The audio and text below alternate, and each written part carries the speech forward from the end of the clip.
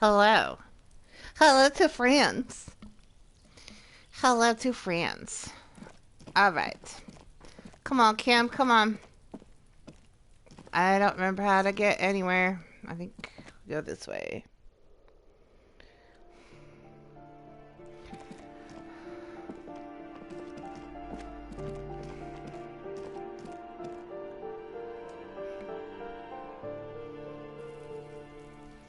Alright. This way.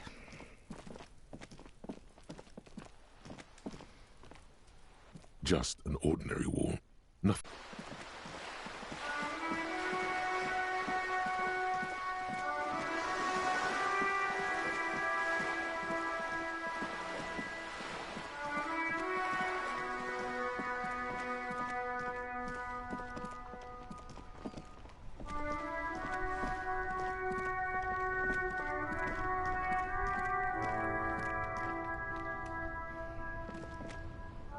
Now it's turning into a kind of a snow limbo, man. What's on your mind? Oh, I need my empathy. I done fuck it up. Alright.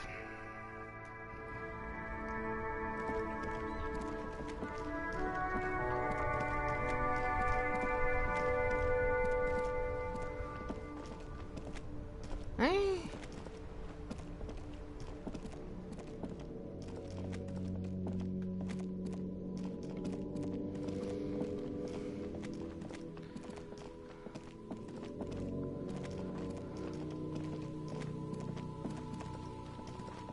Can I go this way?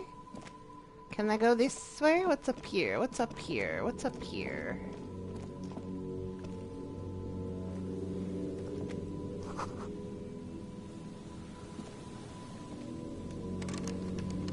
No, I cannot. Okay.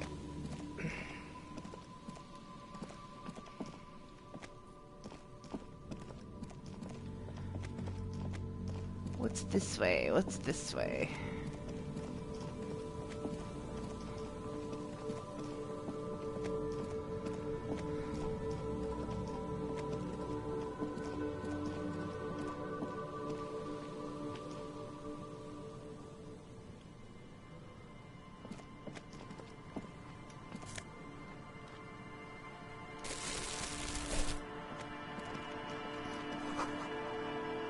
Oh, I want to check out the music collection.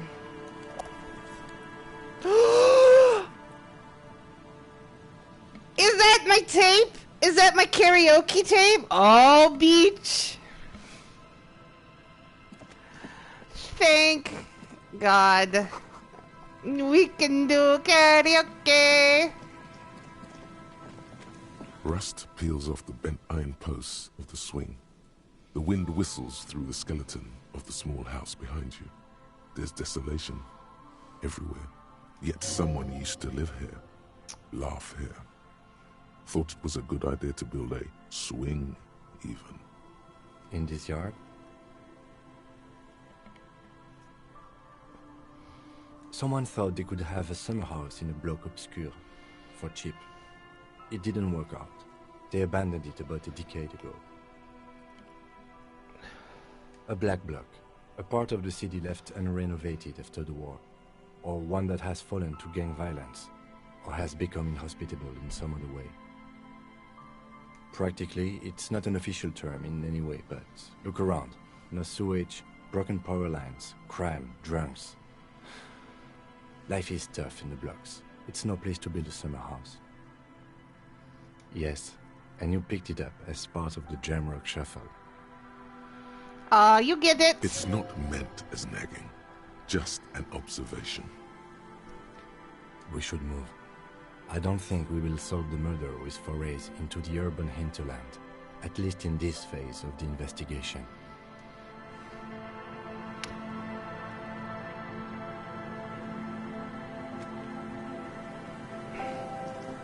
But Kim...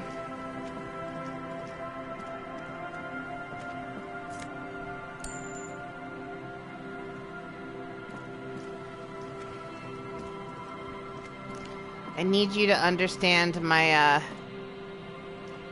my need to...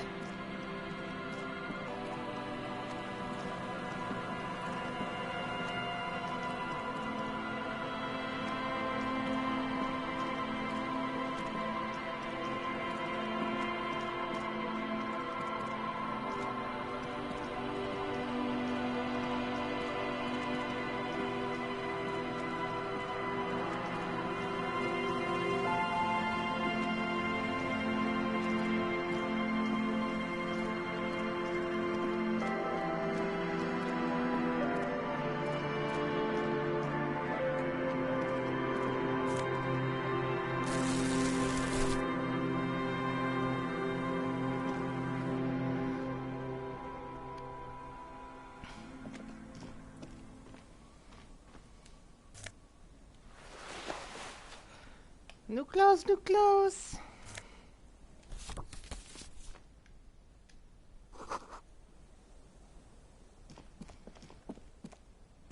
Thought.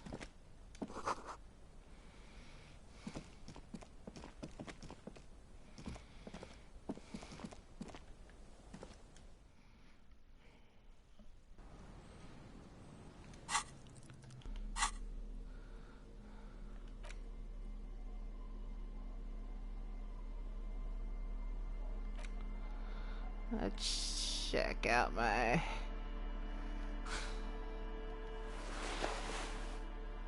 What did I take off for that?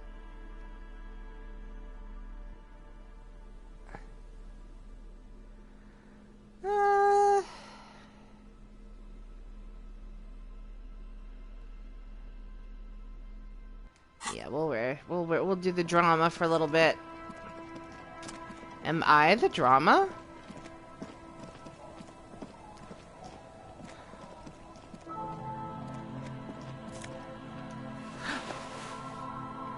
Pants.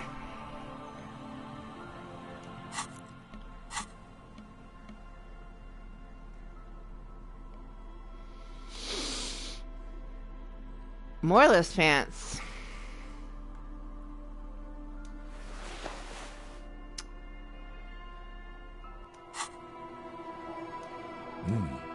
These are some wonderfully regular pants. Not too tight, not too loose, moderate in every sense. You'll blend right in at some pleasant dinner party. I know you do. These inter-Isolari pants are like wearing a perfect compromise in your nether regions. No one will call the moral intern on you like this, that's for sure. You're a little more moralist now, buddy.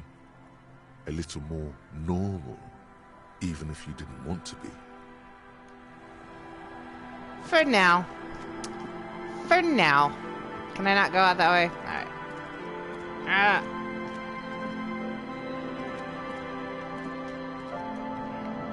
The worn and beaten wooden planks of the bench do not look overly comforting.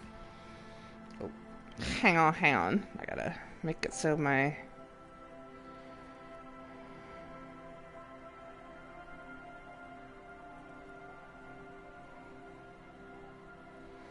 Alright. We can sit on benches after we've solved the murder. Let's go. I'm just You looking can at visit stuff. the bench if you ever need to pass the time when Lieutenant Kitsuragi is gone.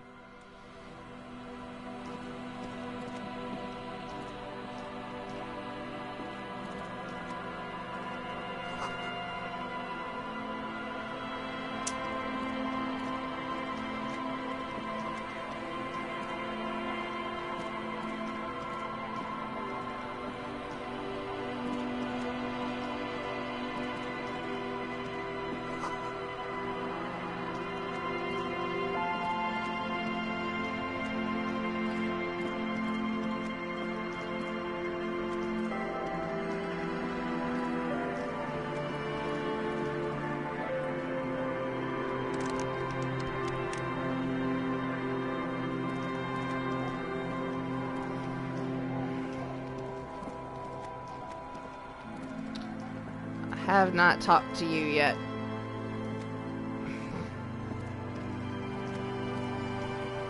Good to see you, friend.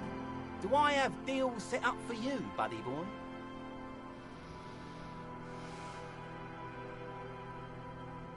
So what do you want? I got smokes. They're cheap. Very cheap. I got Pilsner. Great deal. You won't get a better deal on that piss. Spirits I can let go for 300 real. I also have speed. And by speed, I mean amphetamine. See, friend, it's real valuable. Worth every real, if you catch my drift. Got it from a bit of a business venture. You know, it's funny, actually. He's finding it difficult to focus his watery gaze. What? This guy. Oh, this is medicinal spirits. The good stuff. Got it from the doctor's office. I got one of those scientific ampoules a few months ago. Torpedo, they call it. It's supposed to keep a man from taking a drink. Didn't stop me for shit, that's for sure. 5 lemons with half a pack of butter and you're good to go. It really isn't. In a week, the goddamn kidneys started giving me all kinds of help. Finally, the missus took me to a private doctor's office. Not a charity, the real thing. Those arseholes charged me 4 real to remove the damn thing. But I came out on top after all. The idiots left me alone in there. Now, I used to teach high school biology. Oh, I know no. what doctors use to preserve dead thingies. It's like 3 cans of this blue medicinal stuff from the back room. Threw the snakes out and voila. What's left is this beautiful blue Oh. 98.7% almost pure alcohol. Oh. Who I already sold to these fine gentlemen here. This last one is yours for 3 real, if you want it. I do not. Don't say it.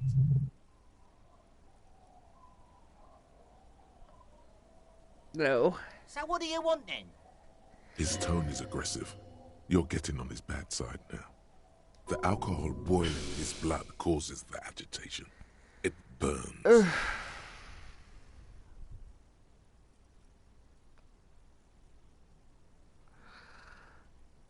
Oh, the system's been good to old Rosemary here, and I'm milking her like a bitch goat in the backyard. You see, friend, man makes his own luck, and I made mine real good. Got my hands on 3 bottles of liquor ex-squeeze, sold 2 to the fellows around here, and immediately invested the profit. Bought cigarettes, bought beer, even bought a bit of speed. And look at me now, I've got everyone on my hook. Seriously? Are you? No, not really. I just want to see what happens if I say it. Fine. Oh, Kim, I'm not really. I'm not, though. Kim, I need you to understand. And the lieutenant is annoyed. No!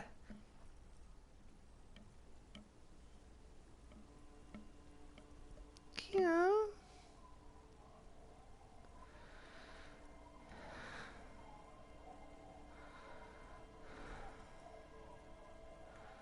I don't want it. In the civilized world, it's a custom to tip the shopkeep, friend. But come back anyway. I didn't even agree to it.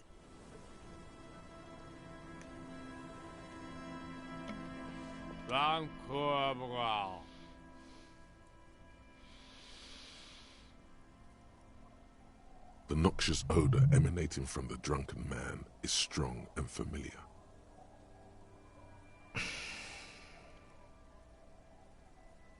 Don't you call her? Yeah! Don't call Abigail! Abigail. Don't you fucking call Abigail. Abigail is his wife or girlfriend. Chances are she's gone. Calling her wouldn't make it any better or worse. I genuinely just considered it, Charlie. Like, it really upsets me. Never thought you'd see such a thing in your life. But this guy's a little too drunk. Don't call Abigail! The man hiccups, then mumbles something unintelligible. He snorts and beckons you to lean in closer. No, I will not. He waves his hand as if shooing you away, all the while murmuring something indecipherable. Don't you fucking call her! Okay, Hear buddy. me? All right. Don't call Abigail. Okay. I want to make sure these aren't the... Tequila! Yeah, I don't think these are my cryptozoologists. But I'm not even hooking for Kuno. I just said it. Just say it. Good to see you. How's business? How's the whole reality situation treating you? So what's happening? Yeah, Tequila Sunset. How are the, high-concept, reality-based adventures proceeding? Are you asking me how my video game is going? Good. These people know your true name. Looks like it has preceded you, Mr. Sunset. More on that later.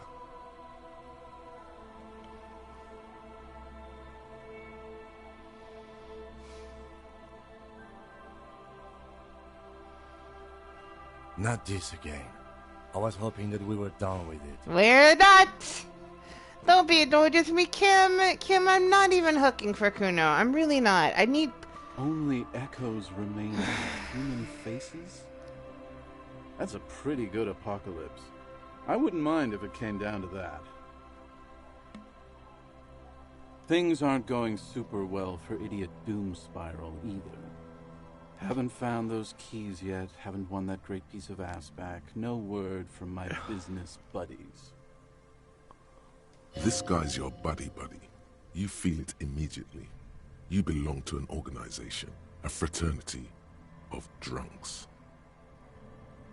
We are saving the world. Please. Please don't call. Yeah. Okay, we're drinking. We're drinking alcohol. That's what we're doing. I tried to save the world once, a long time ago, with enterprise, creativity, and willpower. But that didn't work out. So now, it's a pirate's life for me. It's you. Your Tequila Sunset. We've met before. Don't you remember? Aha. Do you want to know how Tequila Sunset came? Something ominous there. Go for it. Let me take a sip to moisten up my chords. Tequila Sunset rolled into Martinez last Friday. And by Tequila Sunset, I mean you. The man, the myth. The legend. Hey, let's not jump ahead of ourselves. This is your story. Stop interrupting. You got here on Friday to solve a case, hoping to be the early bird who gets the worm. And by the worm, I mean the buzz. Because as far as I know, all you did was get pissed drunk. Word on the street is you went around the local hostel telling people that you're a police officer, and that it would be really fucked up if you shot yourself in the head right in front of them. That's pretty high concept, if you ask me. Does that sound like something you'd do? Yeah, probably. The lieutenant's brow is furrowed. He's listening as casually as he can. It was a late Saturday night when we, the Union of Moribund Alcoholics, were getting our drink on. Nothing remarkable about this. We get our drink on 24/7. Makes everything warm and glowy. I trust you know the feeling. One moment we hear the sound of a motor carriage revving up somewhere on the plaza, followed by a series of dings and bangs. Do you remember the sound of wood cracking? The billboard? Naturally, loud noises pique the interest of anybody owning a pair of ears. That's just the reality we're in. Anyway, there was a brief silence. A gasp of silence, if you will. Followed by a real commotion. We heard the carriage careening towards the coast at top speed. Sounded like someone jumped the canal. We grabbed our brewskis and rushed to the jetty. Never underestimate the speed of an alcoholic. 3 men are standing on a wooden platform extending out from the shore of a dilapidated fishing village. Their cheeks red, spirits high, bears in hand, eyes glazed over. What we saw was a sight to behold. A beat-up police carriage containing you. Right there on the beach. You revved the engine and screamed at the top of your lungs. "The time hath come!" So, naturally, being the curious cat I am, I asked what time hath come. To which you replied, "The time hath come for tequila sunset, the end of all things." After which, your reality contracted. You jammed the pedal, plowed right off the jetty, and through the ice.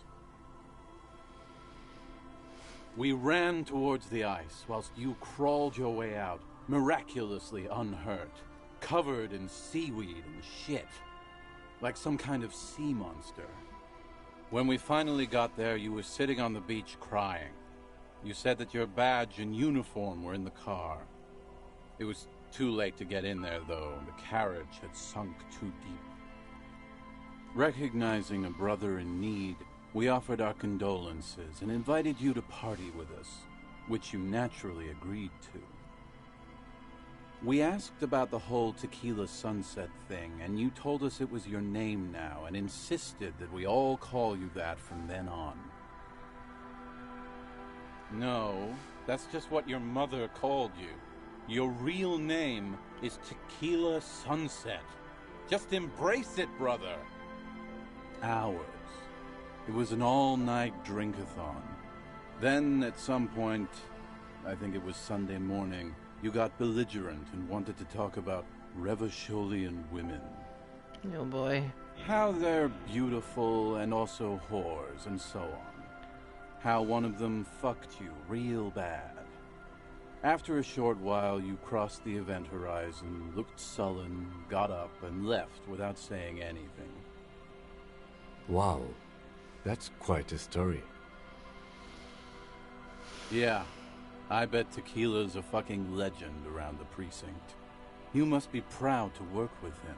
I'll kick you in the fucking dick. Shut up. If you only knew.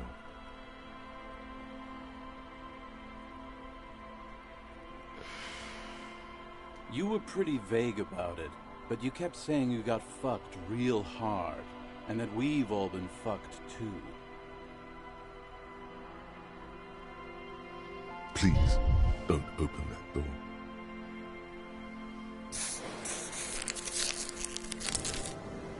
No one's fucked me. I do the fucking around here. Abigail! It seemed pretty painful, to be honest with you. If I had to guess, I'd say you're still working through some shit.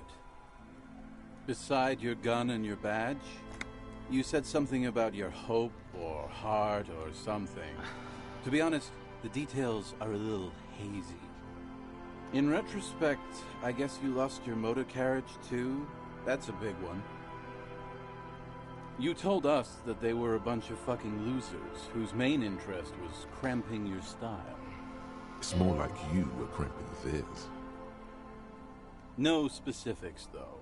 It was more about you that night. You were the star of the show. Yeah, you said it was no biggie and that you'd solve it in no time. And that you didn't need anyone to do it. You're doing it solo now. A lot of cops go solo and hermit once they reach that level of alcoholism. It's not meant as a joke. He's sorry for the hermit cop. Yeah, you kept talking about how the coal mine owners were fucking us all over, just like that woman fucked you. I didn't agree with you, by the way. The spectral hand of the market makes sure everyone gets exactly what they deserve. You kept apologizing for being such a bad cop, and for the damage you've inflicted on everyone around you. You also kept pausing to knock the heel of your hand against your temples, saying, "Stupid, stupid, stupid." It's a hard thing for a man to confront his past. That's why I avoid mine at all costs. We are saving the world. Please. Please don't call. Okay, we're drinking. We're drinking alcohol. So now it's a pirate's life for me. Whoop-de-doo. So now I'm a fucking storyteller. Right. Why not? Better than a beach bum. It depends, really. Are you willing to help me out? The gleam in his eyes and the slouch in his posture is so incredibly familiar. You might get scammed here.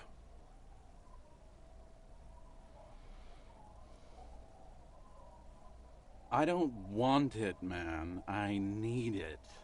Can't tell stories without it. Dry stories are boring, you see? So, have you got anything for good old Idiot Doom Spiral? A bottle for a story. Seems fair to me. Classy. Hey, Spiral Boy, you gonna share that? Don't call Abigail. Shut up, guys. I'm telling a story here. Something happened to you. Already know. I was once a reasonably high net worth individual. A founder/junior partner at a high concept creative services agency. When my story begins, I had just landed a major contract with an insurance firm. I used the profits from my agency to finance what I called a cultural incubator. Abstract value generation, value per person, high concept stuff. I developed the paradigm, worked within the paradigm, but the burden of leadership weighed heavily on me. So I went jogging every so often to keep myself sane. It did. With my trusty Sansarique tracksuit, I felt like I could conquer the world. But now dreams are worn thin, much like my tracksuit. One day I left on my evening run. As you may know, it's impossible to clear your head when you're distracted by the sound of keys jangling in your pockets.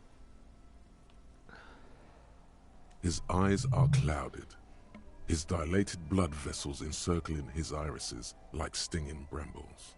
His eyes are your eyes. So I removed the key ring and put the keys for the front gate and the apartment into different pockets to stop the jangling, you see. At least, that was the plan. I was halfway done with my usual lap when it started to rain. The reality situation became very wet, very quickly. Wet, okay? It was raining really hard. I made my way back home and discovered that I didn't have the key to the front gate. I'd mixed it up with the key to the letterbox, which was useless.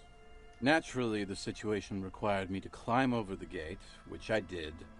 There was no climbing down because I slipped and landed on my ass. Ouch, indeed. Reality was looking rather grim just then. Me lying on my ass in a mud pit in the middle of a heavy shower. But when life knocked me down, I always got up. So I made my way across the yard. Standing in front of my apartment door, fumbling with my pockets, I realized that I'd also forgotten my apartment key. I wish I were, Tequila. I wish I were. Instead of my apartment key, I'd taken the key to the office. I rang my neighbors' buzzers. It was late, and most of them didn't even answer. Those who did assumed I was trying to sell them something and hung up before I could even explain the situation. People are naturally wary of ad men, you see. One moment someone chats you up, 5 minutes later you've bought a box of edible lingerie and a strap-on. I don't begrudge them, especially since I was known to be one of the best. Heavy is the head that wears the crown. Just then, I experienced a moment of clarity. I still had the key to my office. I could wait out the storm there. But when I reached my office, I remembered that I'd asked one of my producers to change the locks that day. And since I hired only the best, he'd already done it, and I couldn't get in. Anyway, long story short, life spiraled out of control. I haven't gotten into my apartment for years, and my girlfriend left me because she didn't want to date a homeless man. The company, well, you see where I'm going with this. He pinches his thigh as if to check whether this reality is the reality. So, now you've heard my tragic tale. What do you think? Like nothing you've ever heard, huh?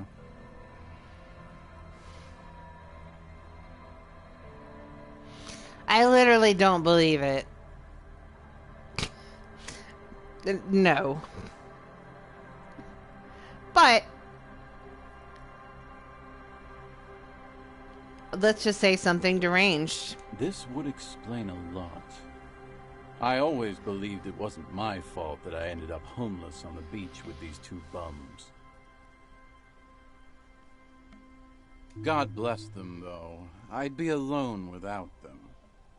Anyway, that was all the story one bottle gets you. Almost empty, this one. Good fucking question, Tequila. If I knew the answer, you think I'd be hanging out on a beach in this formerly premium but now extremely dirty two-piece lycra tracksuit? I used to own my reality situation. My business buddies and I had our own creative services agency. I had a nice apartment, an even nicer piece of ass. But somehow it all got away from me. Now I can't hang on to anything. Just last week I stole this nice new jacket, but then I lost it too.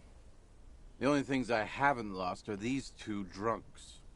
You of all people should empathize with this. Perhaps this lost jacket is something you could help with? Is it the seagull shit jacket? Because I know where that is. Tequila, it's a verifiable tragedy. It was practically brand new. Sure, it didn't really go with my lycra threads, but it did itch a lot less. Say, you're a detective, right? Maybe you can help old Doom Spiral out. Solve the case of the missing jacket. What do you say, Tequila? Yo, dude, I accept all side quests. If I knew where I lost it, don't you think I'd have it? I mean, maybe I was up by the boardwalk, or walking along the beach, or checking out the abandoned fish market. Somewhere north of here, that's for sure. You could ask around, see if anyone's seen it. I'm all ears, Tequila. I do. But as you can see, my fuel tank is running quite low. If you catch my drift. I'll do it later. Then I can't keep on telling the stories. You Bye. too, Tequila Sunset. I know where your jacket is. It's real gross. As you turn, a bright light catches your eye, making you squint. From a distant sunset, a stage light, flash photography, nowhere in particular. It's just what superstar law officers do. They squint at lights, and they solve shit. Yup. Sure am a superstar. Yeah, you have. You're a big dick cop, Dick Mullen, Salam Rocky Bayi, badass on-the-edge disco cop. Time to recede into a ludicrous fantasy world. Here we go. Camera. Lights. What? Yeah, you know. Beneath it is just heartbreak, a pulmonary tract infection, atherosclerotic disease. This is where you say action and reconceptualize all that.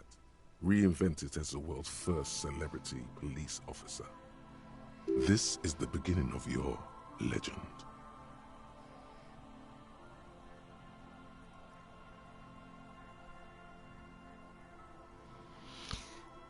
Sorry, that sounds fun. And also like what I do in my real life. But we're trying to be better in the game.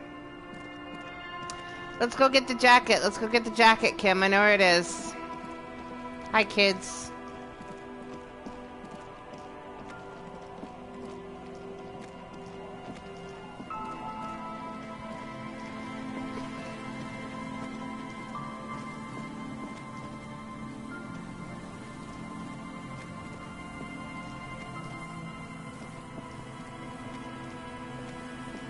Where the fuck am I?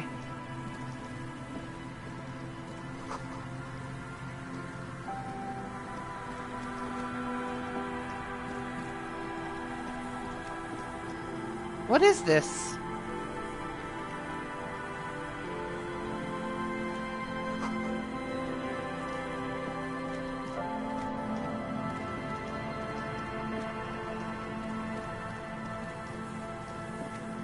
There it is.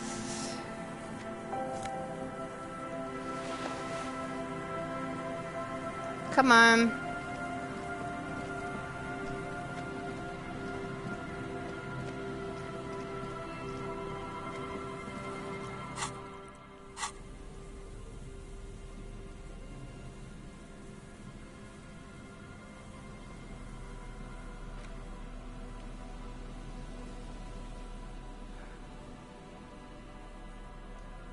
As you hold it in your hands, it makes an uncomfortable crunching sound.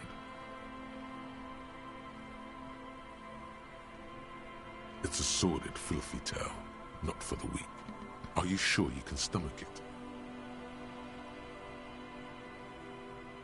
It occurs to you that you're not even holding the jacket itself, but rather the thick crust of jetsam and seagull shit that ensconces it. It Gross. smells like a dead sea creature, tested ashore. Why? Why did you think about it? I Look don't at know. your hands. They're covered in muck. Now you're just flicking that shit everywhere. This is a disaster. You'll never get the smell out.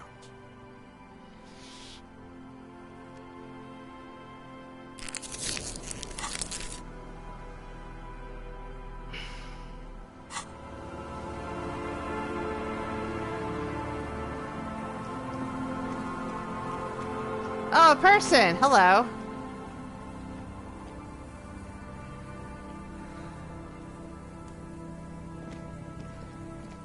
And Mikhail noticed the windows, especially with how there are no windows on the south side.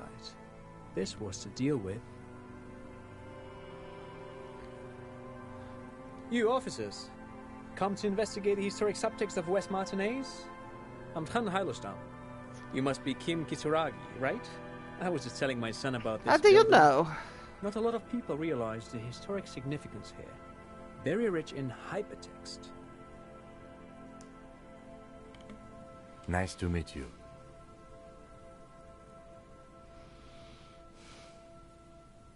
Yes, hypertext. Young Carp and the collection of cultural hyperlinks. Oh yes, so Mikhail. They had to deal with monitor glare, especially in the summer. They still had vector monitors back then. That was 49 years ago. So they didn't have windows on the south wall. No, I can't say that we've met before, but I've heard of Kim, of course. Mikhail, say hi to the officers.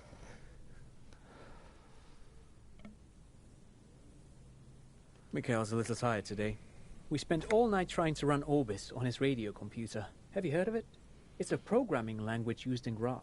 Quite tricky, but he wanted to play this Grad-made adventure program. We've been getting really into Worms lately. Worms. Worms. Hold on.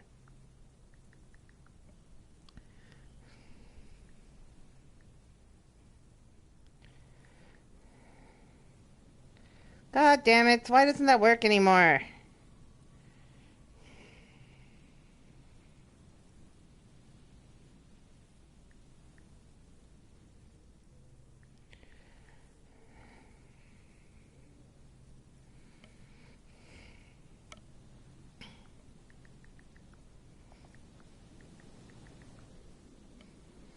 Okay.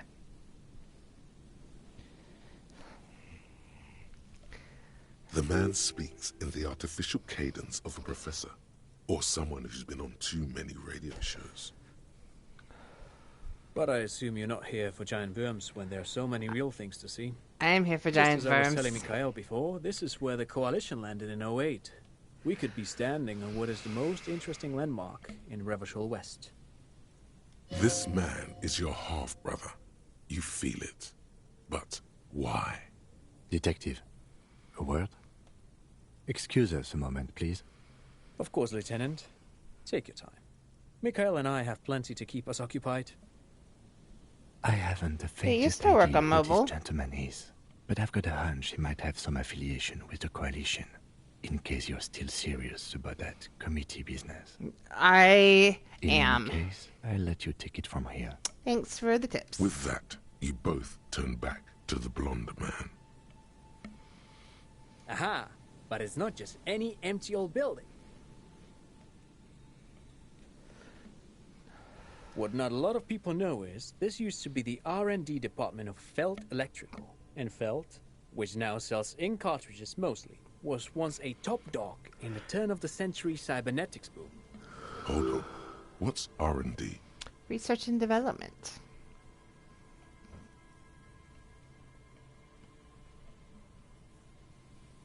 It looks old and weathered, with seagulls picking apart its stone and metal carcass. Bushy undergrowth has taken hold of the collapsed rooftop. Some kind of bird has set up a nest on a broken windowsill. Apologies, it's an acronym for research and development. They don't use it anymore. You're probably more familiar with RTD, Research and Technological Development. Mea culpa. You are not familiar with that one either. This man is a bookhead. I like him. I have a crush on him. I found my disco husband. That's not surprising. Only a vestigial ink cartridge and ferrotape manufacturer remains.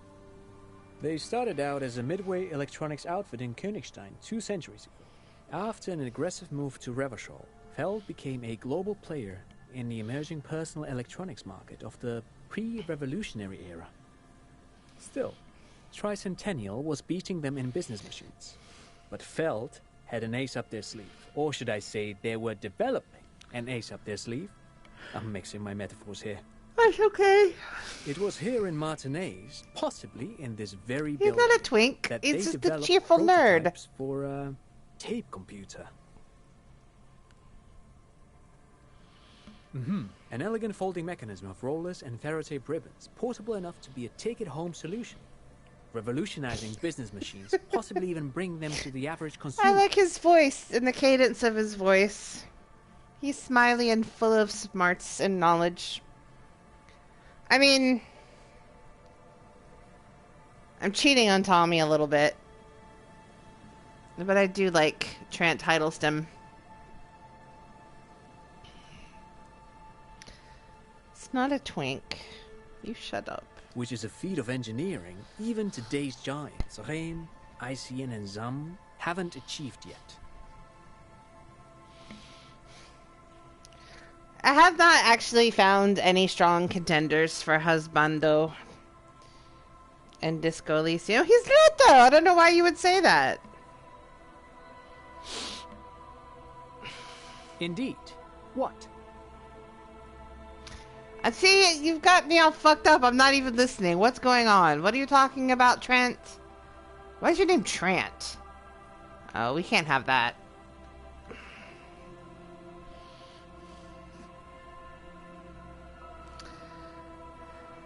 I don't know. I'm not listening. The revolution!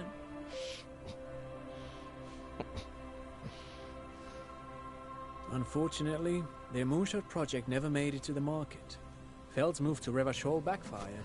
The revolutionary government liquefied their assets and expropriated those very advanced prototypes. Possibly from this very building, or one of the adjacent ruins. All of this was built by Feld, even the boardwalk. Wild Pines built Martinez proper as a resort for their middle management. Feld built this side of town for R&D. Yes, they even built a pleasure wheel, but that got destroyed. A pleasure wheel? A pleasure wheel? Perhaps reminded of a childhood memory. It's clear he would prefer there were a big wheel. Oh, you mean wait, now I forget the word for it. What are those things called? Discord channel. Like the eye in London. What the fuck is that thing called? I'm having a brain fart. Help me.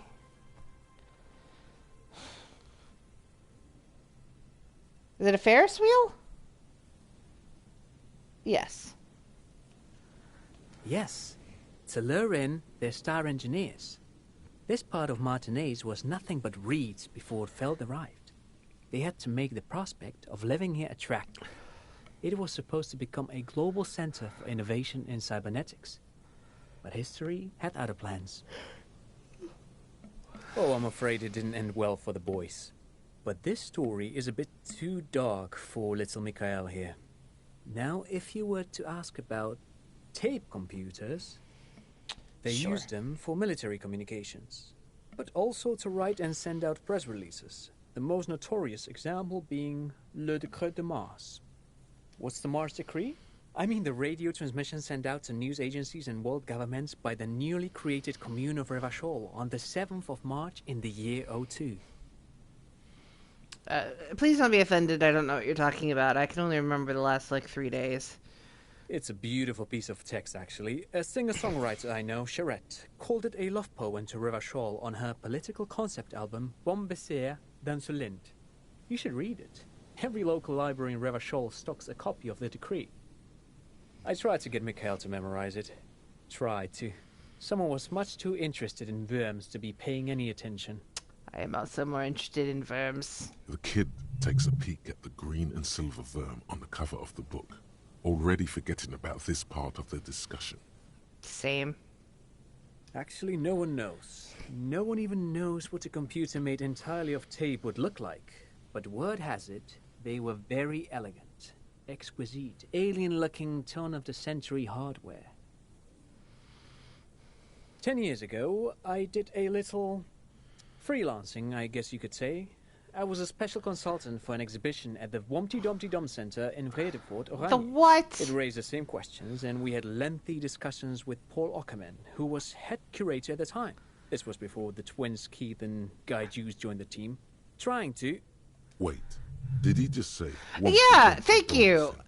What the fuck is going on? He did it. He said, Wumpty Dumpty Dom Center, like it's the most natural thing in the world. What the hell is a Wumpty Dumpty Dom Center? And who the hell are Keith and Guy Juiced? The Womty Dumpty Dum Center for Contemporary Arts. The exhibition itself drew on Lagerman's notion of memory, and so there were some parallels. That's why the head curator, Paul Ockerman, chose to...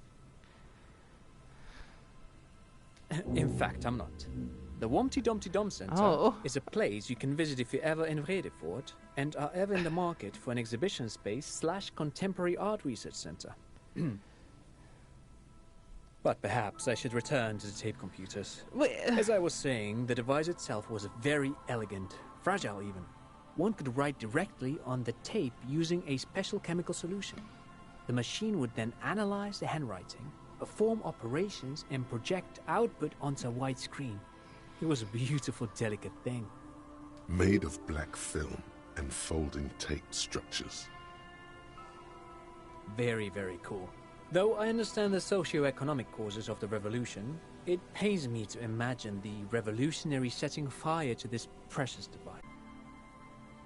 Yes, the official name of the prototype. Some sources report it as the Feld Playback Experience, but those are incorrect. Who knows? Maybe it was an accident, or maybe they didn't want the technology to end up in the wrong hands. Either way, they're all gone now. All 3 versions of the prototype. Nothing but debris and ashes remain inside that building. But of course, what else? Well, that certainly depends. You know, the popular image of the coalition is of a monolithic politico-military entity.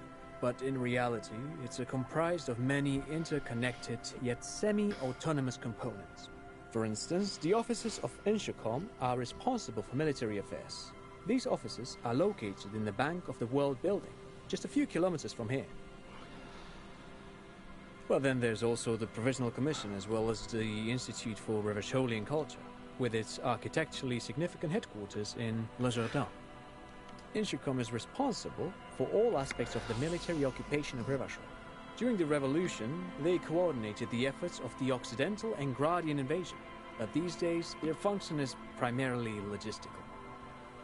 Oh, the Institute is a marvelous organization, my favorite part of the coalition by far. Their mandate is twofold: to export notable works of Revacholian culture throughout the moral intern, while also importing the most important cultural products of the wider world to citizens of Revachol. There's an exhibition on Vespertine Proto-Expressionism that I can't wait to take Mikhail to. We're working our way through the major artistic movements of the last century. Of course there is. The Coalition's economic affairs are handled by the Bank of the World, Revachol Mission. They operate in concert with the Institute of Price Stabilité in Serre-la-Claire. Ah, that's simple. You're looking for the Comité de Responsabilité de Revachol. It's a sort of clearinghouse for coalition affairs in Revachol. Yes, this is just the sort of reasonable authority you're looking for. If you will, picture the coalition as a kind of wheel. The hub of this wheel is the Comité de Responsabilité, and out from that hub radiate a great many spokes, which connect to Inchicom, the Institute for Revacholian Culture, the Provisional Commission, and so on. I have a long-standing interest in political systems. You see, it's my personal theory that political systems are a lot like personalities. In other words, how a state organizes itself is in some way the public expression of its innermost character. The man smiles at you for a long moment. Of course, officer, we've only recently met. It would require a more thorough conversation than we have time for to answer a question like that. Why are you It's being fascinating dodgy, to think Trent? about, though, Trent. Trent. Well, now, that is rather complicated. You can write to the committee directly, but I understand that there's quite the backlog. A month or more, according to friends of mine who just so happen to know about this sort of thing. Of course, if you could somehow contact Coalition Warship Archer, you could reach the committee directly. But, well, that obviously presents any number of logistical and technical challenges. Why, officer, it's that gigantic aerostatic right over there. Have you really never noticed it before? You follow the man's gaze out toward the west. There, hanging some distance above the horizon, you can just make out a strange silhouette. It looks to your eye like some kind of long metallic fish suspended beneath a number of ceiling fans. Normal. Not just any fish. It moves like some ancient bottom feeder gliding over the ocean floor in search of prey. That's very interesting. Most people I've met say it reminds them of a giant metallic dragonfly, but of course, there is no right way to respond to a massive airborne artillery platform. A very astute question. You see, in addition to its role as a military warship, the Archer is also responsible for coordinating all coalition communications and surveillance operations in Revachol. Not just watching, it's listening as well. I don't know the particulars, of course, but I would expect a warship like the Archer to possess the most advanced surveillance equipment available outside of Seoul. Well, I suppose you could rent a private aerostatic and attempt to rendezvous with Archer directly, but I must caution against it. Warships like the Archer are usually authorized to fire on unidentified aerostatics on site. That might be the trickiest question of all. From a technical standpoint, it shouldn't be all that difficult. You simply require a radio transmitter capable of broadcasting on coalition frequencies. The problem is that those sorts of radio transmitters are tightly controlled by the coalition. Even the RCM doesn't typically have access to them outside of special joint operations. What about the lady in the church? He's correct. It makes coordinating operations with the coalition exceedingly difficult from our perspective.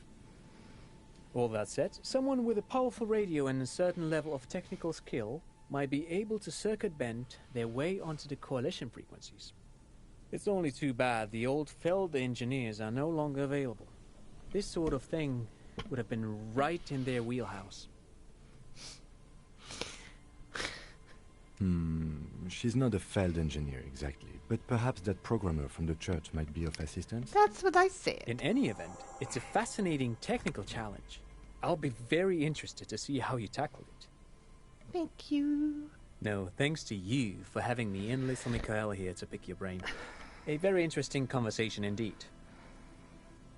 I think it's very funny that, like, a late-stage alcoholic, disaster of a human with absolutely no working memory, has decided that I'm going to, like, contact a surveillance warship to tell them that only I know how to fix all of Revachal's problems. I need to resign responsibilities and appoint committees. And Kim is just like, yeah, this is what we should do.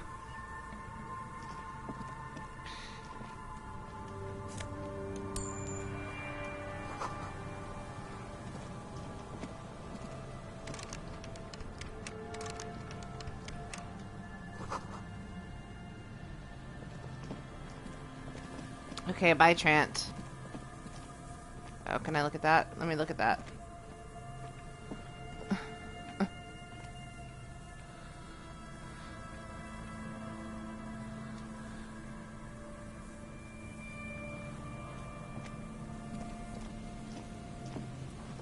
You see a once bright mural towering above you.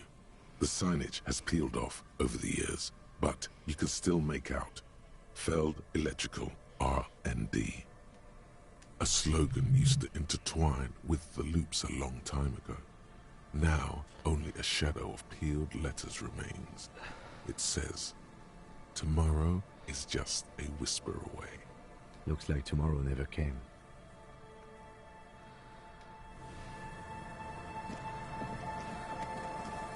Alright.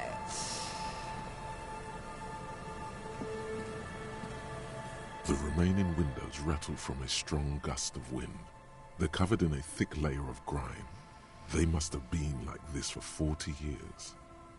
Dripping water falls from a high place. All you can see is the shadow of a collapsing staircase.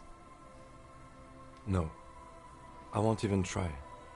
You know, I had a partner once. They called him Eyes, because he had to show me things. It's that bad.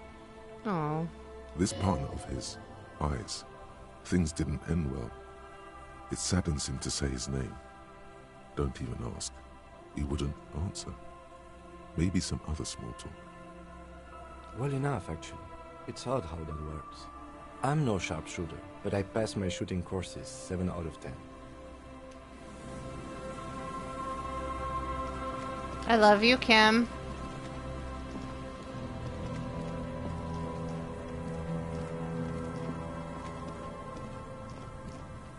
Can I go this way?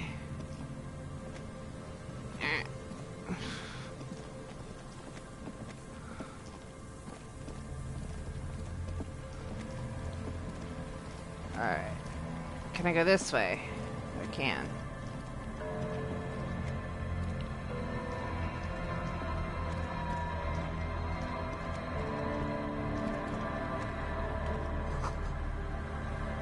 Oh! Oh, did I find you? Did I find you?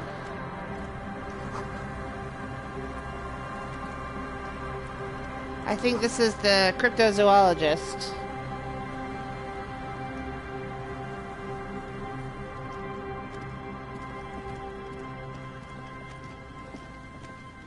That patch of reeds over there, it's a great place to hide something. Kind of out of the way, being so close to the water. You don't have a reason to. Yet. Nothing. Just a hunch. The hunch passes, leaving you there, by the old boy bobbing in the water. Time to go.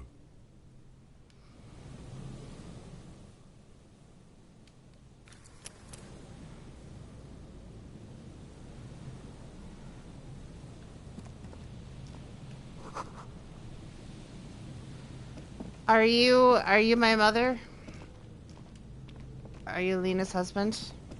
Here we go. Nice Yes. and easy. No way out, little guys. Not out of this jam. There's a cylinder on the ground in which the man is arranging some netting. It looks like some kind of trap.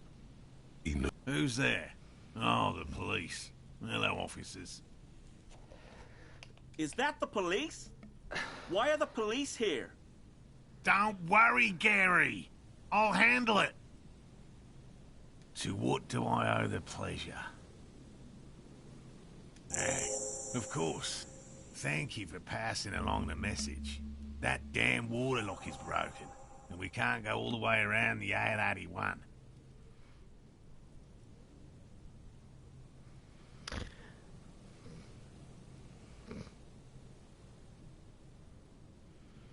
That was my fault. You broke the water lock with a motor carriage, but there was a billboard in the canal. Not a vehicle. It said Samaran Butter. No. Did he say we can go back now? Yes. Oh, trophy earned. Literally the sorriest cop. Yes, Gary. We can go soon. If you see Lena, tell her I won't be long. All right. Sir, your wife is waiting for you. I just have to do one more round. See if the phasmid has taken the bait. Then we're going.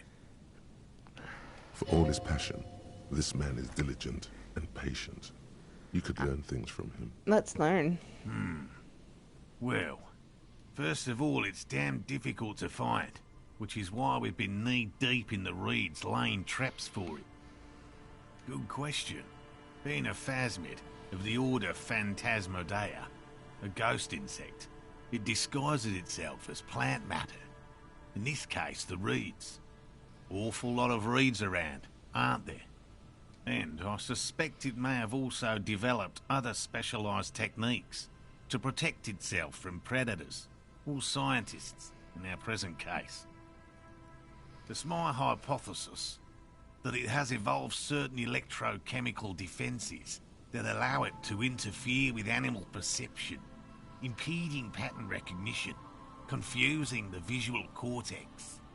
But I cannot describe how these defences work, much less how they evolve, without studying a live specimen. Yes, it makes perfect sense.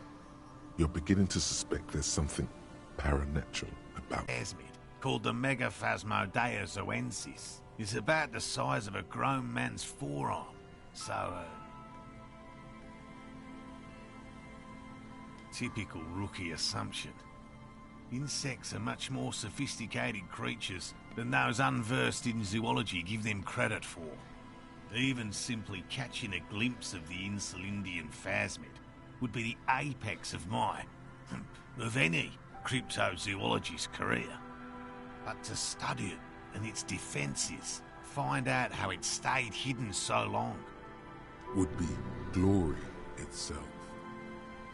Very little, I'm sorry to say. No one's ever captured a specimen, so all our information is based on first and third-hand accounts. Not yet. That's what makes it a cryptid. Just out of curiosity, if there's no proof of its existence, how do you know it's real? I know it's real. By which I mean, I've heard enough first-hand accounts to believe quite firmly that the Insulindian phasmid is more than mere superstition. What would it be like to grasp and hold onto something you think is next to you, or just behind you, like a trace of vapor you exhaled one spring morning as a child? This is what he's searching for. A spectre.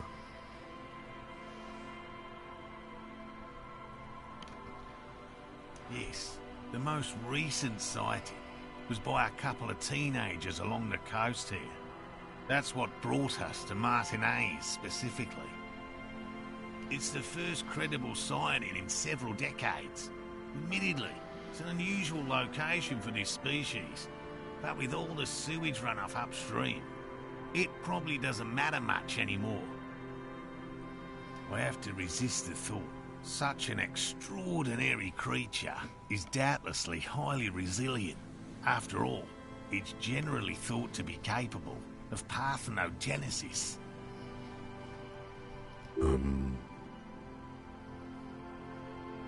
Yes, the females don't need males to reproduce. Makes it easier for a species to survive in adverse conditions. And it shouldn't.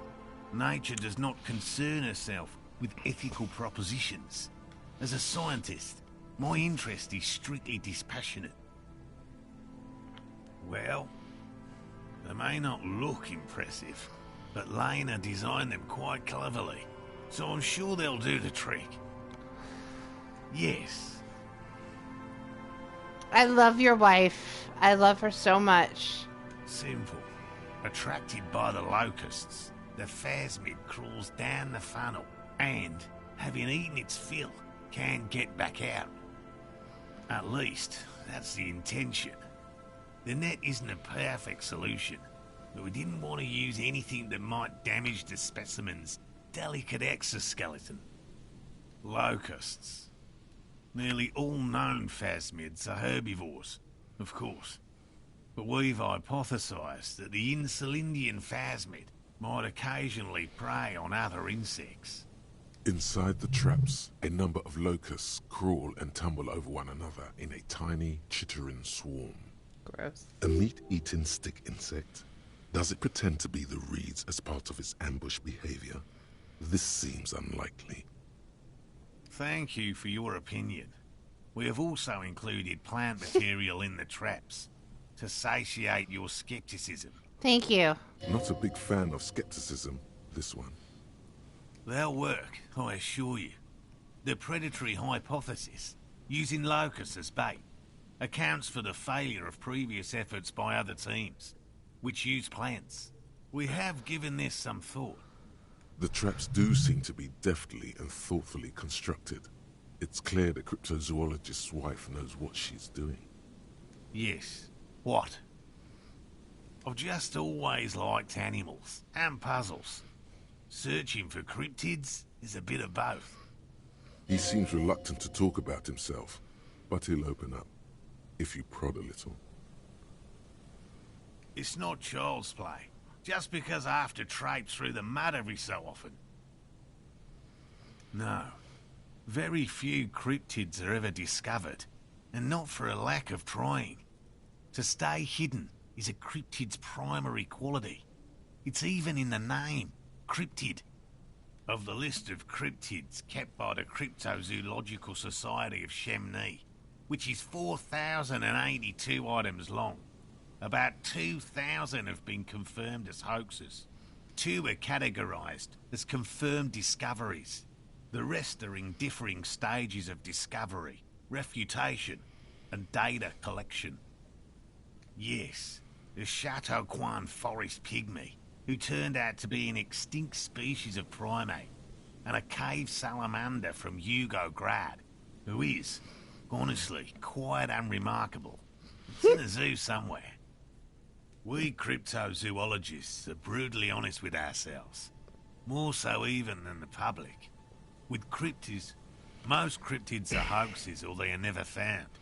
That does not mean we should stop searching. It is important to me for the 3 of you to know that I am very much a skeptic. But Harry's not. Harry believes. Indeed. If our expedition is successful, every paper in the world will report on it. From Revachol to Dushantu. It will be a zoological miracle. The hair on your arms stand up. Electricity. Sounds like reeds hissing. He has clearly done his math on this. There is no surprising him or swaying his opinion. Real. I know you think one is a respectable profession, while the other is superstition. Everyone does.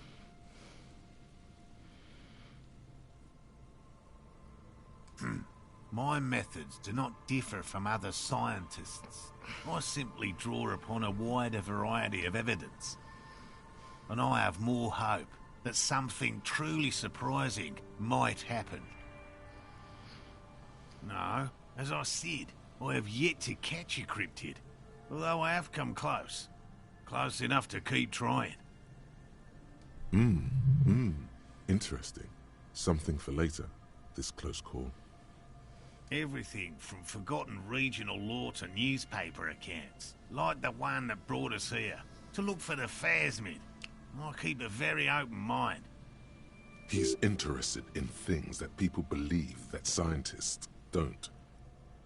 Most establishment scientists only care about reputation and remuneration, not real research, and certainly not the truth. They're a cowardly lot, and both the field and basement archives can be dangerous places. I want to talk about your wife because I love her. Oh, but first let's talk about specific cryptids. What cryptids precisely? I need to talk to you about the bird. I usually discuss these things with specialists, so I don't know what... We would have to discuss. He wants to say, but the science listen, I have a dedicated thought in my brain. You need to ask him about specific cryptids. Cryptids you've heard about from Lena or his friend Gary. He won't just talk.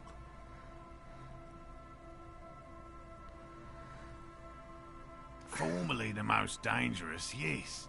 But do you know the most dangerous living cryptid? Don't tell me all about it. He doesn't want to make it feel like you knowing it is some big deal. The most dangerous cryptid is a carnivorous ruminant, known colloquially as the Dread Moose. Boy... Yes, the Dread Moose subsists entirely on flesh. It has even been known to dig up fresh graves in search of sustenance. Human remains have been found deep in the forest, torn apart, then trampled into the mulch by large hooves. Infer from that what you will. Just like an ordinary ardent moose. You can't. That's what makes it so dreadful and hard to identify. Brilliant. A moose that looks like any other moose. What's going on here? He's kidding, right? Of course you do. Shut up, Kim. The bodies found in the forest are just one piece of physical evidence. There's more. Sightings in Vasa, reaching back 4 centuries. But, of course, nothing satiates the skepticism of people like my partner here. A detective. Pardon me, I did not wish to seek conflict. It's simply my training to question things. Understood, Lieutenant. That's impressive, I guess. But have you seen it with your own eyes? No. Of course you haven't. I haven't had a chance to travel to Coco Nor. No. And I likely never will. The Samaskill desert region has been embroiled in a small civil war for the last 8 years. I fear this mindless barbarism may have wiped out the elusive creature entirely. Sightings of towering luminosities have grown rare recently, while they once used to be constant. Yes.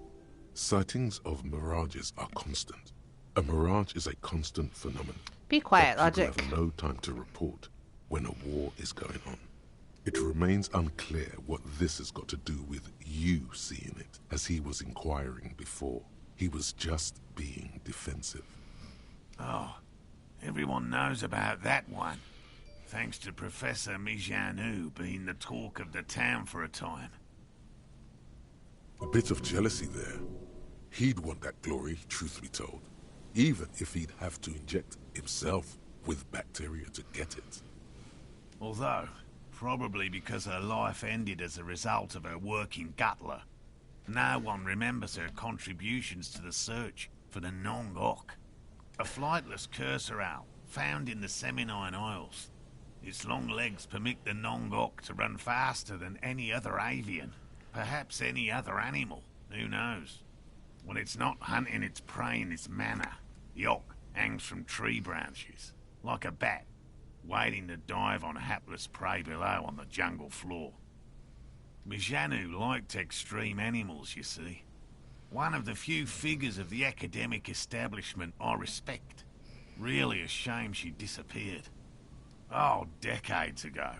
In the 30s. I didn't know her personally, of course. The chasm of academic pretension still stood before us, even though she had unusual courage for someone from the other side. Why can't I talk about the bird that I have dedicated my obsession to?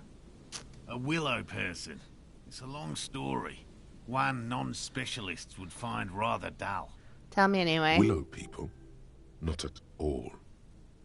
They're not people, really. Some argue they aren't really animals, as they seem to have evolved directly from trees. Sir. They're very, very thin, almost flat in fact, and can camouflage themselves easily, wrapping themselves around trees and blending in with the tree bark.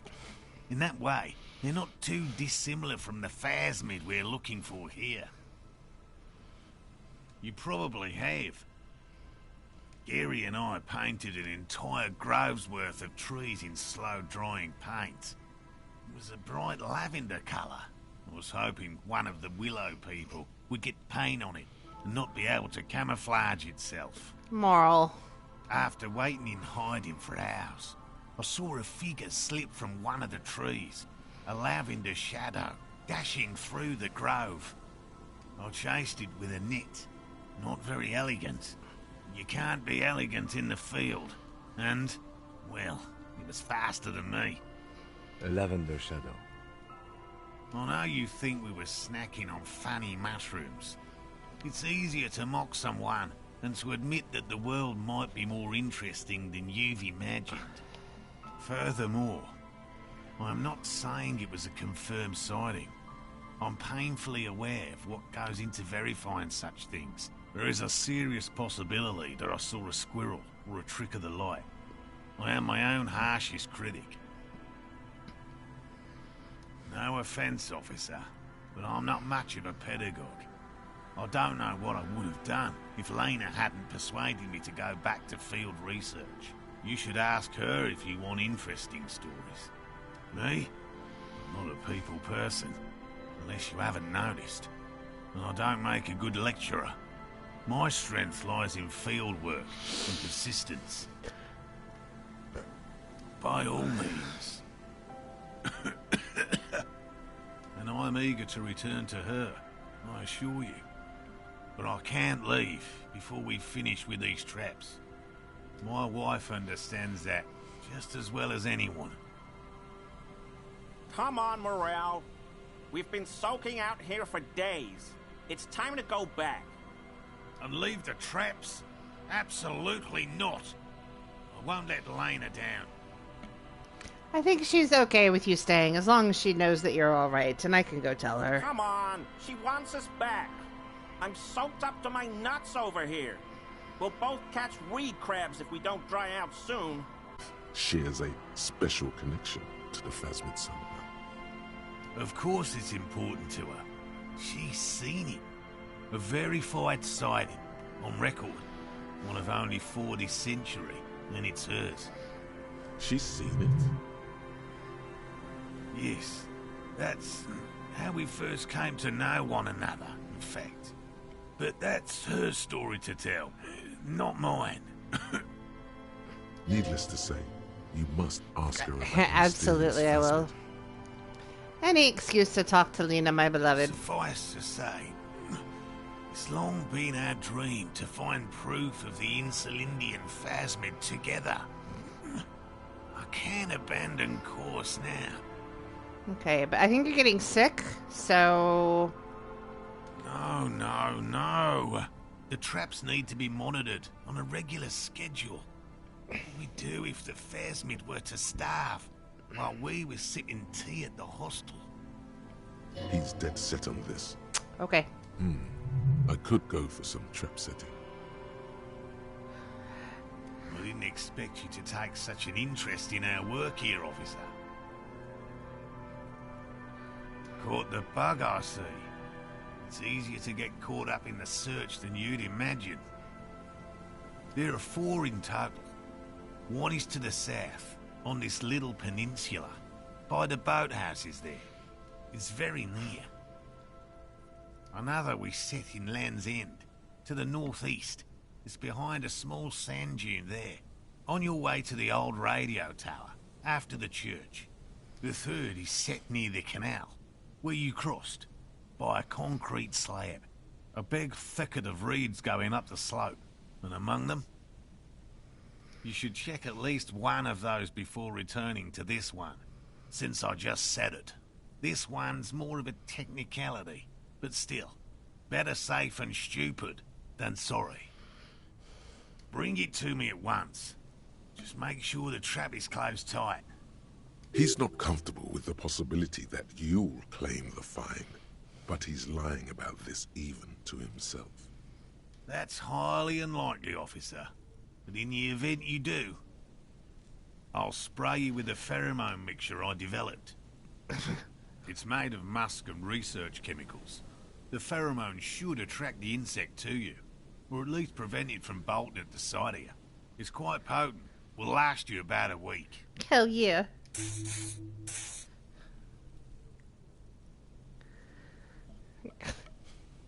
Once again, I feel compelled to apologize to Kim for just... I can't do anything. I can't go from A to B without, like, taking up cryptozoology and being sprayed with This is the musk. smell of dying reeds, of longing crumbling into the water. I hope you're not buying this. He dispenses it without letting you touch the canister, so it would be precious like holy water.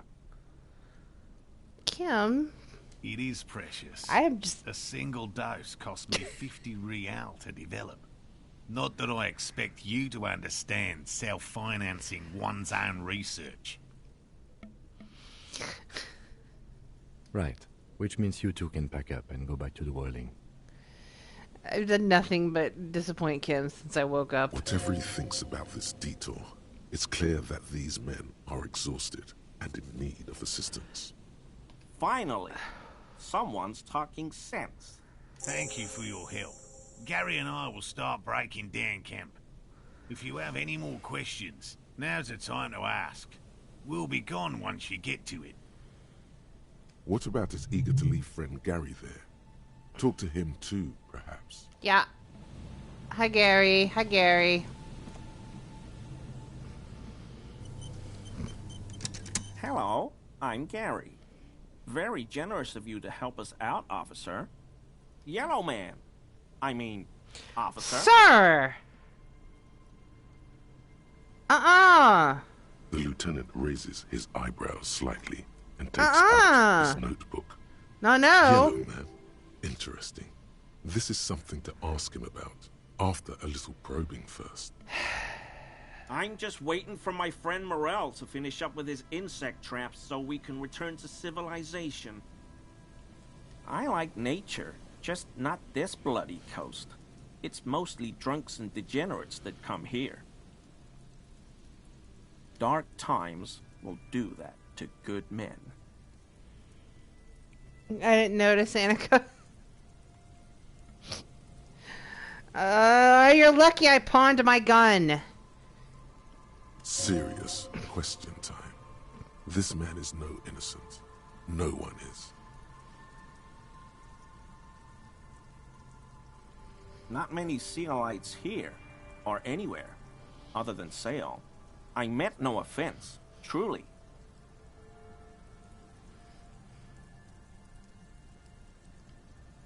Oh, yes. Of course he is. I was just speaking about his connections. Let's change the subject, okay? Yeah, is this your racist mug? My mug? Why would you think that?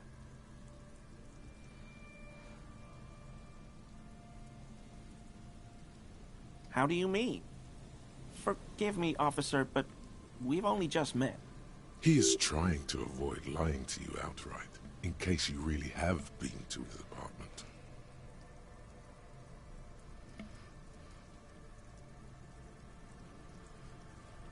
Okay, I admit it. I threw the mug away in the trash container behind the hostel. I know I shouldn't have, and I am very sorry, officer. You're not going to find me, are you? Oh, God. 250? How am I gonna pay that? That's your problem, racist. I'll work harder. I'll pay it off. I promise. This is a considerable expense to him. 1 month's wage, most likely. Oh well. It's, in a way, admirable how quickly he composes himself after such a blow. This man digs authority, even when it's bullying him. And I'll never do it again. I don't know what got into me, really. Work has been stressful lately. Damn Koiko's price dumping us out of competition. What did you do, Gary? Nothing. Nothing. Just answering some questions. Helping out the law. He even has the, like, Weasley voice. Here we go. Start pumping that sweet info. I know a guy who works with the trash collection services. CS Municipal. He gave me a master key for the trash containers of Martinez. So I can use the Whirling's trash compactor to store my own stuff. Garbage disposal is expensive as hell. The damn Hemians run it like a mob. Sir! I'm sorry, okay? I thought I could cut costs. I shouldn't have. I shouldn't have disgraced myself. Disgraced? No need for the histrionic, sir. It was, after all, just a trash container. He studies his reaction. Gary doesn't answer. Officer, please. Let me explain. It's not like that. I was only cleaning up. I live right across the yard from where he was hanged, and I saw him stripped naked. All the clothes lying around in the yard, smelling. People are animals, you know? Then I came out to clean up the rags, because no one else would. I put them into the Whirling's trash, along with a broken mug, admittedly. Okay. I was coming to throw the mug away, and, well, I threw the mug there and the clothes too. Right. It was just civic duty. Exactly. That's exactly what it was. Civic duty. As he shifts uncomfortably, a series of clicks, like the clinking of glass beads against one another as they roll across a hardwood floor. You've heard this sound before. But where? What sound? Really? There's lots of weird stuff out here in the reeds, though. Insects, trash. Could be the wind shifting some garbage nearby. Every day, the wind shifts the reeds and whatever was left in them. Tambourines and condom wrappers, plastic and glass bottles. The smell of decay. The sound you heard was not the sound of something easily abandoned. Armor? No. I mean, yes. Of course. I know he was wearing armor, but I don't know anything about it. An infant could see he's not telling the truth, but he's too scared to admit more wrongdoing. I hope I could help your investigation, in my small way. What was clinking? Does this mean you were in his apartment, admiring his colonial mug collection? Perhaps it would be interesting to tell him.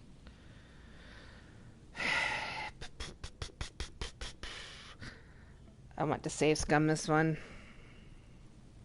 Sure do, officer. His eyes narrow slightly. He's wondering where this is going.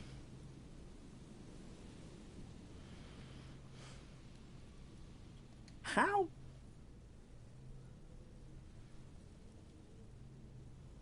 Mr. Clare unlocked my apartment? So you work for Everard Clare? Officer, please tell him we're good. No, tell him I'll make it up to him. What have I done? He'll send the muscle after me.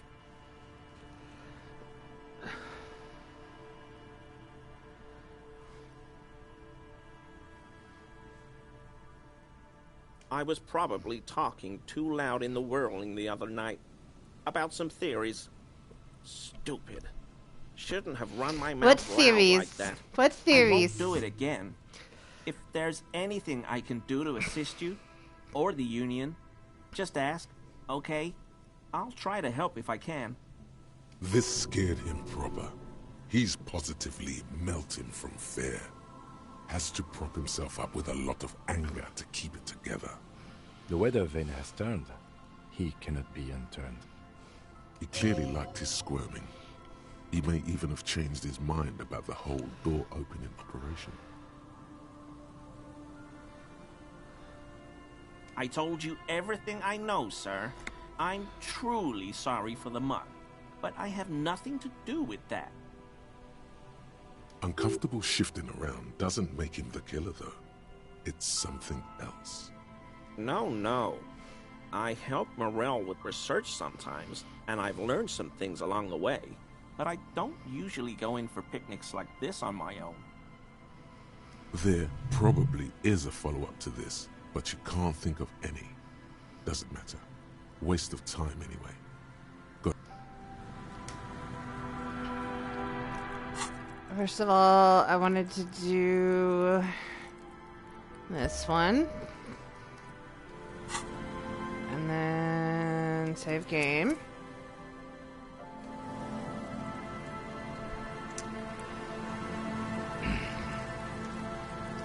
Always a pleasure to see an officer of the law. Okay. I mean, officers.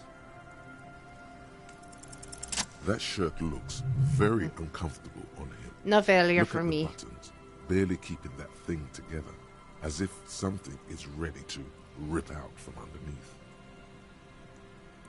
Yes, like a piece of ceramic armor, for example.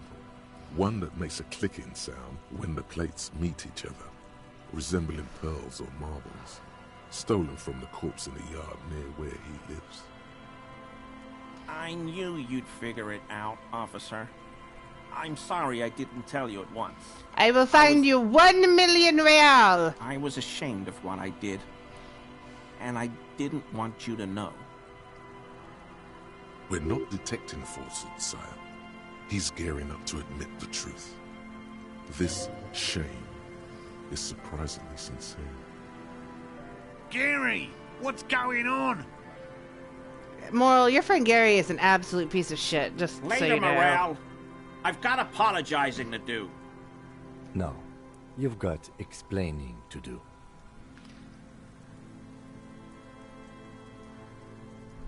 He sighs again, hangs his head, and unbuttons his shirt fully. A cuirass that matches the dead man's boots comes into view. Soon it is in your hands, smelling of his sweat. But so light to hold, like a bag of cotton. Everyone was picking those pieces off him, and I was watching them do it. And they'd scattered his clothes all over the yard. Everything was smelling. So I went there to take out the trash and started cleaning up. All those rags on the ground, him swinging up there, and I had a lapse of honor, sir. I thought, he's a foreigner. They all say he wasn't from here. Only the cuirass was left, so I stripped it off him. It was early in the morning. No one saw me. I took it with me. It was a mistake. Had I known it'd give you guys trouble, I wouldn't have... It's okay. It was a loose end, and you are tying it up now. I'm so fucking sorry I called you Yellow Man. Sealite officers commanded the suzerain's navy. Most of them sided with the king when... It's difficult to say what the lieutenant thinks of this historic apology. His face does not belie emotions. Because I was weak. I should have told you the moment I saw you. But... This man is truly pathetic. The hell, Gary? You in trouble? I'll explain later. I always thought it was the Union, but I sure as hell won't go around saying that anymore. You have my word. I don't know, and I won't be running my mouth on this subject anymore. This is all he knows.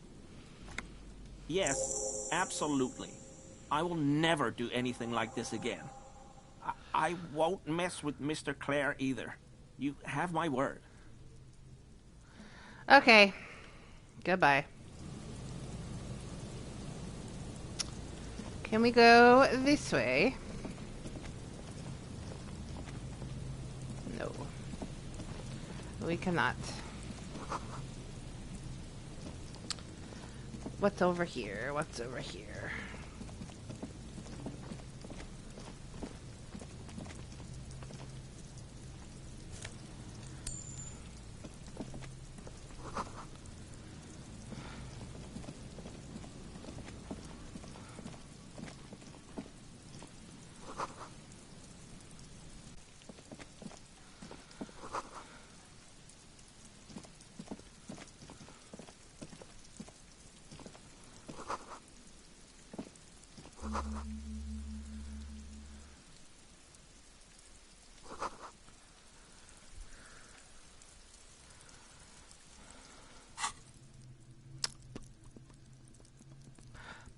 Ba-ba-ba-da-ba-ba.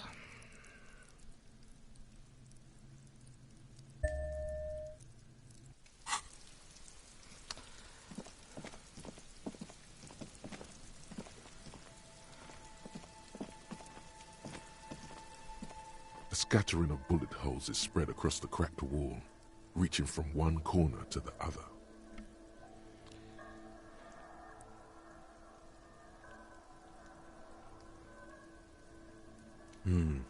Correct. The density of the bullet holes is unusual. Even in a general average bullet hole frequency in Martinez sense. Grim affairs. Meaning, this is a lot of bullet holes. Looks like fully automatic rifle fire. Something you don't see these days. The manufacturing and sale of automatic rifles was curtailed after the revolution. The destructive power of such tools proved to be too much. We do need to retain some humanity in this world.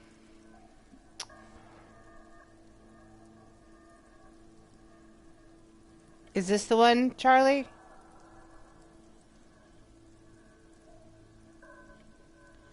That you mean? Say scum the... Okay.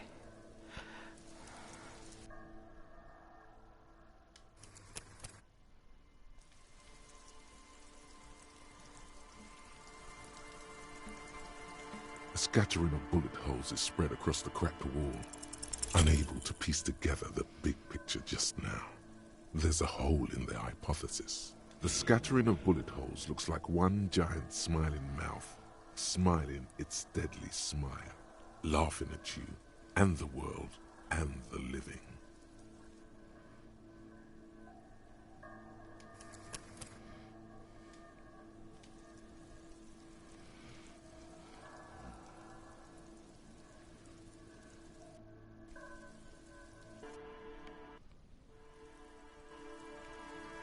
A scattering of bullet holes is spread across the cracked wall, unable to piece together the...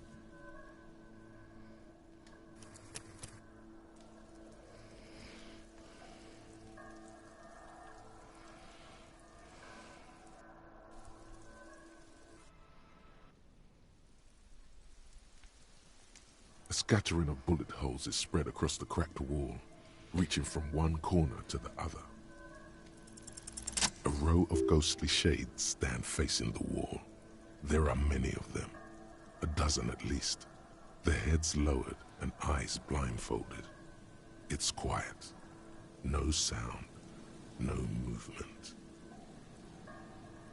10 meters away, other shades are lined up in an orderly manner, automatic rifles primed.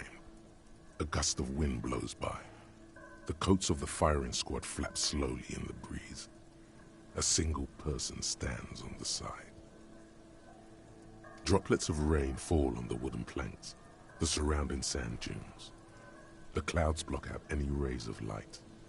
A long time has passed since the moment of this fusillading. Rain and brine have since washed all the blood away. Not a trace remains. The abundance of bullet holes leads to two options.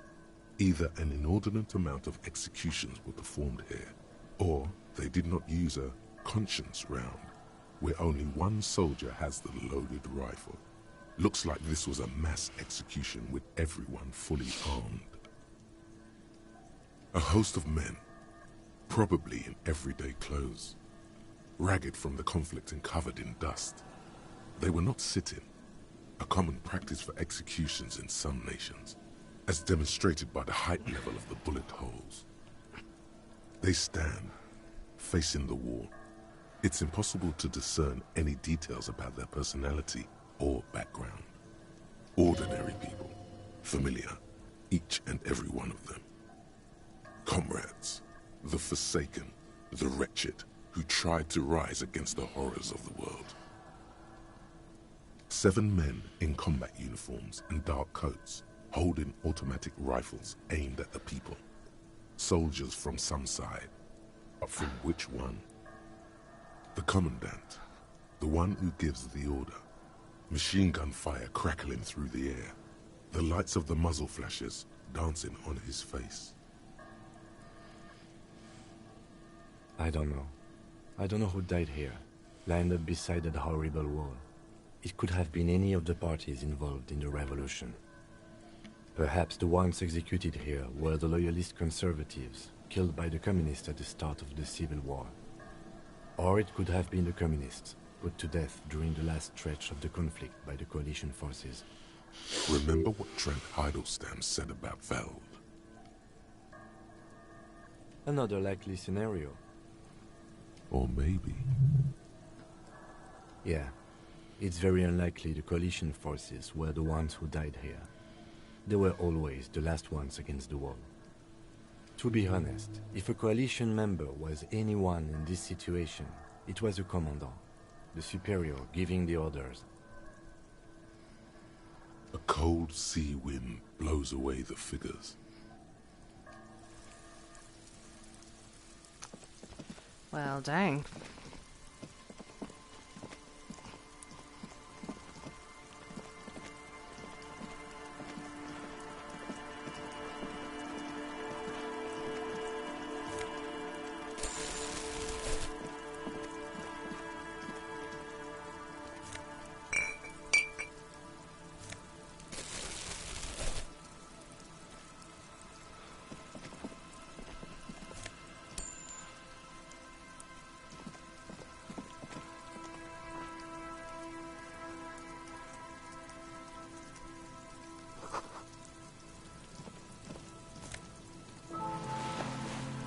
What? What is that?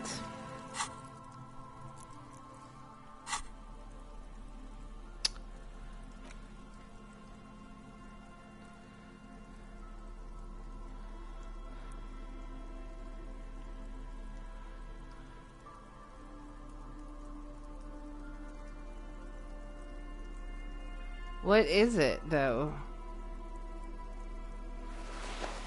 Oh, it's a hat. What did this one give me?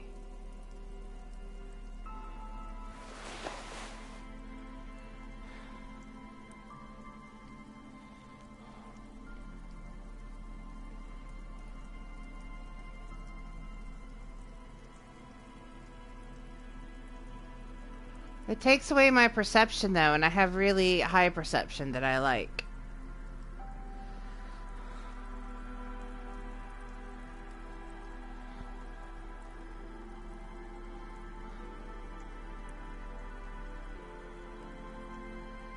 What is negatively affecting my perception?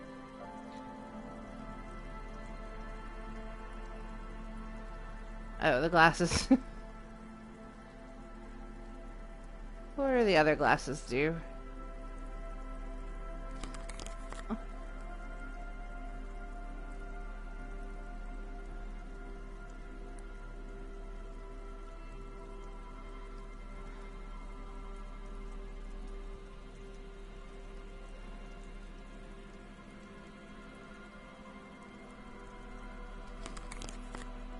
Those are cooler.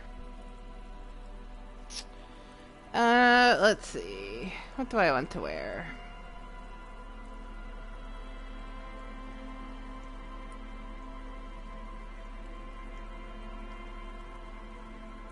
So, do these, like, moralist pants help with the quest, or is it just, like, aesthetics? All games are dress-up games.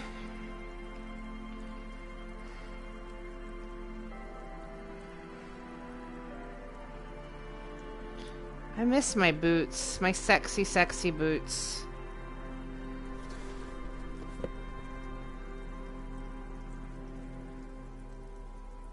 I'm gonna put those back on for my talk with Tommy. Alright.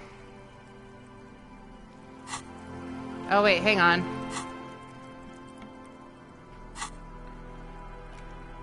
A new tool? Sure.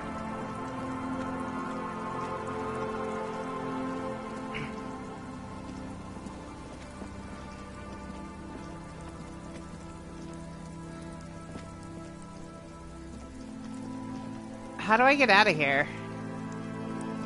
I can't go this way?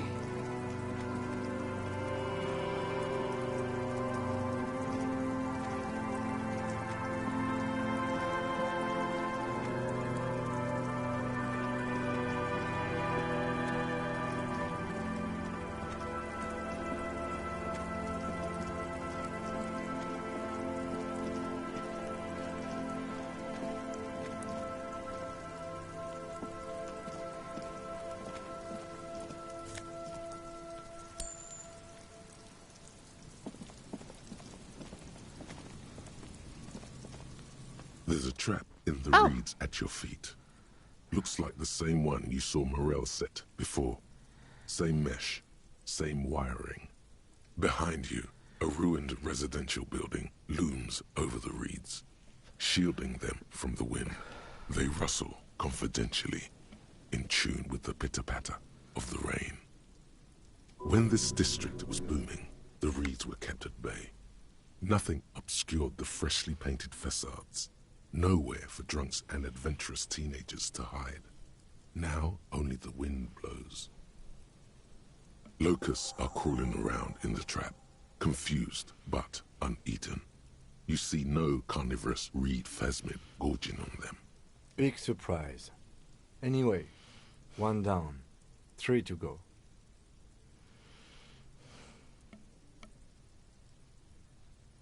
Surely. Anyway, the air is nice and fresh here. Come on, Kim. Let's go check some other traps.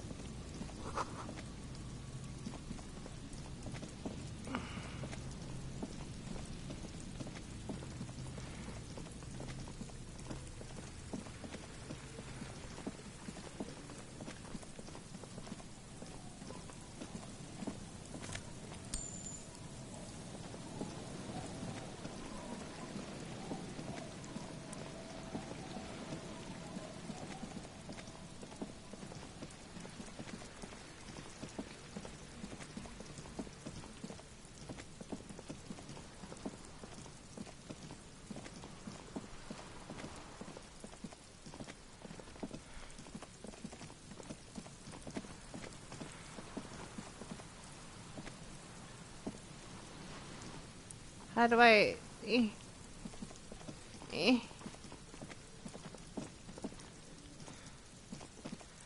I realize those kids are by here. I need to talk to the kids, and I need to talk to the woman in the church, but I don't want to do any of that right now. I want to go check traps. I want to accomplish 2 things.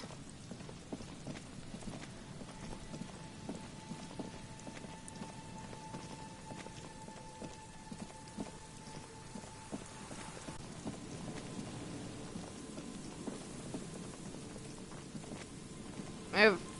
Move.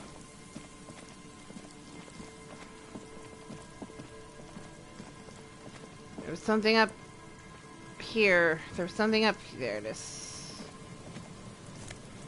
Oh, another shirt. We love to see it.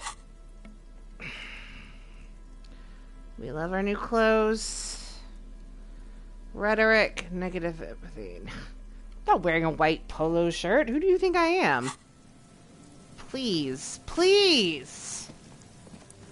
I thought there was maybe more stuff up here. No, there's something over there, though.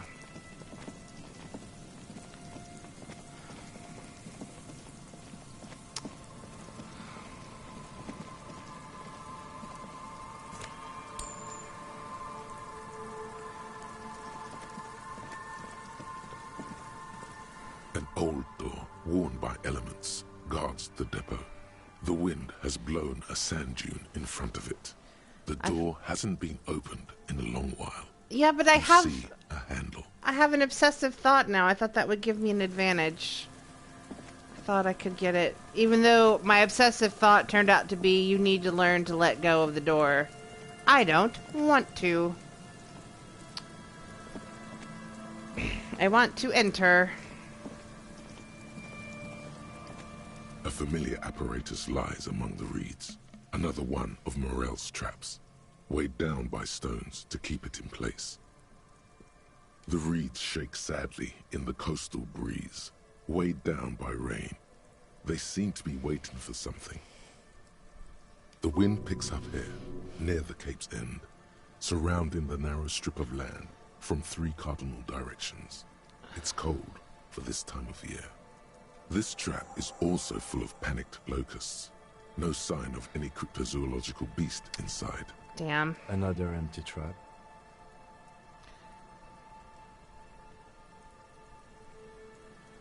Yep. The next one has a crab trapped in it. These are just crab traps, you do realize? Kim, you gotta believe, my friend.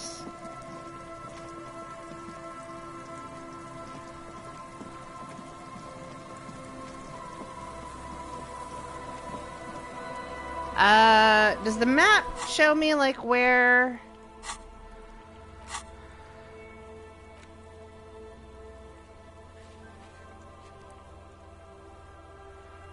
the things are? Let's see.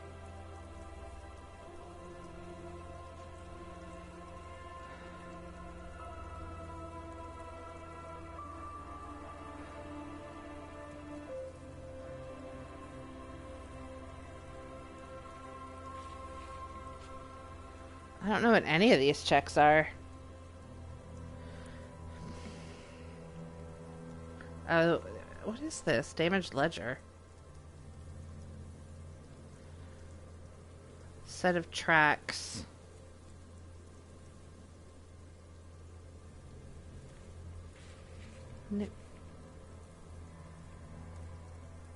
Cargo container. My cargo container. I'm going to put all of my points in rhetoric.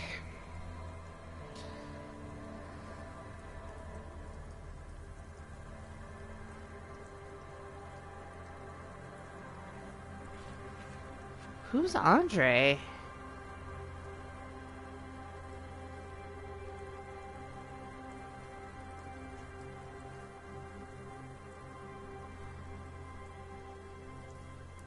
Oh, he's the raver.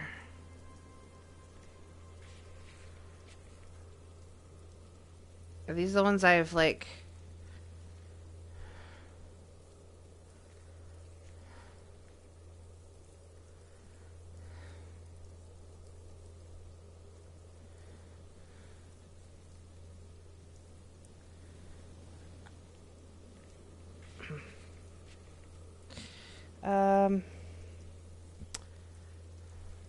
Anyway, I was hoping it would tell me where the trap was. I think he said it was near the canal.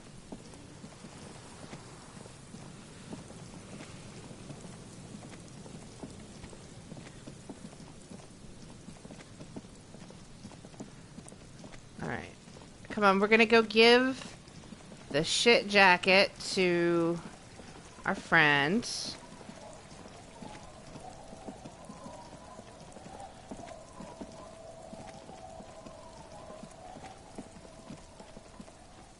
Oh, here he is. Here he is! Hey, brother. I found your terrible jacket. Tequila sunset. Ah, tequila. I knew you'd come through. That's fucking great, man. Let me see. What? This isn't my jacket. My jacket was beautiful. This is fucking filthy. What am I supposed to do with this? I mean... I'm not taking a disgusting pile of hobo rags. I may be in an irrecoverably decaying orbit, but I've still got standards. Fair enough, dude. Either bring it back the way it was before, or find a dumpster to burn it in. Okay. You know, despite the guano, it looks like the jacket itself is stain resistant. It may just need a good scrubbing. Oh my god. For real? Okay, fine.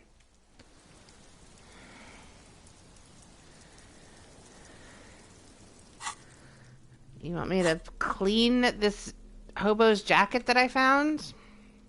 Sure, sure. As you hold it in your hands, it makes an uncomfortable crunching sound. There is no why. Oh, okay.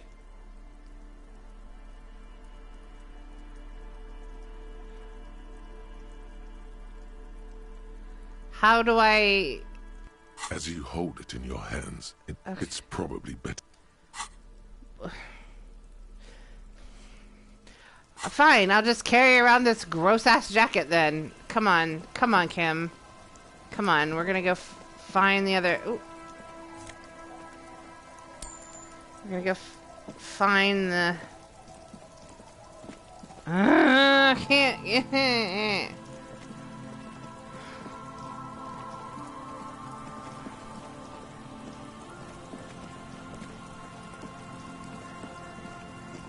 Hi, honey.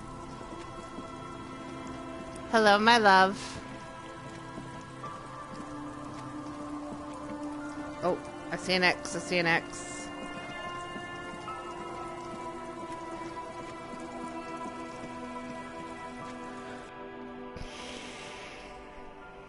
Oh, we were already in here. This is a weird little... Sure. Okay, goodbye.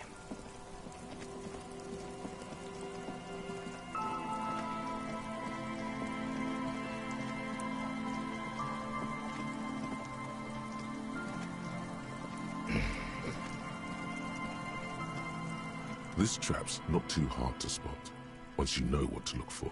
Keeping it hidden has not been a priority for the cryptozoologist. The reeds bend forlornly toward the sand. Some tufts have been crushed. The broken stalks seem like a rebuke. The sound of the city hums in the east. The constant, distant song, louder on this part of the coast, nearer somehow. And there's that cold again. Always the cold. Nothing but locusts in this trap as well. Aww. Definitely no cryptozoological monstrosity. Boo. Empty as all of them. One more of these and we're done.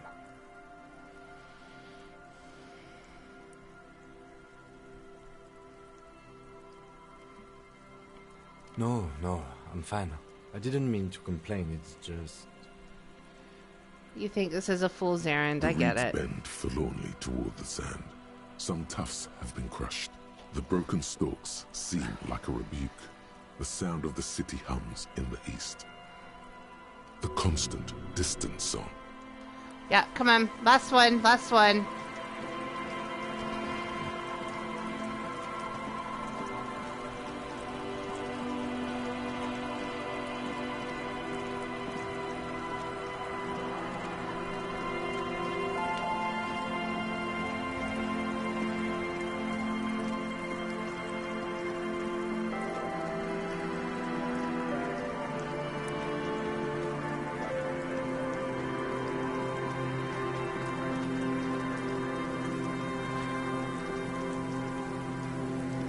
I forget how we get there.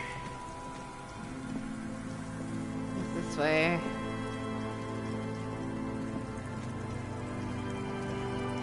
Oh, it's over there.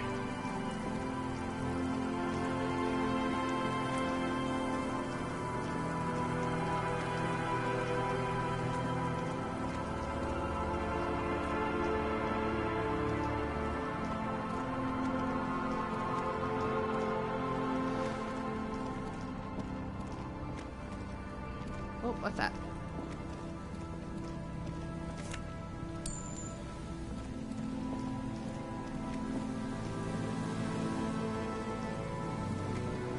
I felt its presence here before, though.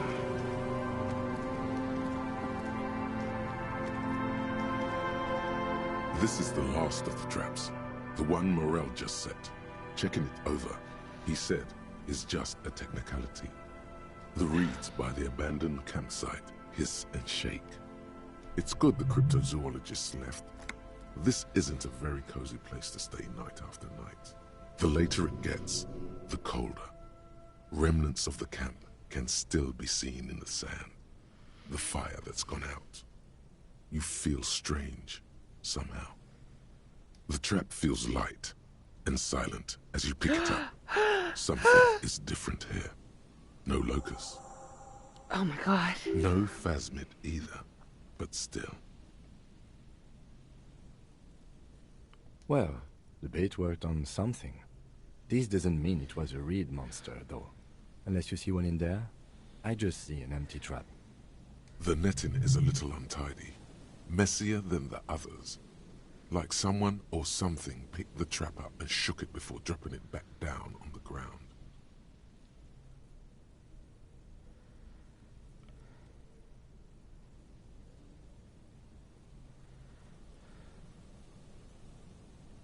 Perhaps our cryptozoologists have competition in the form of an actual entomologist, or someone else is sabotaging them.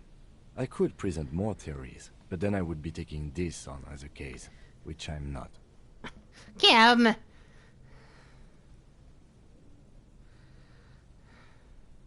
Right. Anyway, that's for the cryptozoologists to figure out now. We are not cryptozoologists. We are cops. The reeds by the... It's good the later it gets, the cold. Okay, but I wanted to say that we need to tell them. I need to tell them. Fuck. Fuck! Can I still tell them? Even though I didn't make that choice? What's this way? Can I go this way?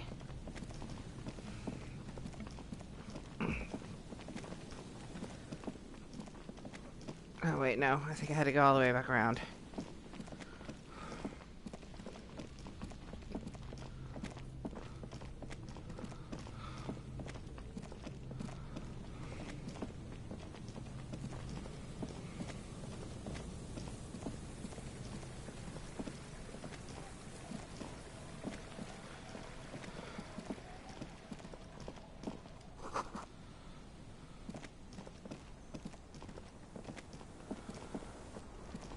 Which, by the way, is a great fucking name for a pub.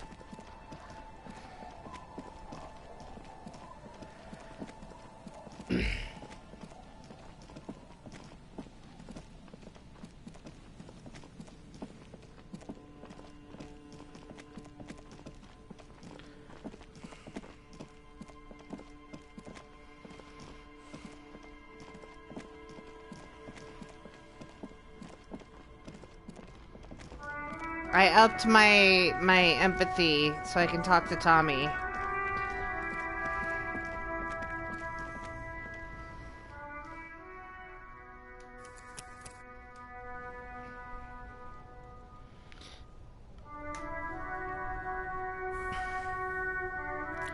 Also, let me put on any empathy clothes I might have that I'm not wearing.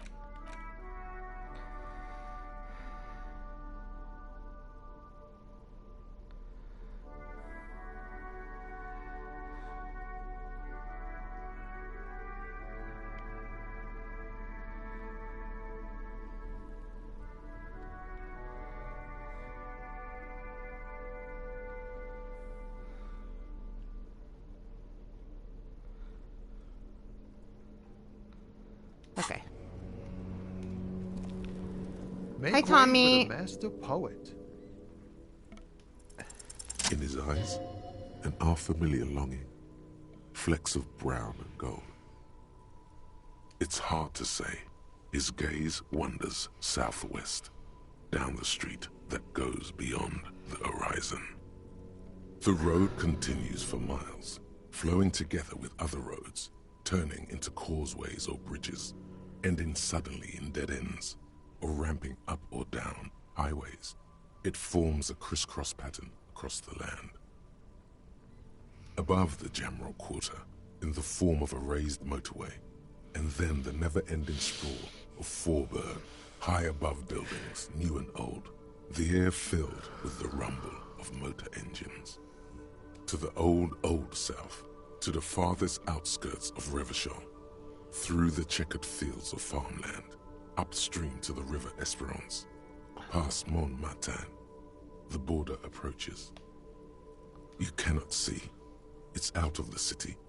Up ahead, the mist blocks all sight. A gale blows across your cheeks. It is cold. Before you stands a tall lorry driver with sad eyes. Excuse me?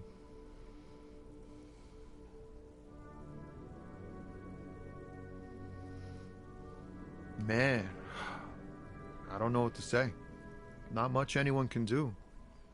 There's no helping in absence, you know. I miss my family. They're all I have. My wife, second kid on the way, waiting all the way in Diora. And here I am stuck in this shit, so far from home. Diora of the Seven Seas.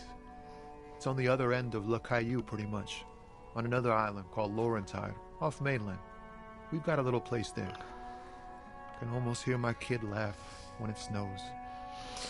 Oh. What's it like? Good. And bad. An ache that brings you joy. I think of them a lot. I dream up these silly scenarios in great detail of living with them. It comforts me. What about you, Cop Man? You missing someone? Yeah. Is that what it is? This feeling? No, it's scarier than that. You're pursued by a hunter, smelling of apricots and sorrow, and the past. I feel for you, my friend. It's bad enough to know who you miss. Missing like that doesn't feel like it has much of an upside. But, thanks for this. It's nice to talk to someone, and I know it wasn't easy to ask. I hope you find your way through your own troubles. I love you so much, Tommy.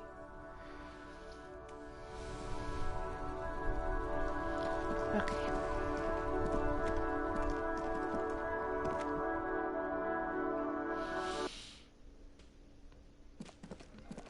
Oh, I gotta talk to those dudes too. But hello, your trap was fucked with. It's great to see you again, officer. My wife can't wait to thank you. Go on, talk to her. Hi, honey. Oh, sweetie, I don't even know how to thank you for finding my husband and helping him out. I hope we haven't been too much trouble for you. I knew it.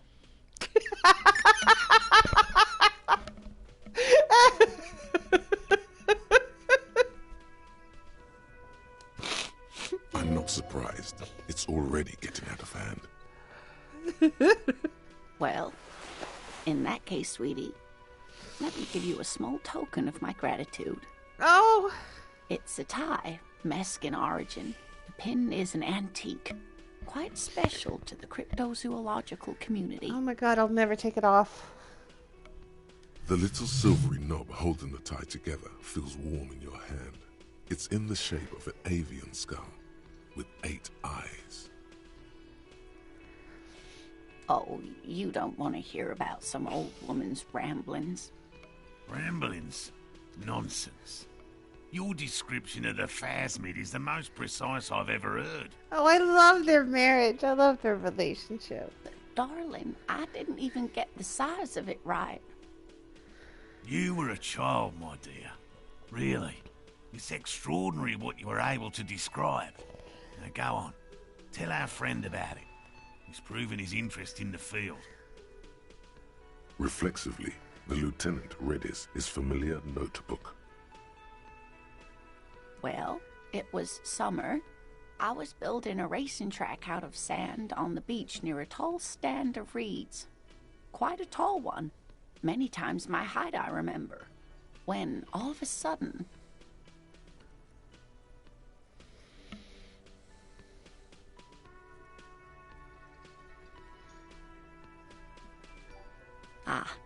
getting ahead of myself. I was 5.5 in Betancourt in the suburbs. My grandmother had a summer home there. She'd just started forming memories. Real memories. Not the billowy haze of infanthood. The strangest moment of my life. I looked up and one of the reeds moved. Not like a plant, but like a living thing. It stood up and looked at me. Its body unfolded like some antique toy. I've never seen anything like it. I didn't know this can happen, so I reached my arm and touched the thing. It felt just like a stalk of reed, but it moved, swaying, towering above me. After a while, 20 seconds, a minute maybe, it left, went into the reeds. I tried, but I was only a child. There was mud and high water. I couldn't see it anymore. I was just standing there, knee-deep in mud, looking around me. Where did you go? Don't go. I ran back home to my grandmother and asked her if reeds could walk, and told her they were looking at me. Of course, she just laughed at me, but I knew what I'd seen. For years, it was a story I told at parties when I wanted to impress boys. That sort of thing. Of course, most people just took it as a strange, amusing anecdote. So did I, honestly. But then I met Morel. We were on a date. Can you imagine?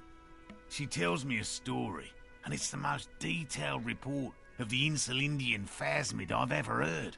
The sounds. She told me it hissed. So that's how they met. This is beyond significant for them. It did, yes. Like reeds in a gust of wind. The way it moved, the colour, how some of its limbs were white, like marble. It matched perfectly with what I know from other accounts. It was amazing. If it weren't for Lena, I might have given up hope years ago. It's no exaggeration to say that she restored my faith in my profession. Oh. Our first, yes. Not all of them. There is some white coloration reported, along with beige, where the camouflage ends. It's hard to say how big things are when you're quite small yourself. To me, it seemed to be taller than I was then, but that's probably not the case. I know it, Kim. I thought it was a wonderful story, ma'am. Oh, thank you for being polite. But I don't believe it. A child left unattended on a warm day. Children make up stories and then end up believing them. You're welcome, sweetie. I do appreciate the chance to relive it whenever I get one. It was just... And she could get up and walk right into the reeds on her own. Into the mud. You know, to hell with it. Let's have more cryptids. Yes. Of course, officers. Is there a particular cryptid you two are interested in learning about? No. It's the cryptid. Oh, yes. The eight-eyed teratorn, the largest flying avian ever discovered, with a wingspan of 11.5 meters. It was thought to have gone extinct 3,500 years ago. Some even doubted the fossils were real. A mutation, they said. Until... Mutation? All of evolution is a mutation. Until it was sighted by renowned Gotvaldian explorer and naturalist Uwe Plattenkalk in 21. It happened on a botanical expedition into the vast and unexplored Oamrau Canyon in southeast Ilmara. Dr. Plattenkalk got separated from his group during a sandstorm. The world's largest canyon system, sweetie. It's a barren waste east of the Erg Desert, an ancient riverbed completely dried up. Alone in the blasted desert heat, the doctor wandered eastward, where man hasn't stepped foot in over 1,000 years, since the fall of Pericarnassus. He was lost, without any navigation equipment, and desperately low on water. After a day or two, he noticed a bird high in the noon sky. A great black bird. It seemed gargantuan. Every now and then, the bird would dive down to feed on an animal carcass somewhere on the horizon. But by the time Uwe got there, the Teratorn had taken off already, and the carcass was picked clean. This happened many times. More like he followed it. A bird that big has many liters of blood in it, and he was dying of thirst. For many days, Dr. Plottenkalk followed the Teratorn until they reached a great canyon wall, where the bird finally landed to rest. Alexa, how many never mind. Alexa, how many feet is 11.5 meters? 11.5 meters is about 37 feet 8 inches. Okay. By the way, you have a new notification. Do you want to hear it? Yes. One new notification. From Amazon. U.S. National Weather Service has issued a lake wind advisory for Colombia. It'll be in effect until December 24th, Okay. 11 a.m. EST.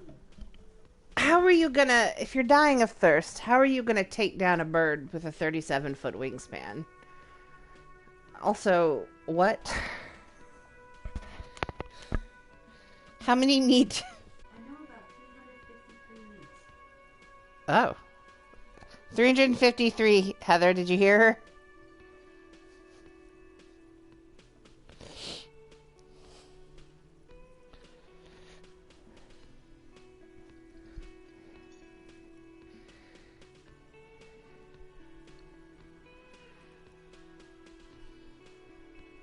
Where's he up? Beep, beep, beep, beep.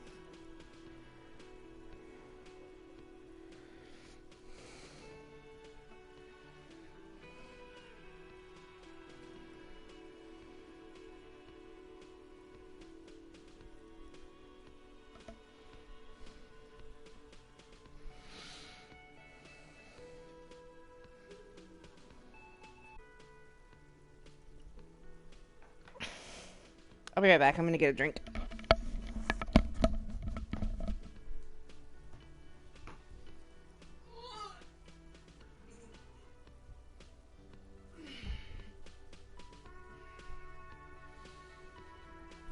Big stretch.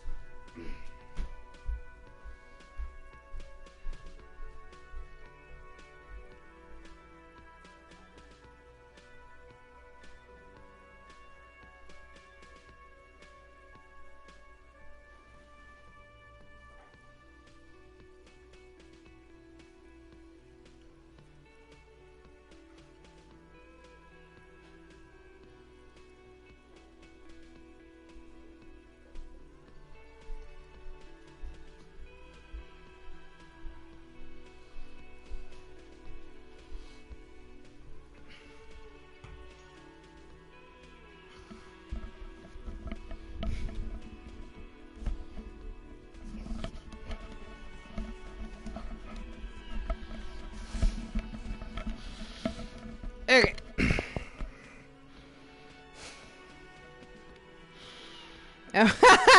I didn't I didn't think you would hear me say big stretch. I was like walking into the dining room.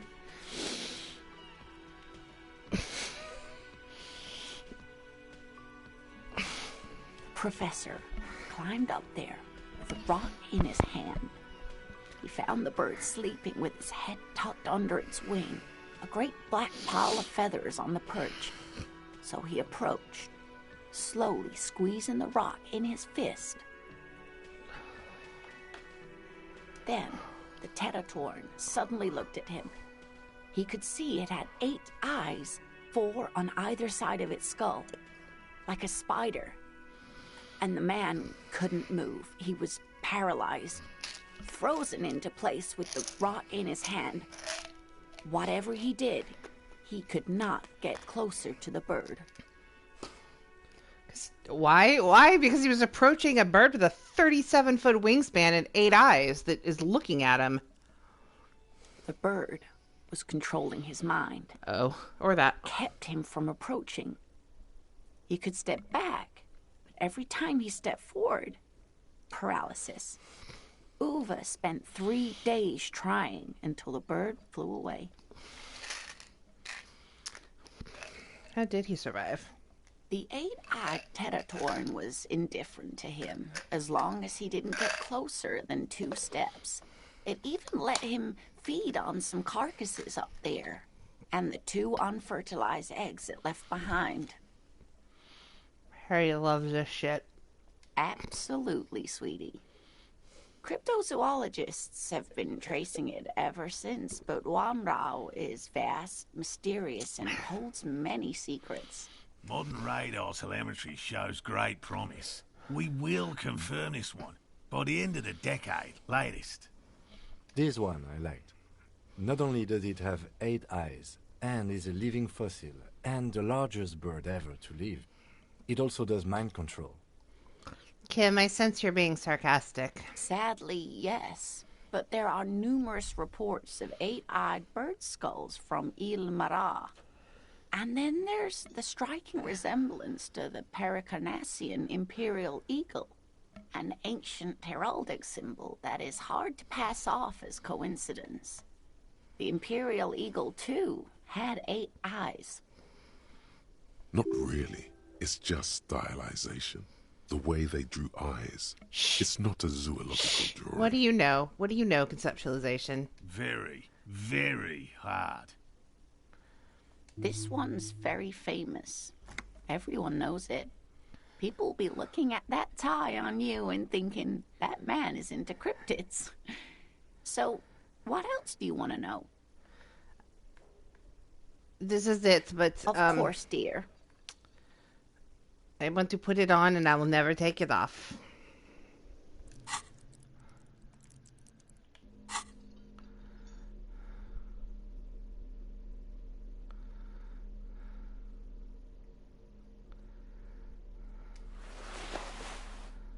Dope.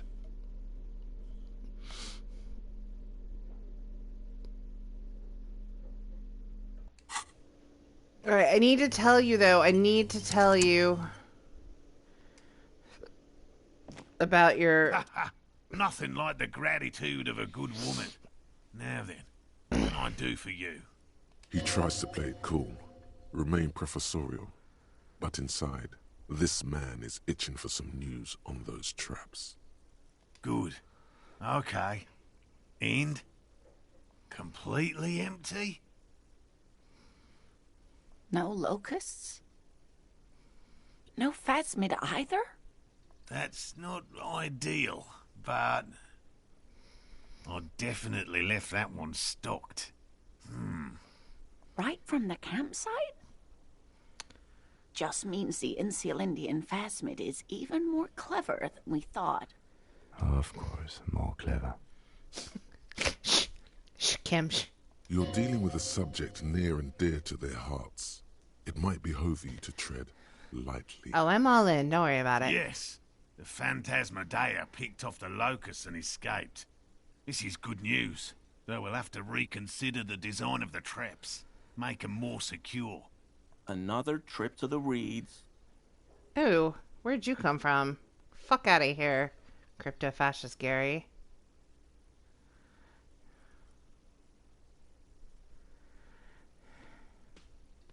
Okay, but let's think scientifically here. We are all scientists. Of course we have. Oh, I didn't mean to... Okay. Wait, Morel. He may have a point. We have an obligation to rule out other hypotheses. That's all I'm saying. You're right, dear. It's a fair point. But what other explanation could there be? Pardon me. This is a big deal for us. You've helped us twice now. And brought some great news too. My gratitude, and the gratitude of the Société Cryptozoologique de Ravachol, is yours. Heartfelt gratitude. But does it feel like closure? What really happened? Some kind of foul play might be afoot. Theft? Thank you, it's an honor. We should probably return to our main investigation. I don't want here. to. This has been refreshing, but...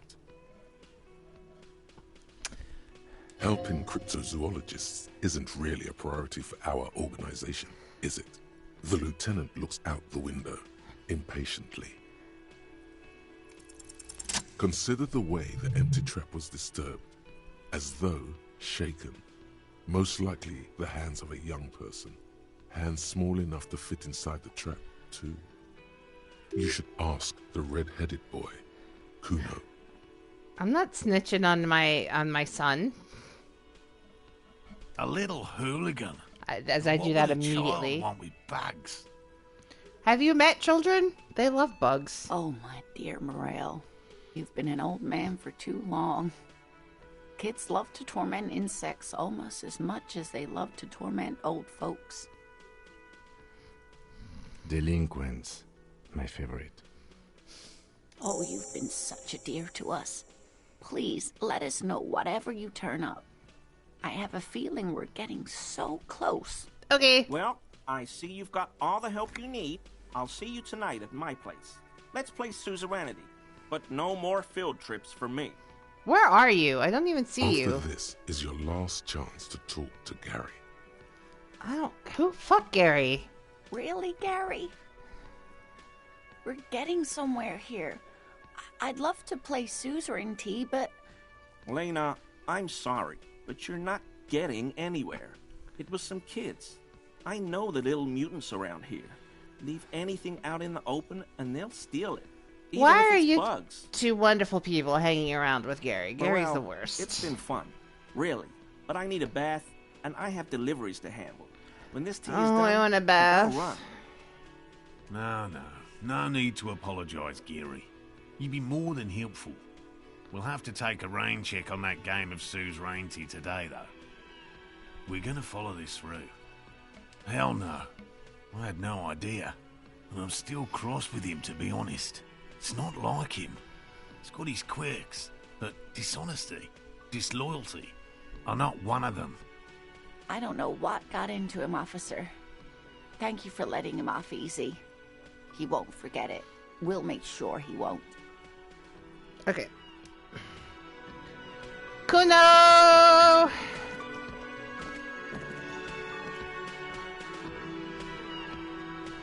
My bug investigation is the most important thing going on. Hey.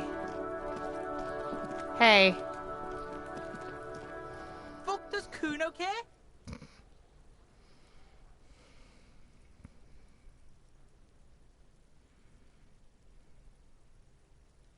No, Kuno doesn't give a fuck about bugs. Oh my god, I told you that shit is lame! Shut up, see. Now they're gonna take you to lame prison! She sounds like she's about to cry, out of disappointment at Kuno's newfound lameness. Deny everything, Kuno. You need to lawyer up. Kuno's not gonna say anything without his lawyer present. There's definitely something going on here. Remember his pig's head shack? You should check it out. No? What? So? You should thank him.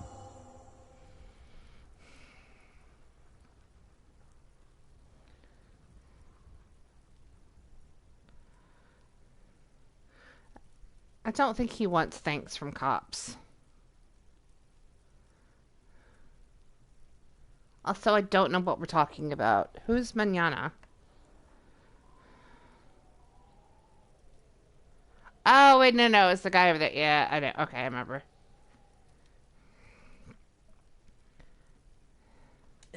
North Jamrock. Kuno meant everything north of 881. The rooster fucked Kuno's words up. Kuno doesn't do south. Doesn't fuck with the Madre. Kuno appreciates you recognizing him as the sovereign of Jamrock. Yeah, I thought he might. North Jamrock, that is. Kuno sent your fat ass running around like Jello! Look, pig. Kuno sent you to rough some people up. Kuno played you. That happened. Now you and Kuno should move on. Alright, but I need to know what you did Good with the idea. bugs. Yeah, that's what Kuno said. Don't be saying what Kuno said back to Kuno. Get the fuck out of here, Patterson Kuno. After this shit, you better have something real interesting to say if you want to stay in Kuno's face. Oh my god. Yeah, real interesting.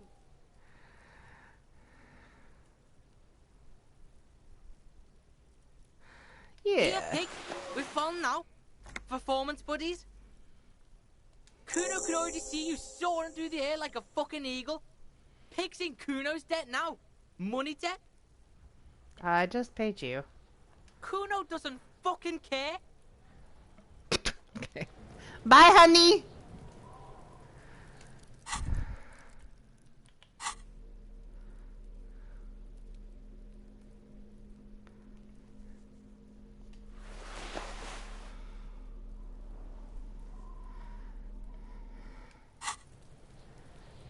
Oh, I want to wear my boots again. My boots are sexy and they will look absurd with my track pants.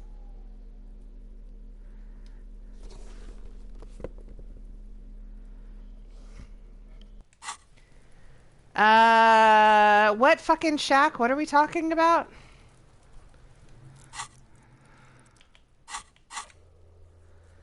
Alright.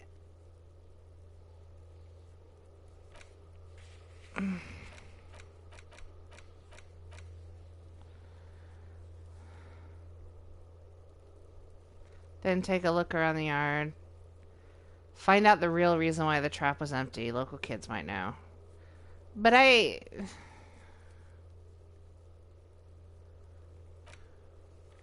how do I watch the dirty jacket?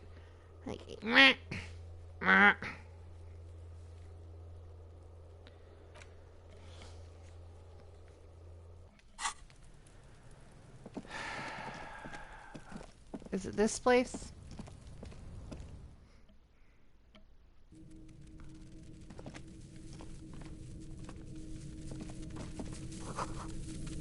Oh, well, there's a surprise. All around you, the hisses and chirps of locusts fill the musky air. The earthen floor of the shack has been shaped into mounds of mud, dotted with little holes for windows. Like skyscrapers, spires of dirt and sand rising. Accommodations for their insectoid inhabitants. Well, detective, it appears you've solved the case of the locusts. For the missing locust case, which is a sub-case of the imaginary insect case. So at least that's going well. Don't be sarcastic about it. It's important to me. Oh, I'm not being sarcastic at all. We are making real progress here. If anything, the presence of the locust points to the opposite. The phasmid did not take the bait from the traps. It was Kuno.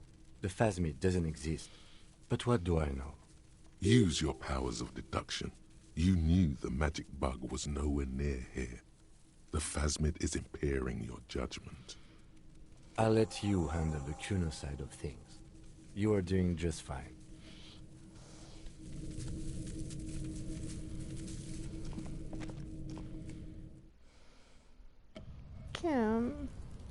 Kim's been fed up with me all day. I'm sad. Am I supposed to talk to Kuno about it now? Fuck does Kuno care? Yeah. Kuno took the bugs. So what? So it wasn't the phasmid. A wave of disappointment washes over you. It's not Bugtown. It's the city of locusts.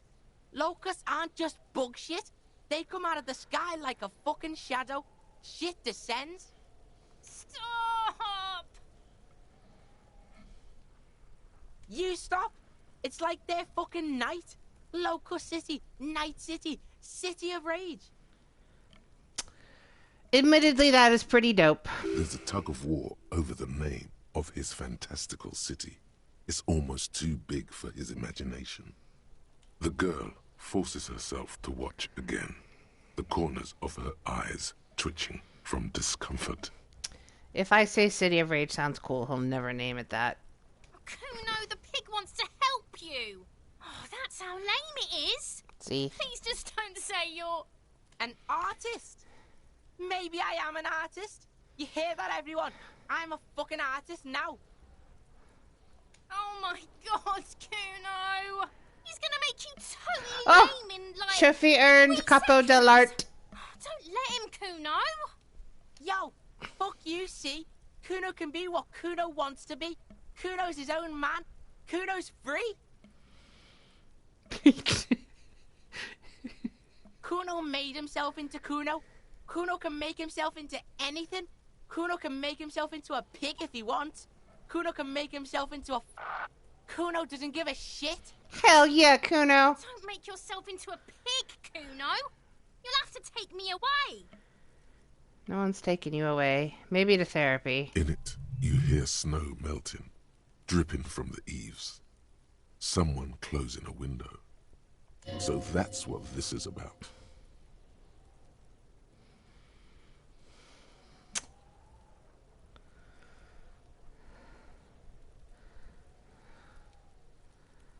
I can't tell her that Kuno and I have discussed it. She will probably stab him in the neck. I can't call her young girl. We're just gonna, nope. Without a word, she disappears entirely behind the fence. I'm gonna let it go. For once, the boy is lost for words. He turns completely red now, with splotches of white beginning to appear across his face. It's cool, Kuno. Use this momentary confusion to take control of the situation.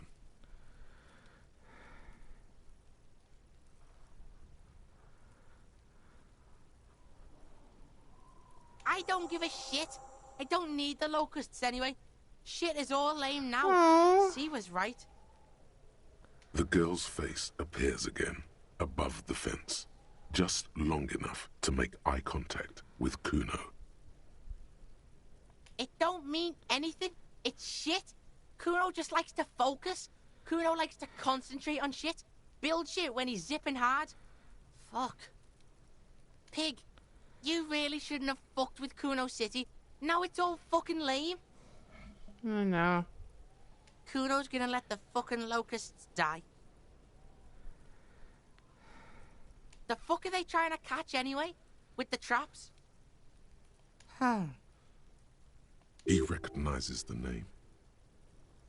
Bitches think Kuno doesn't know shit. The fuck out of here. Kuno's tired of this shit. There's silence between the two children. They're not saying anything to each other, nor looking in each other's direction. Alright, don't worry about it. Bye. Alright, I gotta go tell you about the...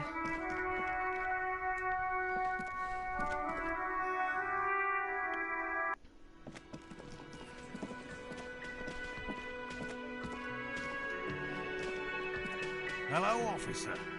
I think I almost have it. A new trap design, that is. I know you're skeptical, but I have a good feeling about this. So it was just a child. Sorry. Thank you for telling us, sweetie. This is good news, right? It means we can try again. Something is secretly gnawing at her confidence. It's not this Kuno kid, or the missing locusts. It's something else. Yeah, you're right. We just need to restock the empty trap. Then we'll need to inspect the traps one more time. And then maybe we can.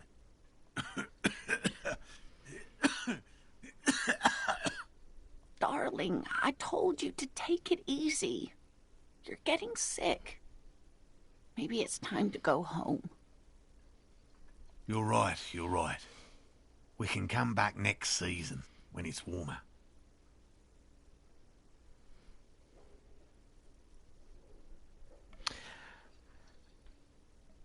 We are getting really carried away. Yes, we are, Kim. Shut up. It's fine. It's better than having these people get pneumonia on the coast.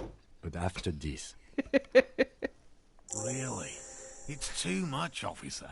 It's not. I want to do it. What Morel means is we're grateful for your help. Here's a fresh batch of locusts. They should slide right down the funnel. And thank you again. We will definitely mention you, should this lead to a discovery. I'm not talking co-discovery, of course, but, Yeah, that's cool. Wow. Co-discovery. You'd be famous. You'd show them all. This does tingle the pleasure center. This would show them all. We need to get you on that list of discoverers. No question about that. Cool. But first,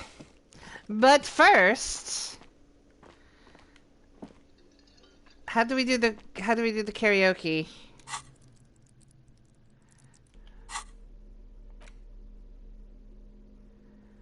Box of locusts. The porter reel is just what you needed.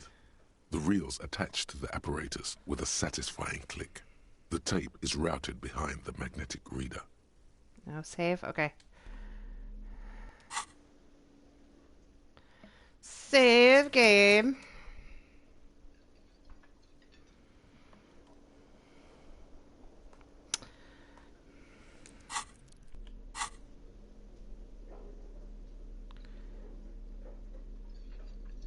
The porter reel is just... You press the large button marked Commencer, and the tape starts spinning. There's a small delay before the song starts playing. It sounds like someone's moving in the room, getting comfortable. Then the organ starts playing a simple, melancholic tune, echoing in the hallway. A lone singing voice joins in, telling you about the tiniest church in Cessons, surrounded by even tinier yard. You almost feel the seaside mist on your skin. It's mega sad. Within seconds you know this is the one. The real shit you've been looking for. The one you trust your room to. This one tells it like it is. This is your tune. A click, then silence for a bit. Then the tape stops spinning. Oh, dude.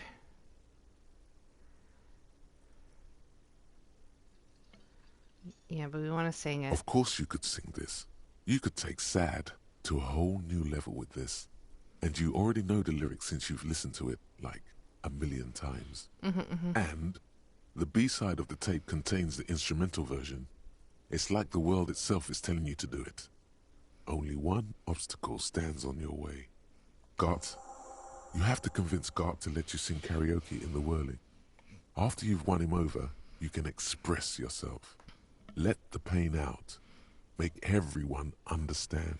I gave him a whole new bird. The lieutenant watches you pack up the boombox. He doesn't say anything. Hey, Gart. It's imperative. Hey, was there something you needed? Yes. Well. Bringing him that new bird sure made a difference in his attitude. No, you don't. It's not happening. Please.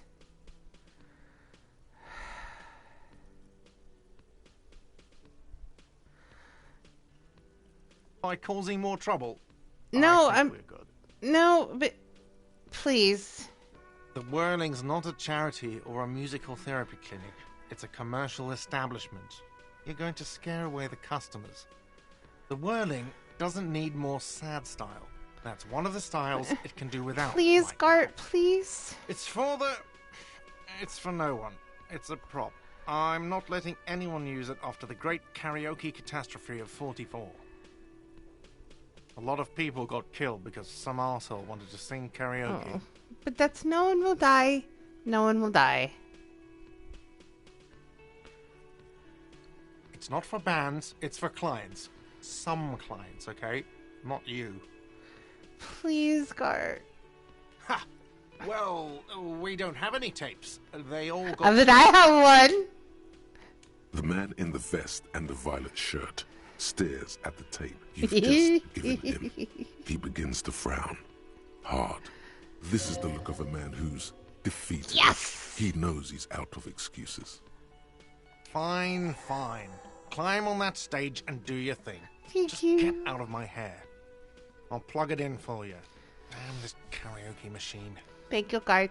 I'm having it uninstalled, he mumbles to himself.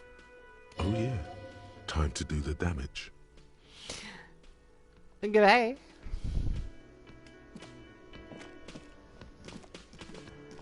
The stage is all set up for your performance. Feels silent. You can hear the pellets creak under your feet. You feel a little dizzy, a little unsteady suddenly. No, we got this. We got this. So, are you ready for your thing now? Let me know when I should turn on the karaoke carousel. Immediately, a loud feedback noise startles the room. You feel like an amateur. How are you supposed to hold the mic? Should you just sing into it? Where should you stand? Hands. Where do you put your hands? There are some people out there, but mostly a post-meridian slumber has forces yours. Alright, I do need more dramatic clothes.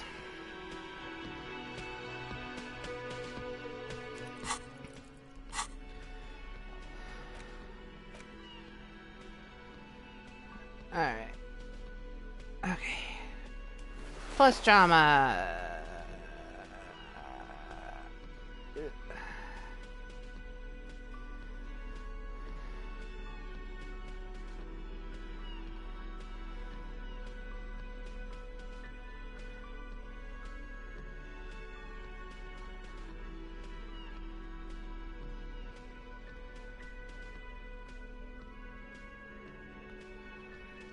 Drama.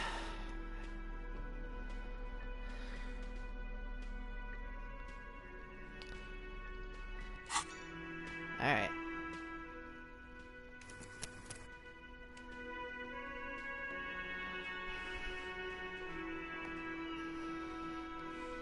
The stage is all set. You feel a little... So, are you ready for your thing now?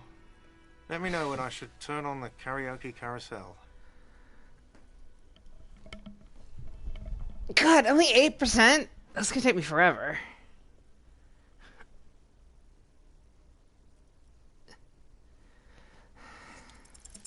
The air is thick with anticipation. Let's experience the failure first. The tape clicks into the carousel, and then the music starts. God, a lump's in your throat suddenly. I don't have any points right now.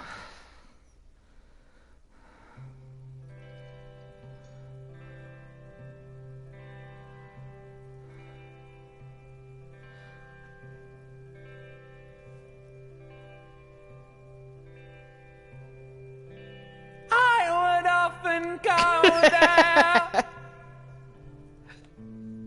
to the tiny church there, the smallest church in Sanson. Now it once was larger. How the real may rest there, down through the mist there, towards the Seven Sisters. Yeah, that was my plan, is to do it at night instead. Towards those pale cliffs there, I would often stay there in the tiny yard there. I have been so glad here, looking forward to the past here. But now you're all alone. None of this matters. And all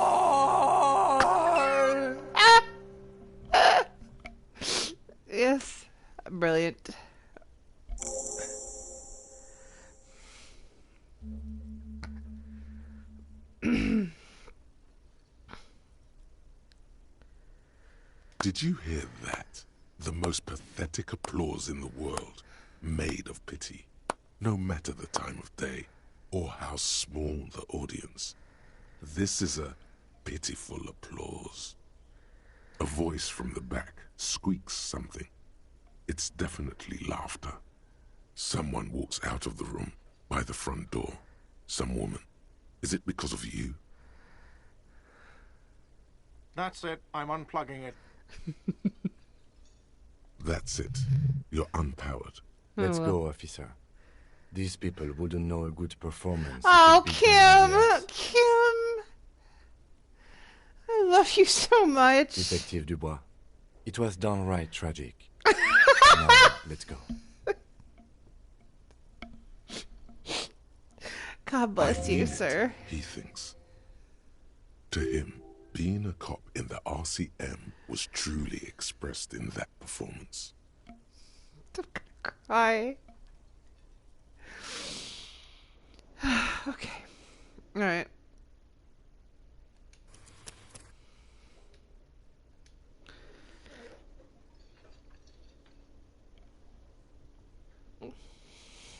I don't deserve Kim. Harry doesn't deserve Kim. All right. Oh, hang on. I did load the right The save, stage right? is all set up. You feel a little dizzy. So, Okay. Are you ready for your thing now? Okay. I think. Hang on. There must be. My drama's not that low. There's got to be. So my drama's 4. Plus 2. I must be wearing something that has like.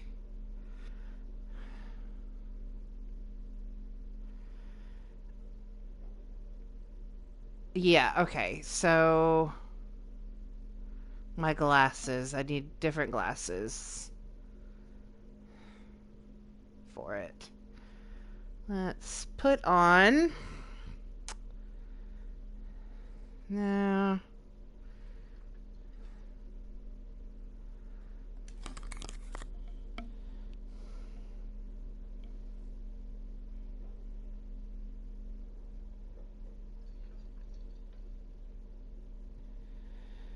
I have 2 -1s. Why do I have a -1?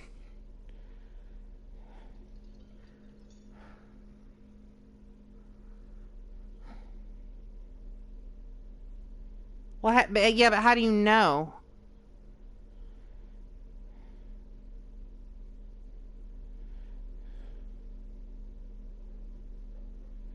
Oh. Alright, well okay, so now what will it be? Just out of The curiosity. stage is all set up. You feel a little... So, are you ready for your thing now? Not as bad. Let me know when I should turn Oh, on the I see. karaoke carousel. The hand conundrum too close to the mic. Ugh.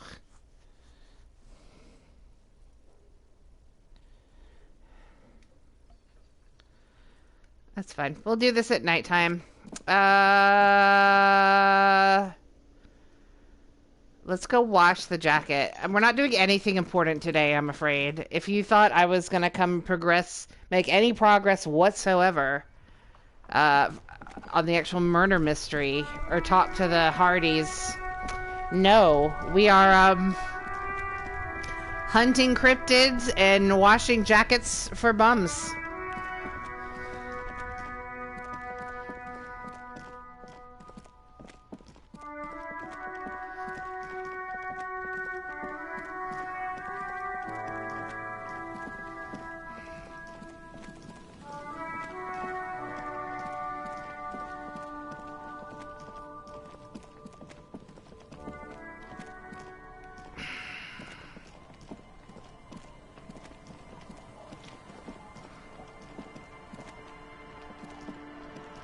Let's try.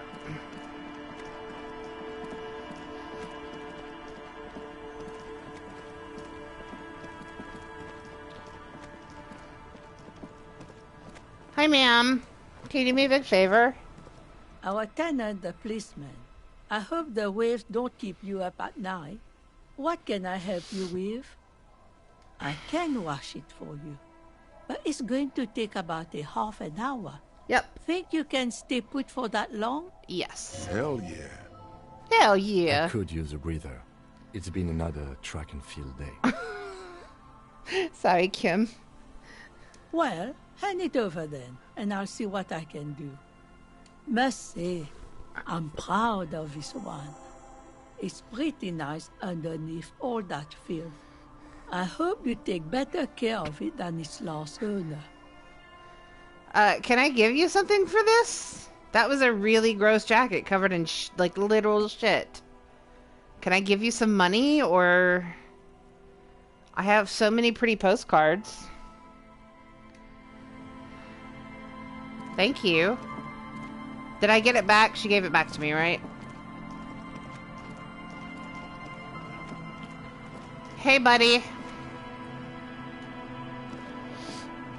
Tequila Sunset.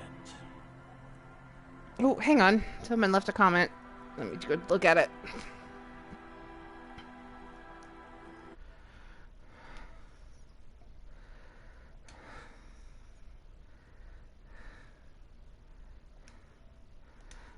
Oh, hello. Hello again. Welcome back. Here we go. My jacket? A look of consternation crosses the man's face.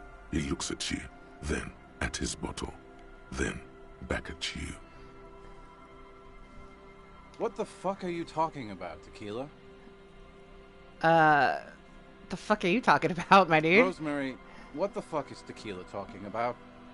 Oi, that's the jacket you stole 2 weeks ago. From the kid who was making it with his gal on the beach.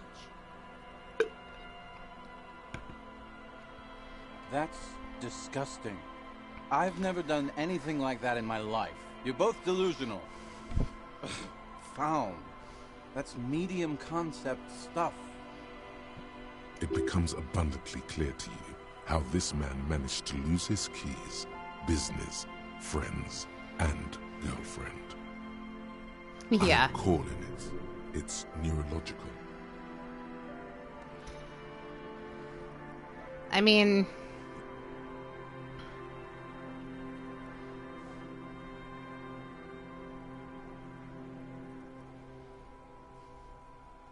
my dude.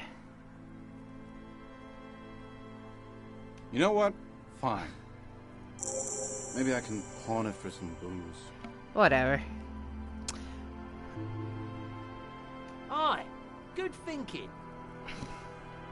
Here, I have a Wonderful. Pilsner. Not much, but it will do. The tale I'm about to tell you is an urban legend particular to Martinez. That said, I first heard it from a former bicycle courier in Coran. There are many variations on the basic story, and the details often conflict. What everyone agrees on is that nobody knows the exact nature or identity of the phenomenon. Are you telling the story of the headless... Shut the fuck up, Rosemary. Summer of 44. 17-year-old Gertrude Het is walking home from a late shift at the harbor. It's almost midnight. She stops for a cigarette near the canal. The streets are warmed by a southerly breeze. The lights of a passing motor carriage bloom and fade in the distance. In the harbor's dark, her cigarette is a beacon, dancing alone. The image comes to you effortlessly, as though you'd walked the same streets yourself 1,000 times. Our heroine finds herself enjoying the peace and quiet the canal provides.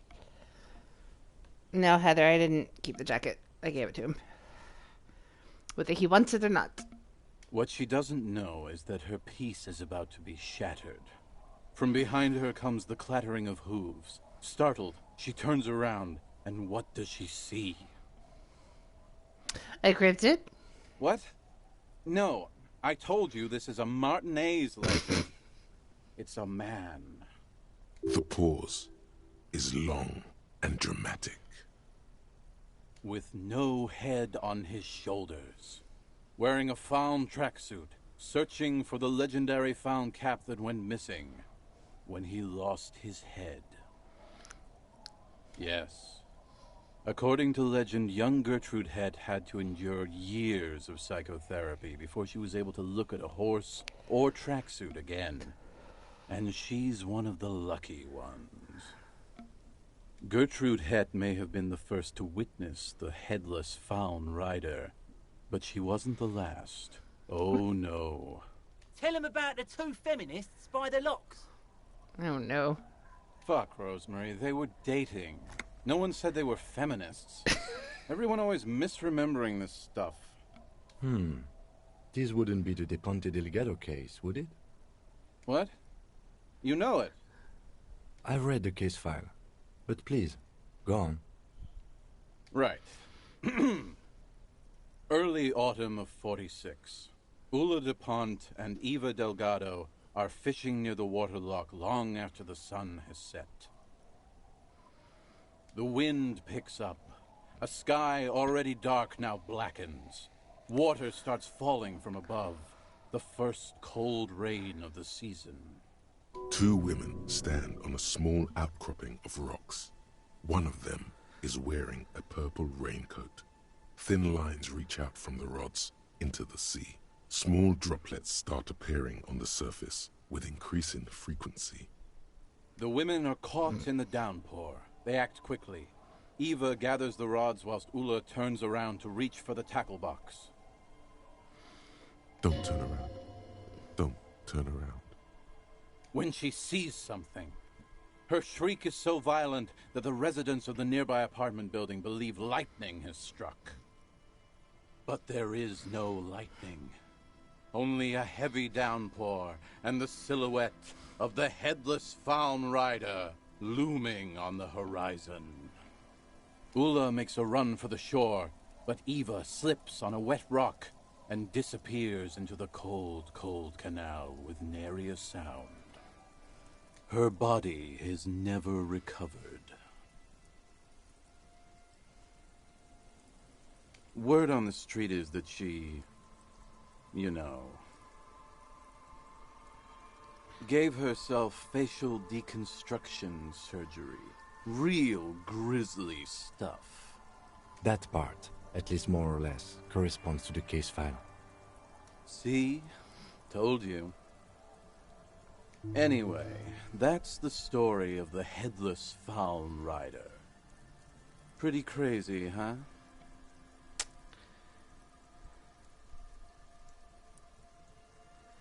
I'm gonna tell crazy stories. Yeah?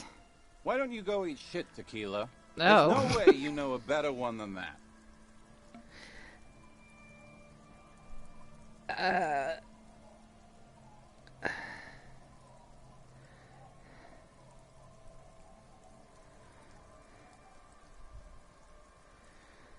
I have to admit, that's pretty high concept. Still not as awesome as a headless rider in a found tracksuit, though. Well, Tequila, that's part of the legend. No one knows for sure. There are a couple of possibilities, though. Some say he was an undercover cop who blew his cover and got beheaded by the vicious gang he had infiltrated. Now he rides, searching for his lost-found cap, plotting revenge. O headless brother, where art thou? Others claim he was a professional jockey who veered off course during a steeplechase, ended up in somebody's backyard, and got decapitated by an exceptionally taut clothesline. Personally, I think he was just some guy who hanged himself from a really tall tree, and the fall was so violent that his head came clean off. Coincidentally, at that exact moment, a horse happened to pass under him, and his beheaded corpse mounted it, where it remains to this day. But then, no one really knows. I mean, that sounds about as plausible as your story of how you became For some reason, homeless. this does strike you as the most plausible theory of them all.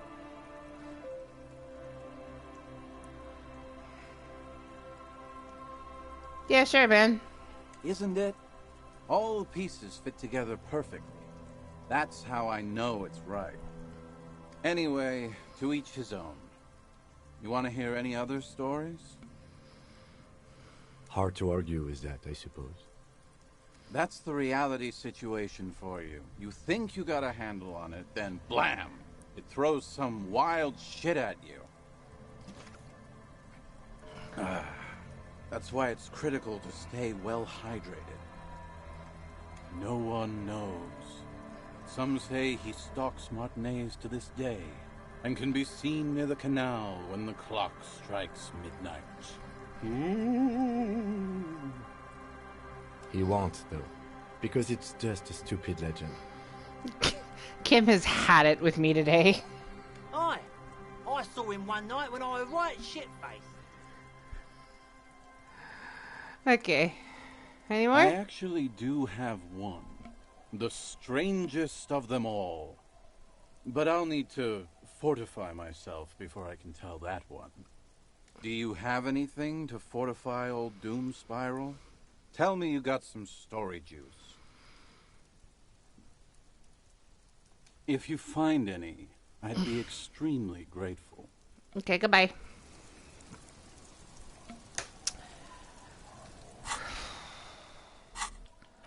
I would like to do a thought.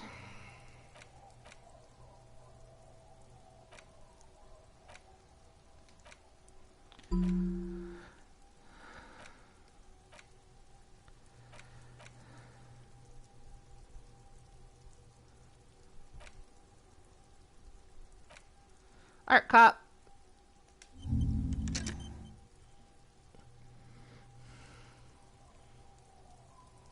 I don't want to do drama. I'm gonna save Scum the karaoke.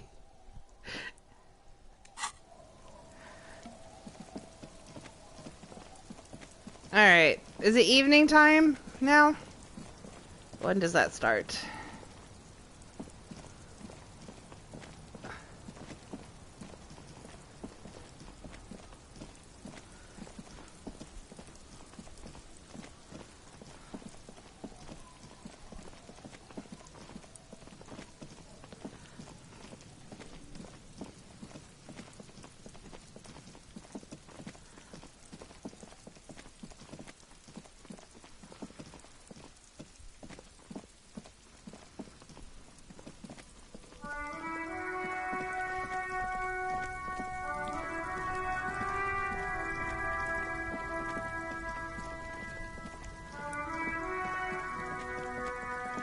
Oh no.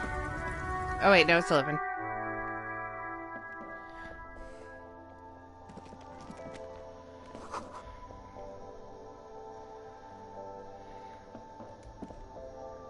The tear machine stands in the corner.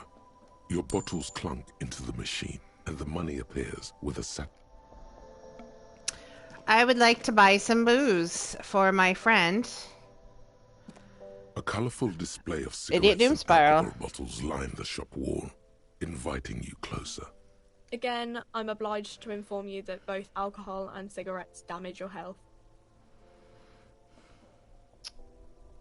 Here you go, mister. Thanks.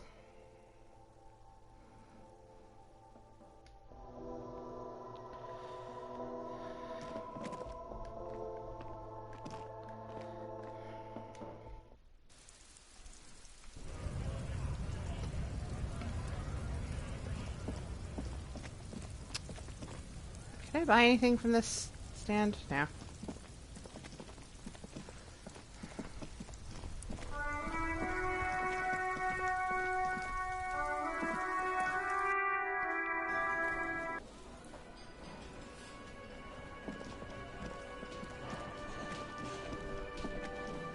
There's no disco music yet. Let's dance, Kim.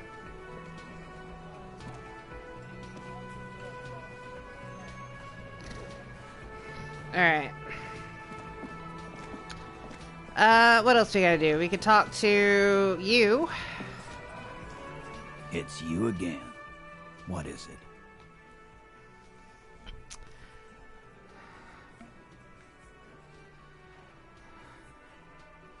Fuck. I knew that fucking whore couldn't be trusted. Even as a nerve, Titus is furious. No, more than that. The loyal Titus feels betrayed.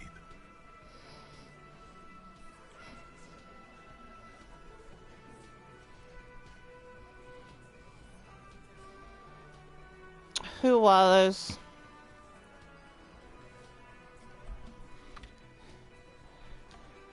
For the record, Titus Hardy did not explicitly specify the victim as a whore, nor did he say anything about trusting her. Oh, shut up and stay out of this, Liz. He raped her. He was out of his fucking mind. You have no idea. She's just in denial, asshole. You don't understand the traumatic experience. She's shutting down, and she doesn't fucking trust you. Yeah, she's crazy, you know. A crazy bitch. You know the type. She's fucked up. She wasn't raped. The witnesses' statements were very clear. Lawman, I'm at the end of my goddamn rope with you. I fucking told you not to push her. And you went and pushed her. I'm gonna fucking... Hit you. Duck. Titus Hardy. Success. Titus backs off. Fists down, everybody. Everett personally sent me to take care of this. If this goes south, we'll all be in the shit. But you, Titus Hardy, are going to be buried. Am I understood? The room is so quiet you could hear a pin drop. The rest of the cafeteria has gone quiet, too. Someone has to rush in to break the tension. The second in command. I can break it with karaoke. Look, Copper. We know that that fuck was a rapist and a killer. We got him confessing to it on tape. Really? Show it to him, T. What's the harm, right? Here, jerkwad, listen to this shit. And then come back and tell me the soldier of the apocalypse was an innocent man. Another apocalyptic actor in town? This is their last play, this tape.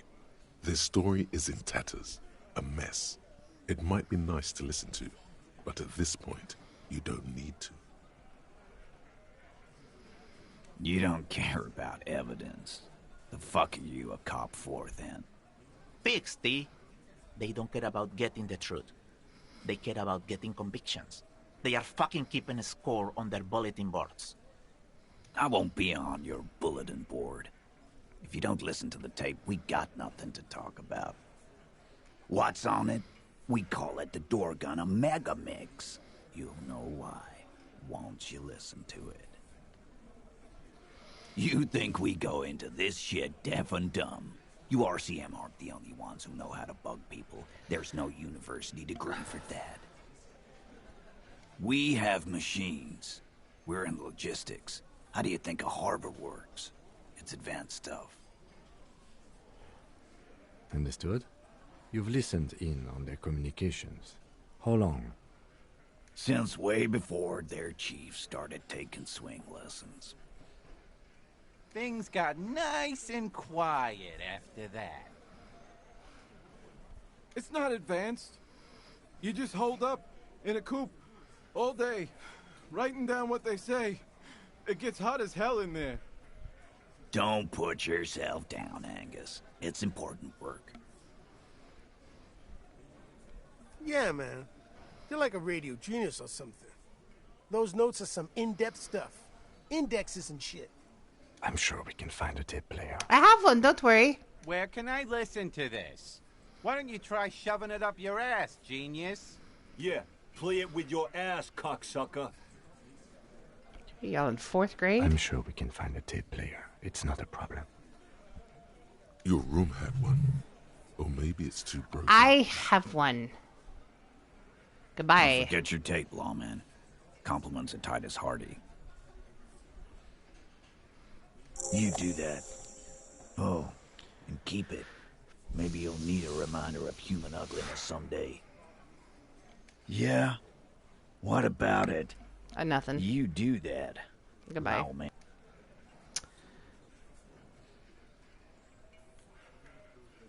Goodbye. Thank you. Okay. Well, I don't want to, like, play it here. Let's go outside.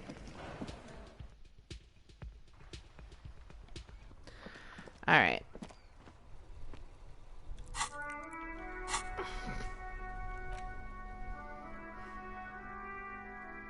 The porter reel is just what you needed. The reels attach to the apparatus with a satisfying click. The tape is routed behind the magnetic reader. You push Command Set, and the tape starts spinning. Violent static and machine sounds fill the air. This isn't Revachol. This is a fucking village. I can almost see the elephants.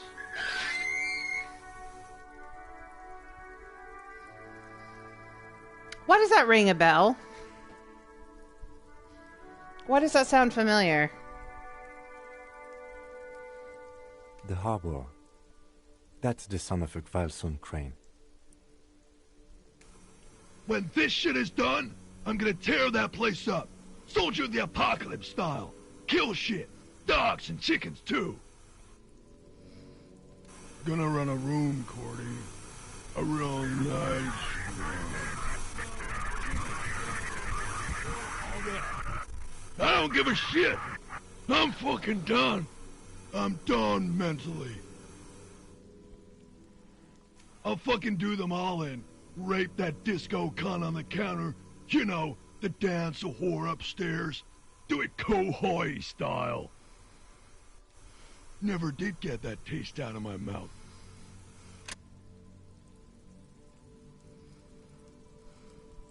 The lieutenant presses the button marked Arrête on your porter reel. The tape stops spinning. End of recording. One of the other mercenaries, I think. The one he was talking to. A friend of his. A village on the Samaran Isola, in South Safre. Grad committed war crimes there, the kind of thing he talks about. Who knows? Maybe the tattoos would have an answer. Or maybe Kohoi is just merc talk for atrocity, slaughter. I mean, there's a massive difference between, like, talking shit and any sort of evidence that proves like, he did anything. I mean, it doesn't look great, but it's not proof of anything. It seemed authentic enough. Probably recorded off the shortwave, then edited to seem more incriminating. He sounded like he was on patrol around the harbor walls.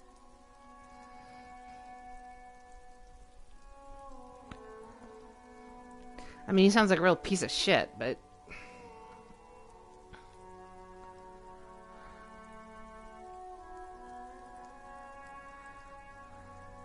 Still. There's more going on here than we know.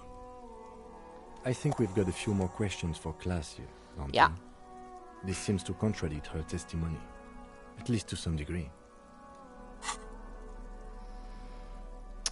Okay, let's see. I need to... Oh. I've got all my drama clothes on. I want to put on my... this, and my cryptid tie, and my cool glasses.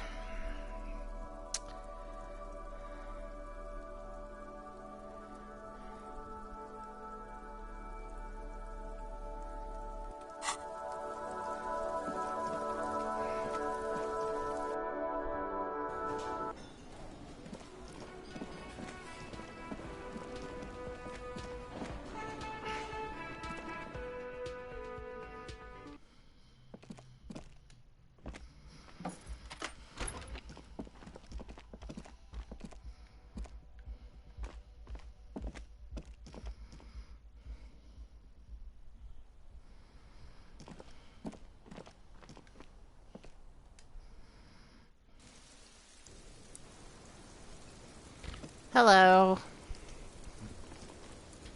Officer, what brings you up here in the rain? She puts her coffee cup down. With a soft ring As I never said he was a good man, or that he had good intentions. Only that he was never bad to me. Where did they get this recording exactly?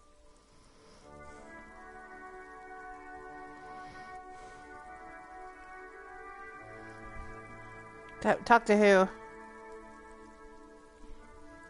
It's intercepted radio chatter of the deceased, recorded via a de-encryption station. It's authentic enough.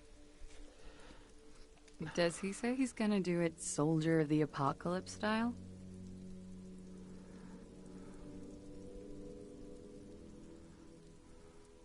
Yeah.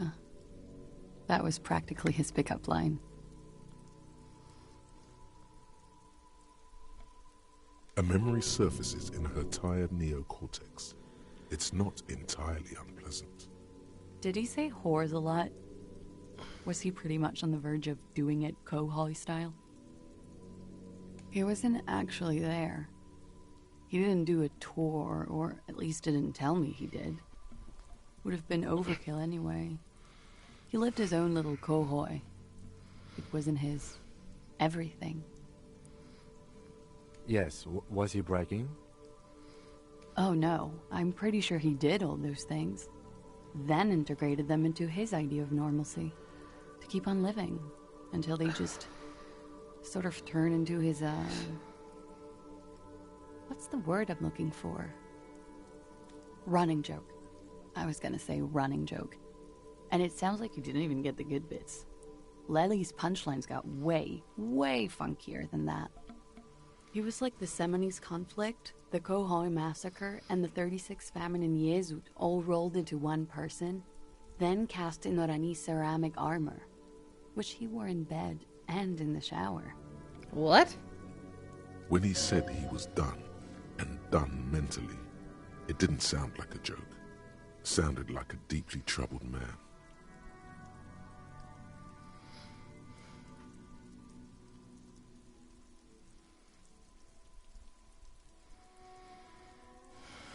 Well, maybe I pieced him back together with my magical personality.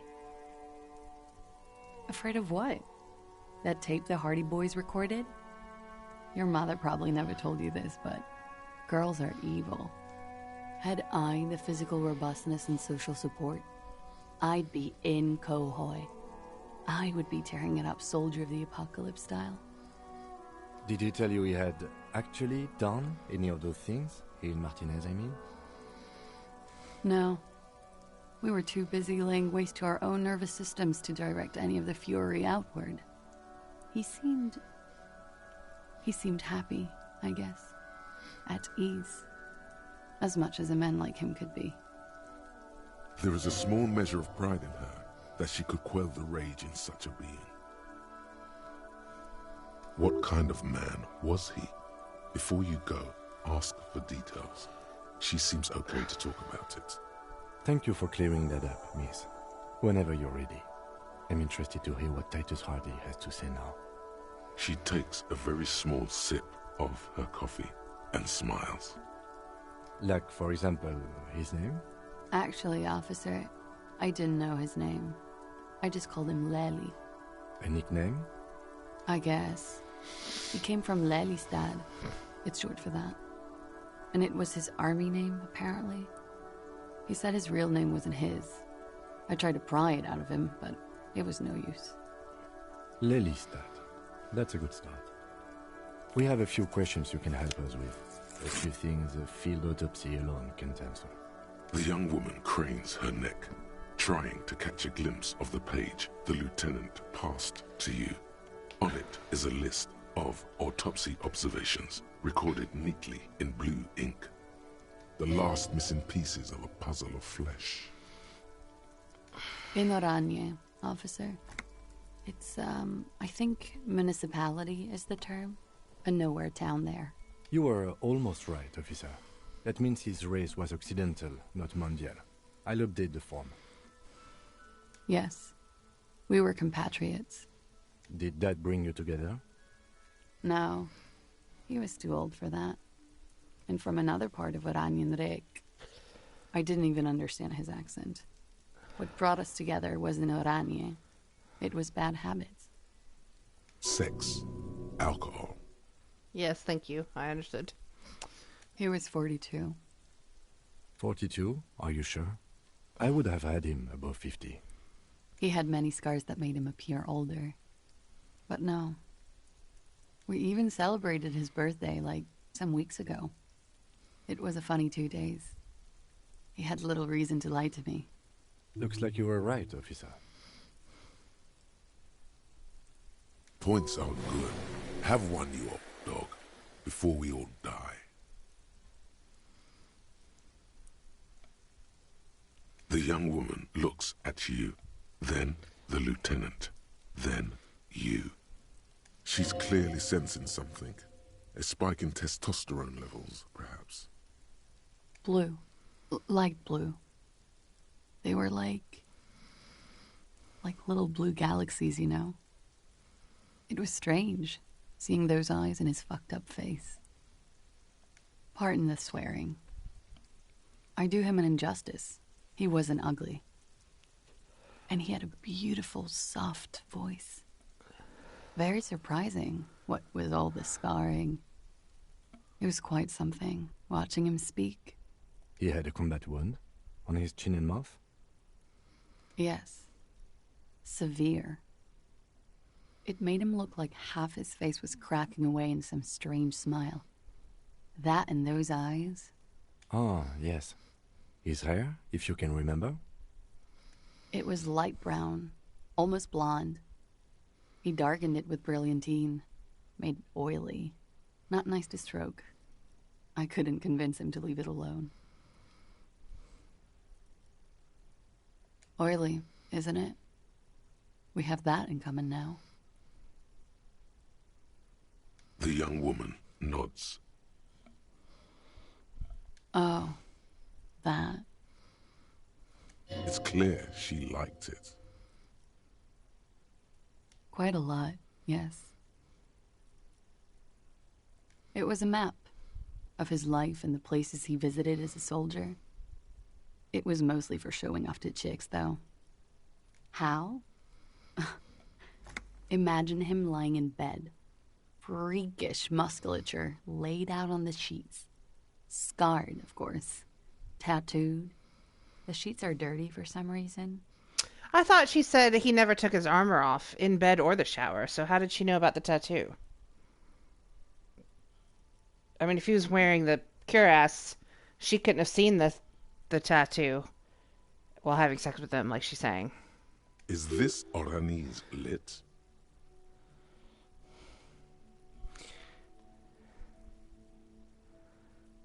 He's smoking and drinking, of course. And his chest and shoulders and arms are studded with stars. Tens, hundreds of them. Maybe even thousands.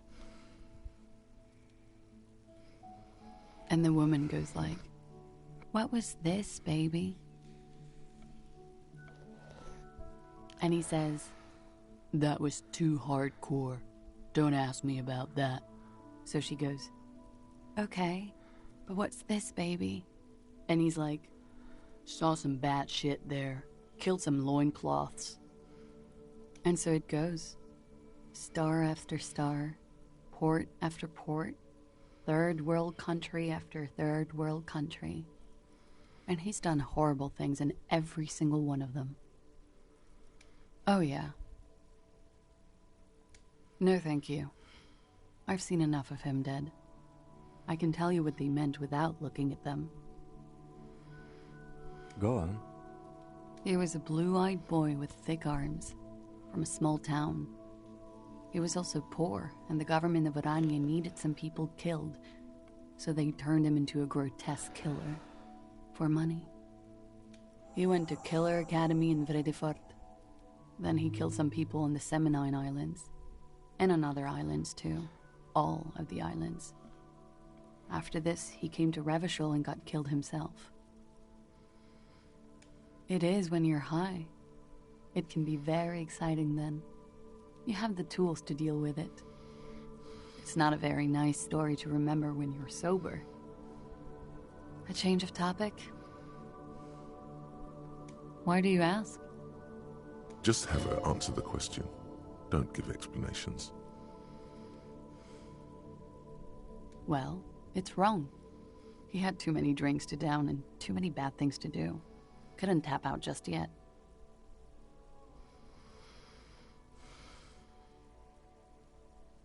It very well could be, yes. What do I mean? I have no idea. I don't even know what you mean. Love did him in?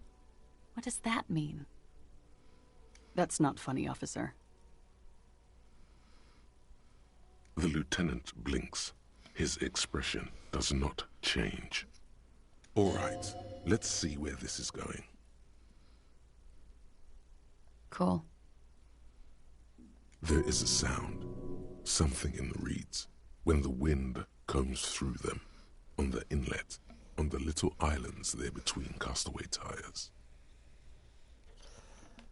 Her light brown eyes fix on yours, then disappear behind her bangs as she drops her chin. She agrees. Good for you. What do you think it will tell us? I don't know how a semen sample works, officers. How many days after intercourse does it have to be? I don't even know if he had sex with someone else. We didn't go steady. Is she avoiding anything? Technically not. Technically not. Come on, man. Listen. You can't trust them. It's just you and me. All right. Coolly, gracefully, she pours herself more coffee.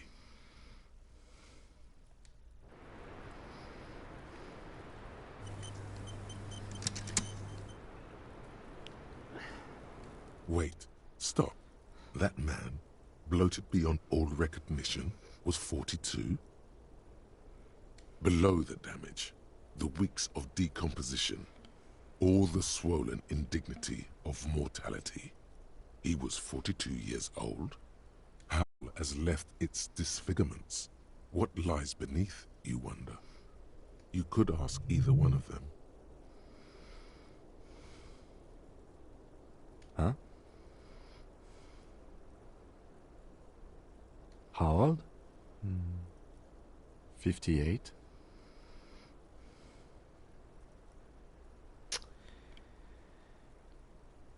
No. I'm younger than that.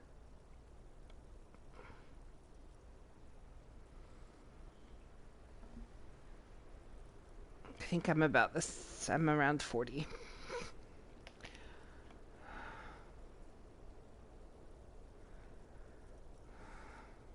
You asked. He was deceased. He had been decomposing for a I'm week. not. Okay.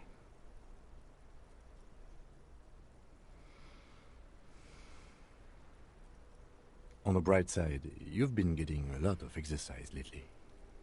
Thanks. I didn't say 62. I said 58. Wait.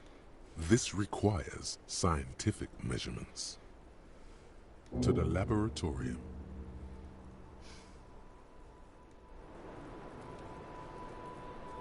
I've been a cop for 18 years. So unless I became a cop when I was 40, that's not right.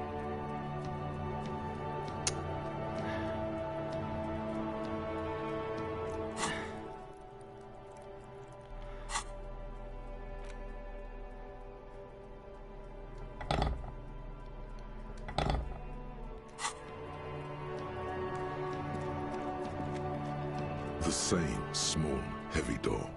No lock in sight. Do I have any physical instrument clothes?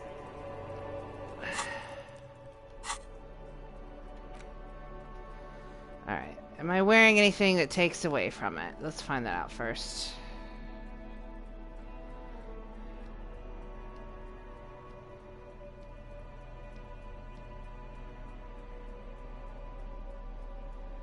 My t-shirt and my pants. Do I got anything else? Well, I've already got one.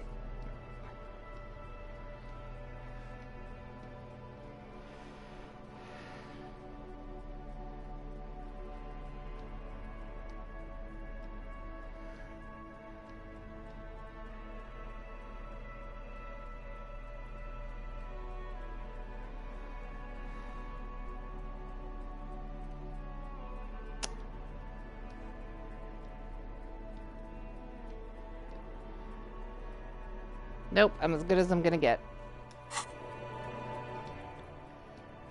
I'm not necessarily gonna save scum this one, but in case I die. The same small, heavy door.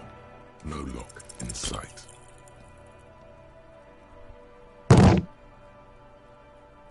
Yeah, that's about what I thought. You kick it, gung-ho style. Entering the premises style.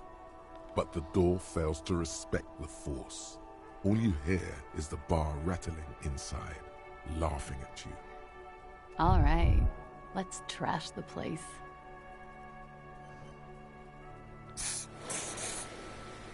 Let's not. Okay. I don't know. It is not the first closed door. Below, the hostel cafeteria creaks and groans under your added weight. A dull thump. The vigilantes, the cadaver, and a number of people connected to the case are in or around this building. This door is part. I hate it when that happens.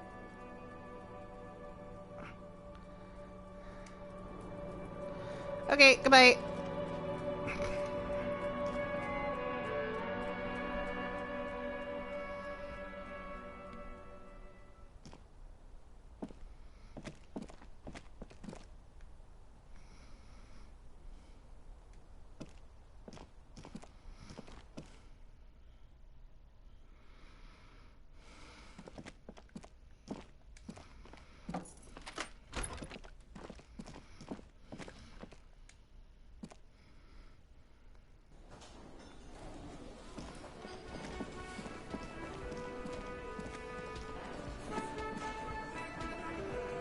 It's you again.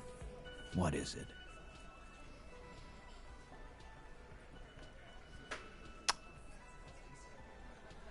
And that fucking fucker. You're the worst cops in Revachol. I gave you gold on that tape. You caught him off balance. Push, and he will give way.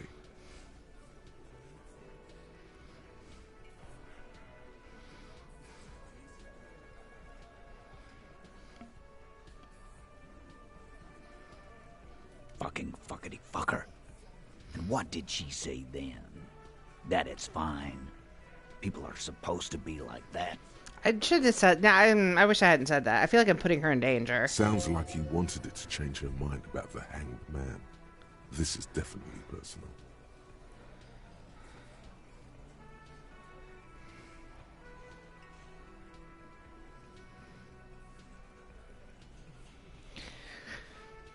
Like, on the one hand,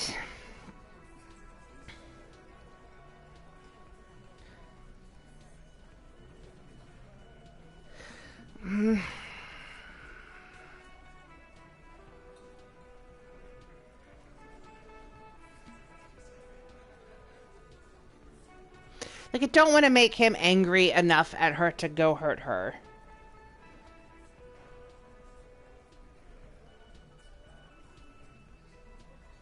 But I am also still harboring suspicions that she might be the 8th Hardy boy and the driver of that lorry.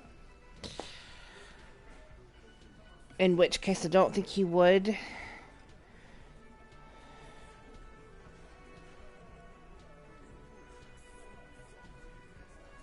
Yes. In fact, I think she thought it was a little funny. Funny? No good goddamn psycho. But the way he talks about her, I don't think she is the 8th Hardy boy or the lorry. Well, the 8th Hardy boy is the lorry driver. It may not be her. Alright. All fucking righty then. Yeah. Guess it's good then. Fucking. Please try to control yourself in the presence of visitors, Titus. This is just perfect. Just fucking perfect. Any thoughts on this, lawman?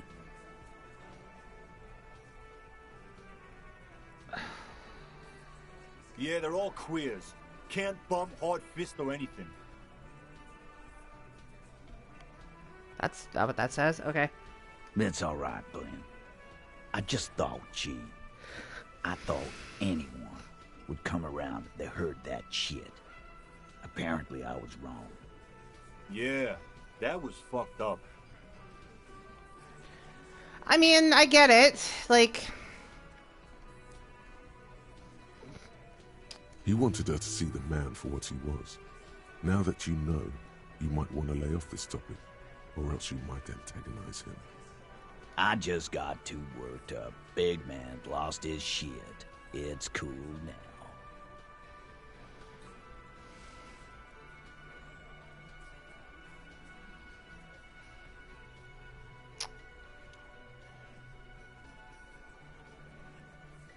I already told you. We fucking hanged him. yeah, There's but less gusto in his voice now. His men, too, are growing increasingly silent. The man is slowing down. Looks like a bad blood sugar crash. He can't keep track of all the variables anymore. Come on, Titus. We know you didn't hang him. He was shot. I know you're tired. So am I. Why don't you just... You know what? I am tired. I'm tired of you and the whore upstairs. Next time you see her, tell her Titus said, "Fuck on!" That lying, scamming. We're done. This is over. You understand? Your little investigation is over. tell us. Yeah. On the floor, beer drips out of the can into a small puddle. No one does anything about it. What is this quiet funeral shit? All we need is some beers in us. Bartender, 20 beers for the Dock Workers Union. Why do we make it 40, huh? Why do we make it 100 beers? You're not loud enough. Oh, Gart, now's not the time, buddy. Now is not the time. Beers? Now we're talking. Hoppity hop over here, cafeteria manager. The window might be closing. The more beers they get in them, the less cooperative they will be.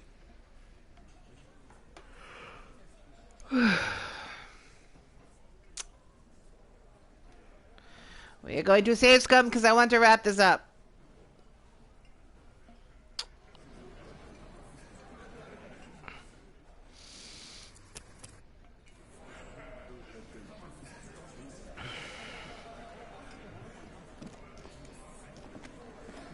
It's you again. It's me. What is it?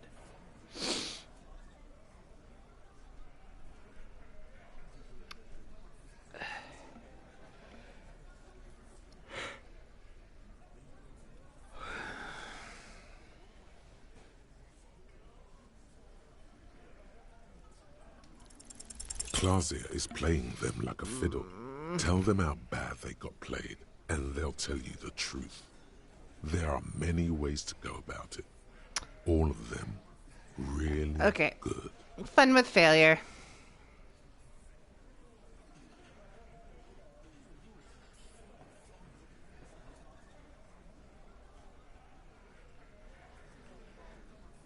What the hell are you talking about? Oh, that Shadow. A man your age. How old is my age? Why does Kim think I'm 58? I never thought I'd say this, but maybe you should cut back on the drink. That is a lie. You should cut forward on the drink. Be quiet, electrochemistry. That's enough for the Shadow now, officer. Let's do procedural questions, or even, why not take a little breather? These working class oafs don't know how to talk about.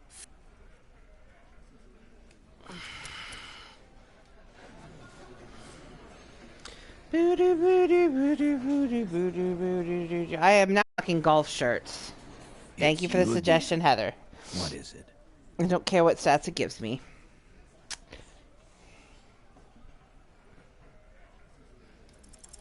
Clausia is playing them like a fiddle. Oh, for God's sakes.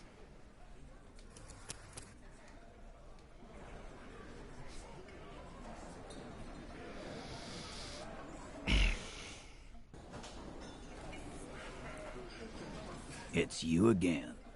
What is it?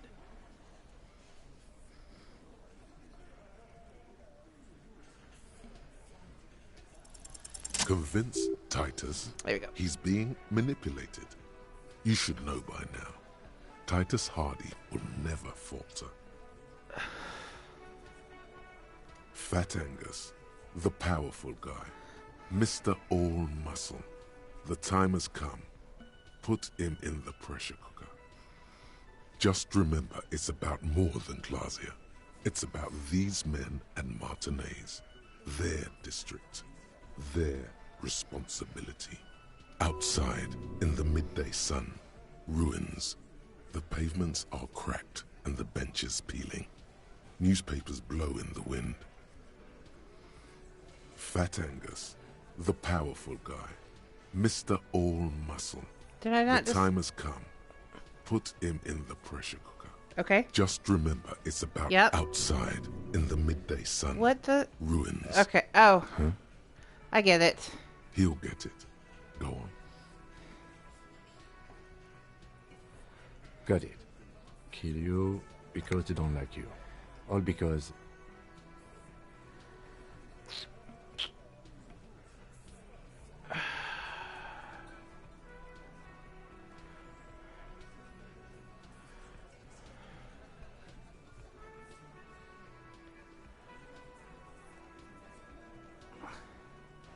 Bring that up one more time, and you won't get to write that report. Yes, I understand, Alain. That's your name, right, Alain? You'll kill us. That's what they do in the Wild North.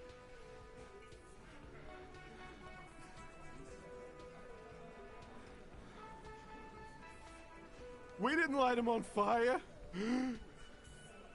That's it. That's the weak one. You flushed him out. Now go in for the... Officer, you will be next if you don't shut up. He's onto you. He knows what you're trying to do. Steel yourself. Push on. Just ignore Theo.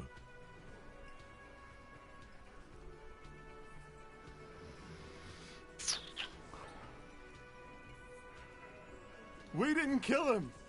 We didn't even hang him. He was dead when... Shut up, Angus! Fatty! Say one more thing to the cops and I'll... Dennis, stand down, or I'll beat your head in. Theo, take your hand off the belt. This isn't 31. I've got this under control. Angie, where's your goddamn inhaler? You sound like you're dying. I left it home. I can't get it. I'm too fucked. I'm sorry. Why are you so fucking fat, Angus? Now it's all pointless. Because of you. You wasted my time. I told you, Titus. I told you just give her up. Lizzie, your help is no longer needed here. Go tell Everard. Fine. I'll tell him. After a long walk along the coast. What just happened between these two? You're in. He's all yours. Questions.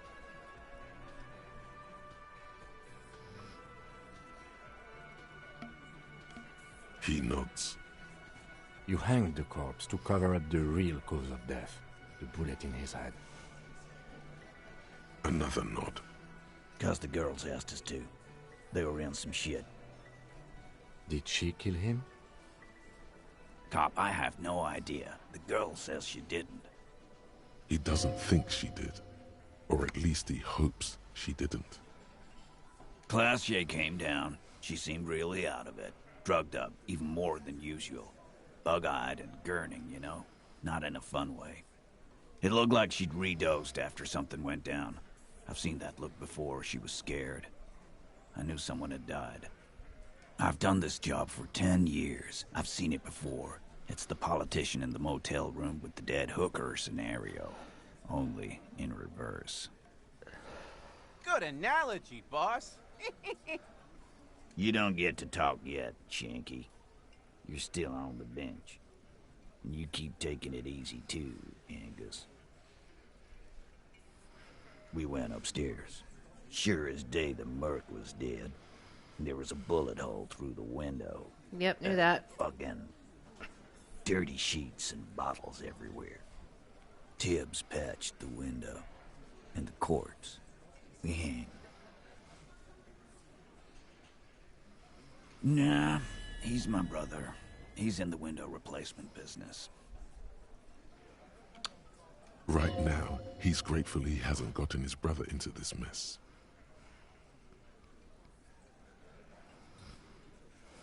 You may have noticed our girl's in some shit of her own.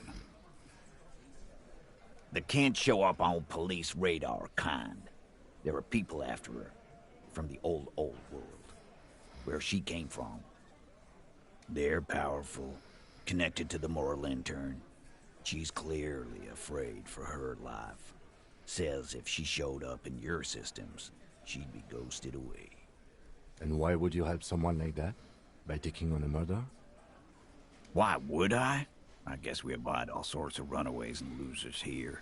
It's a Martinez thing. And he had feelings.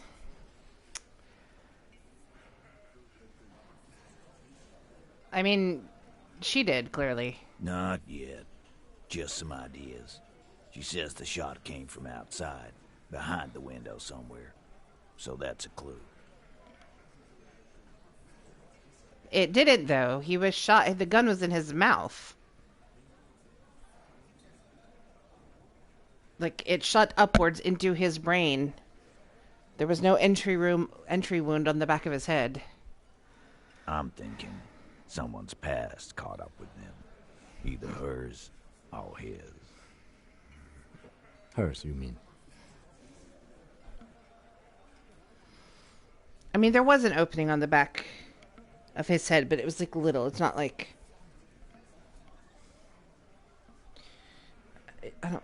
At least I understood it to be that, like, the shot went, like, almost like a suicide.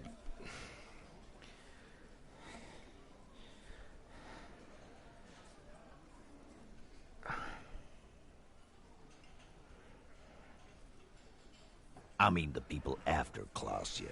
Maybe the shot missed. Maybe it was meant for her. I like that. Been thinking the same thing myself. But then if that's true, it wouldn't have broken the window, so maybe I must have misunderstood.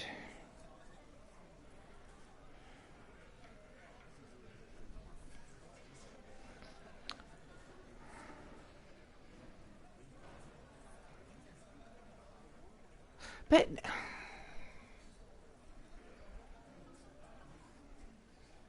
because the hole was in the back of his mouth. And the bullet was lodged up by his skull. So it had to have entered that way.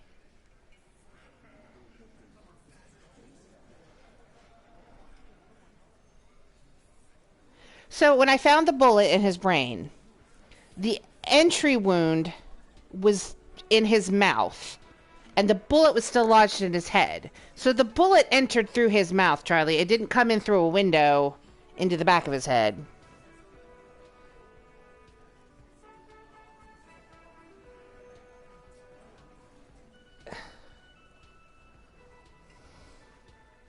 So I assumed that the gun was in his mouth, but I guess the bullet came through the window and into his open mouth, which is a hell of a shot. Yeah, I mean, that's the only thing that makes sense.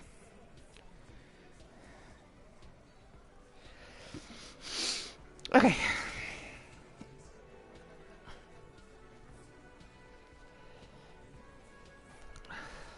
My dude. One of those mercenary buddies of his could have done it. They got guns, training, years of bad blood, probably. Or it could have been someone else from Crenell.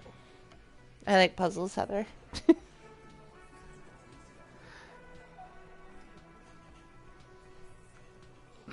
Tell you what I'd do. Check out the coast for vantage points. Maybe consult with a ballistics buddy of mine. That's what I'd do. If I wasn't too busy doing this clown dance with you. He's calm now. Threw all that turmoil away and became himself again. In a manner of speaking. We had help from another girl. It was her idea to hang him, and I liked it for political reasons. It sent a good message. Fella, you think too much. He's off all right. You're gonna hurt your head. A little too far there, but you're definitely right. Uh-huh. That woman is just affiliated with the Hardy Boys. You don't know her, anyway. Yeah, he's not gonna tell me shit. Glad you understand that. Okay. Sorry I made Me you fight. We did it, Kim. The lieutenant gives a smile only you can see.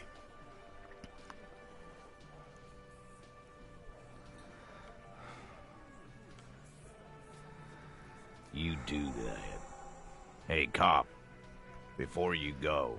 Yes? Suddenly, the wind picks up outside. You hear it rattling the large windows in their frames. It carries newspapers, circles the whirling in rags in a warm column. She, Klasia, came to Martinez to hide. Many of us did. This is where you wash up when there's nowhere left to go. The Union takes you in. Now, she refused that protection. But... Still, after all this headache... That's right. If we didn't take care of the people who end up here, this place would just be a couple of ruins and some cargo containers. I get it. We'll take that into account.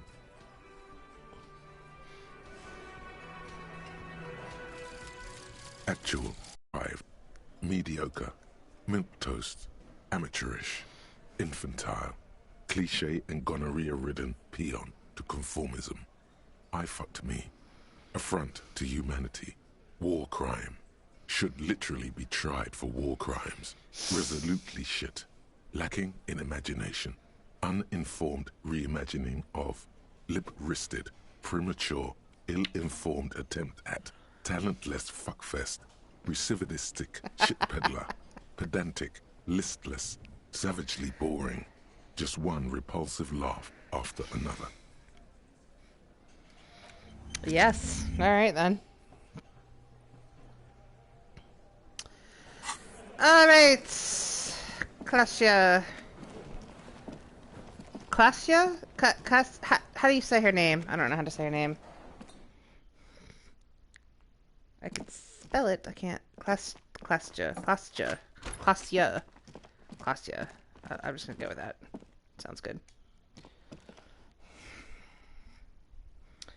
All right, Boo Boo.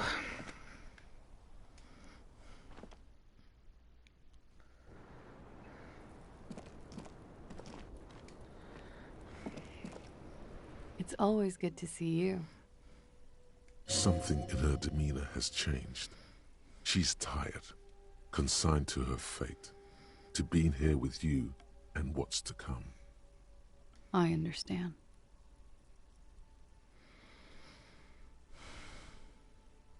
I knew there was a chance you'd get them to tell you. It's what you do. You're the police. For what it's worth, I'm sorry for wasting your time. If you knew we would find out eventually, why did you waste our time? Because of the Hardys. I couldn't just dispense with them. They were only trying to help me. Out of the shit I'd gotten into.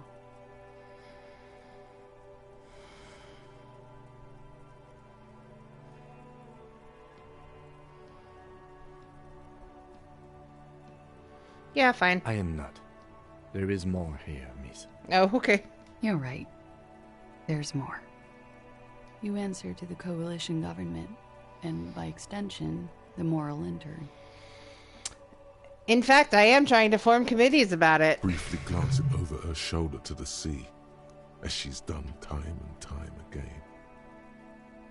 Where the cold oceanic expanse lies, and behind it, another world. You share a database with them. You send people to their courts. Just business. But bad business for some people in the moral intern. If I show up in your records, officer, they will find me. They will... What happens if they do? They will kill me, sir. If you file my name, take me in for questioning, enter me into the moral intern mill, well, then I'm fucked. For nothing. This murder didn't have anything to do with me. Here we go. For once, you seem to have her off guard. It's not nice, but it's not illegal. Not here in Ravishol, or even in Oranje.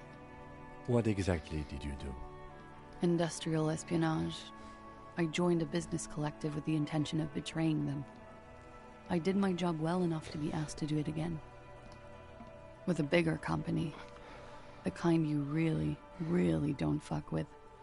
I took their ledgers, 2 decades worth of accounting. I need the names of the companies involved. Was it Wild Pines? The job was Lou's doing County Savings Bank. They sound small, but they're part of the Lou Scott conglomerate. That was the second job. The first was some printer company. You wouldn't know them. But she really destroyed them. She still feels it. As to who hired me for the job, I don't know. But they're after me too. Along with Lou Scott and their friends in the MI. Once you're done in the competitive intelligence circuit, you don't have allies. You're radioactive.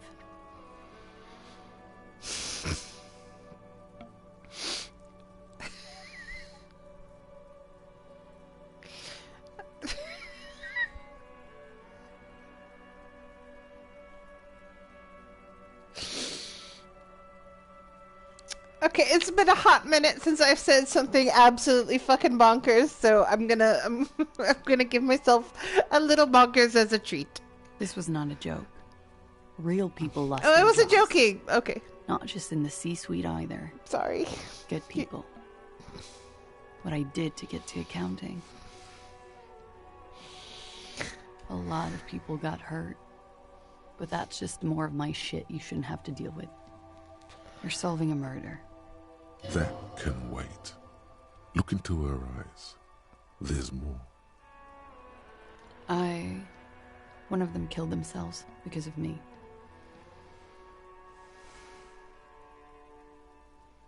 How do you deal with anything?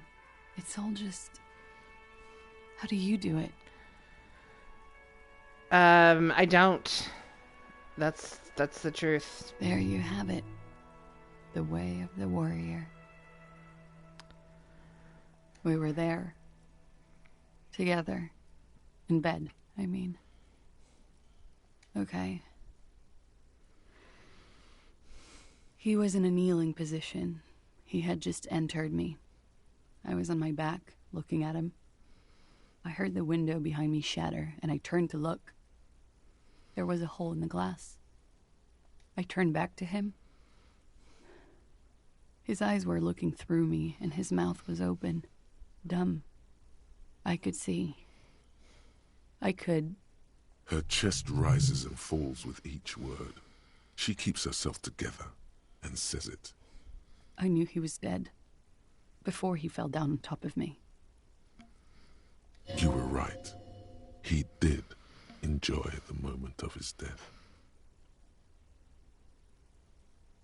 Let's not rub that in. He was heavy. I pushed him off and he fell to the floor. There. He only had his boots on. I bit the pillow, not to scream, then ran downstairs. I waited for the second shot to come. For me. I thought there would be one. It never came. Did the killer leave the dried maybells on the roof? How did they get up here? She's forgotten about her cigarette. The butt has burned right down to her fingernails. Oh.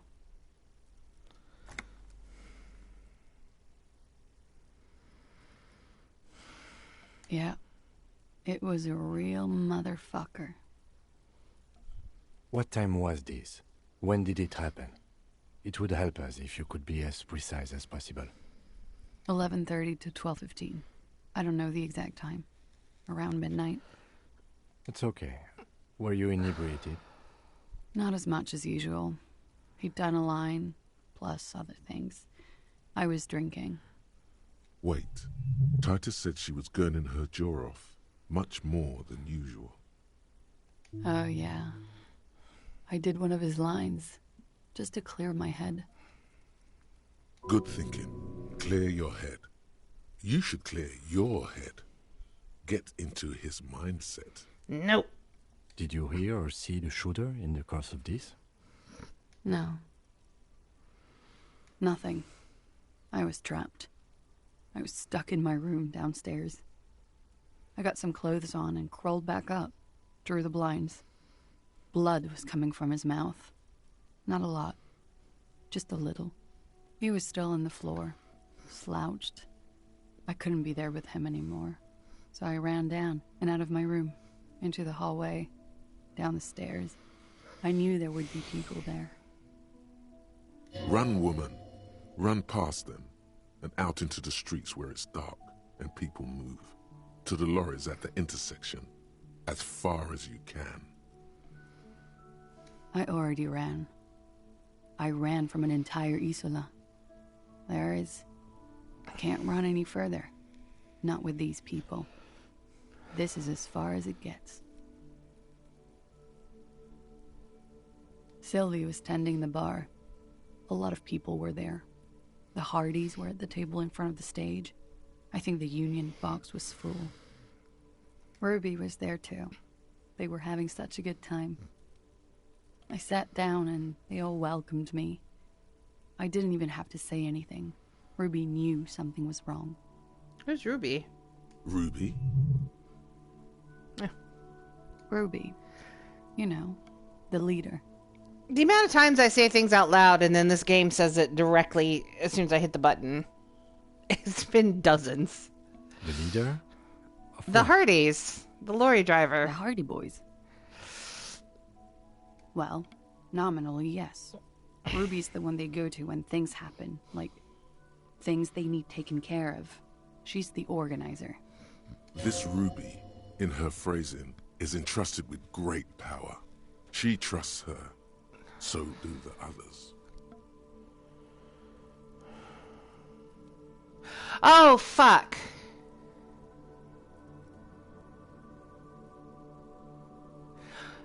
Was my... Oh, wait, no, maybe this was already ruled out. With the ballistics. I hope it was not my fucking gun that was used to kill this dude.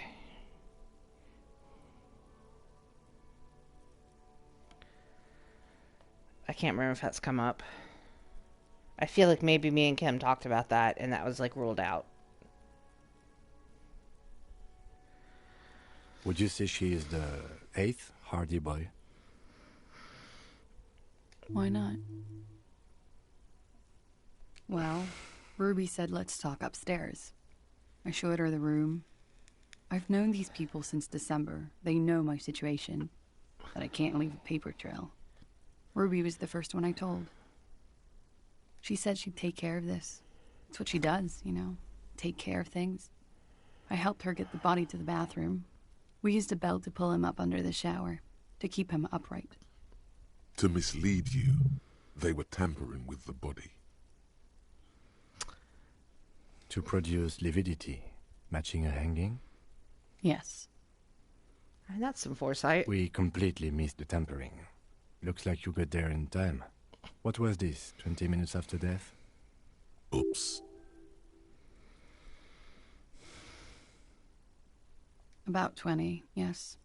Ruby explained it would make the blood... You know what he does. Ruby went outside to talk to Titus and the boys. I was just looking at Lely in the bathroom. I had to put his clothes back on. His armor, too. It was tough, but I've seen him take it off and put it on many times. It took Ruby maybe knew what they were going to do. Make it look like a hanging. Ruby said they would.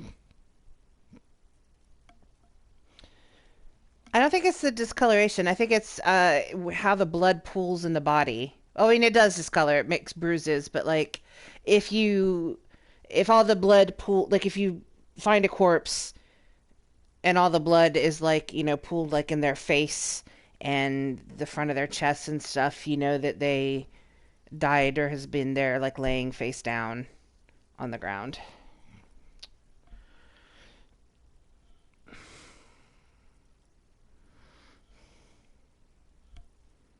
Ruby said to wait here. She also said I wouldn't see her for a while. That we should lay low or something. So I did.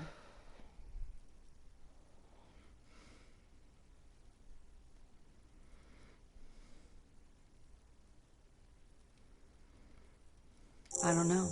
I haven't seen her since. We will need to take this question to the Hardy Boys. Interesting. Why did this Ruby go through so much trouble to hide something someone else did? Look into this later. What are you doing? What? Coming up with a theory. She said Ruby knew something was wrong before she said anything. How come? It was loud downstairs. She couldn't have heard the shot. It is ominous. You already coming up with theories that put the blame on someone other than Glacia.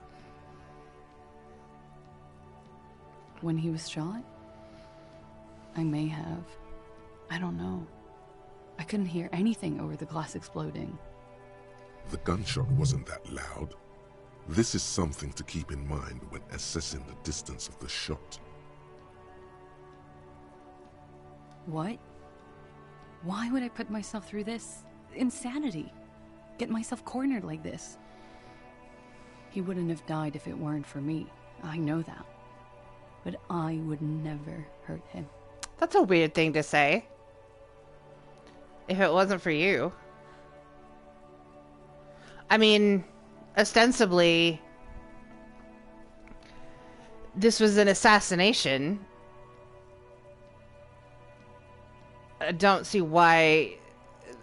I mean, if you purporting not to know who or why, that's a weird thing to say. He wouldn't have died if it wasn't for you. Interesting, Glacia. All kinds of crazy things happen when drugs are involved. Sweet, sweet drugs. It could have been a desire murder. Maybe an act of jealousy. Maybe. He was a serviceman. He must have had a gun. Somewhere, lying around. Close to her hand. Now, you guys suddenly have theories pouring out. When they're obviously just stabs in the dark.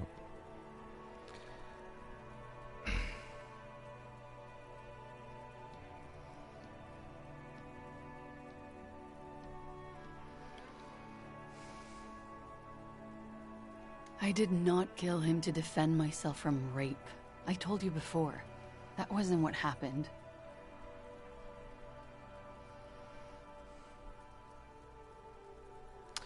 It says this, but I don't remember anybody saying that. Well, I guess, yeah, I guess Titus does. Does Titus think that?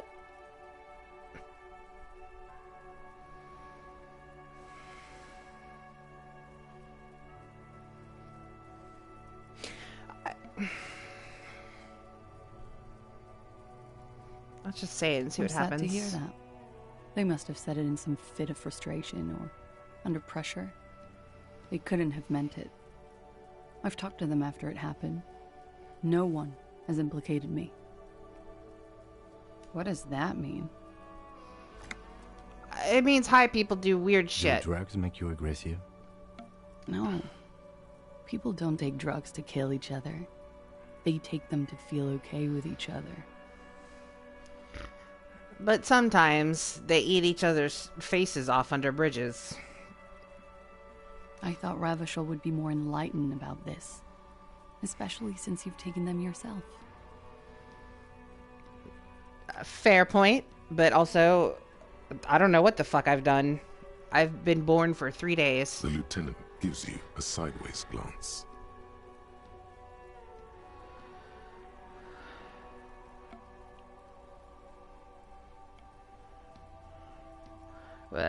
She takes a healthy, nay, giant healthy, drag of her menthol cigarette, waiting for what's next to come. I'm not saying that. That's a stupid thing to say. No. I specifically asked him not to carry firearms when he was with me. He only had his stupid armor. Okay. Like what? That's the first thing that went through my head when I heard the glass break. I'll be right back.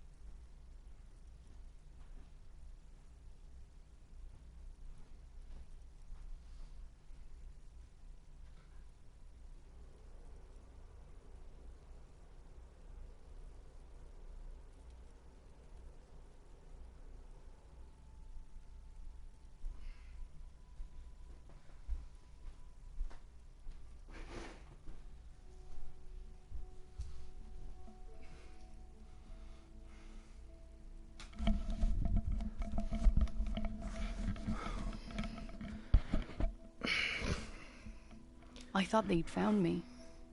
They've killed him to punish me. All last week, I've tried not to talk to anyone or be seen with anyone so they wouldn't be hurt. I've come to understand, however, this is paranoia. What happened didn't have anything to do with me. We can't go after Loose Cap. Not yet. There are other, saner leads. I don't ask you to, Lieutenant. If there's one thing I know, it's that you'll get nothing from there. Because I'm an idiot. Oh, honey. Which is an indicator of truth. Idiot. She's nothing of the sort. No, she's really not. You have to understand, the people around here, no one was making the call, and he kept rotting. And then they picked his clothes off, and that little fucker threw stones at him. He kept throwing stones at him for 3 days. I could hear the thud, thud. So I called you. I hope with all my heart it's not the last thing I do in Ravishol. Oh God, that was a lie too. Who made the call then? What?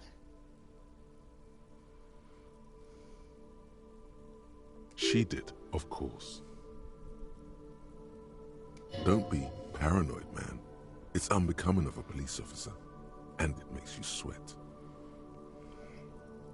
Last week, Angus and Titus's brother, I think he's called Tibbs, took care of it. You should have another look at that window after this. Reconstruct the scene. It's right there. Yes, you see the glass sparkling out of the corner of your eye. She nods, silently. She doesn't even smoke. Just picks up the cold coffee and holds it in her hands. He's thinking, are we done here? Or should we arrest her? She's a flight risk and she lied to you. She should be taken into custody.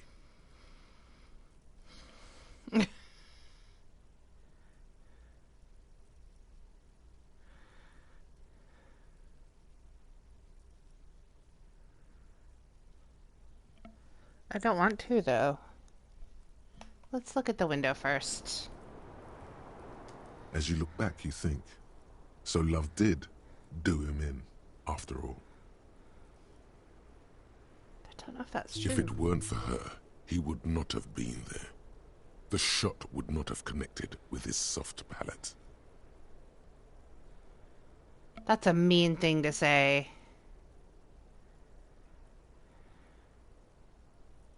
No. Alright, let's look at the window.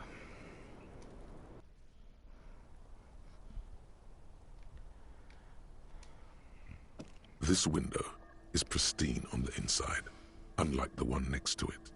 Light from the desk lamp reflects off the glass in an untarnished golden halo. Let me put on all my visual calculus clothes.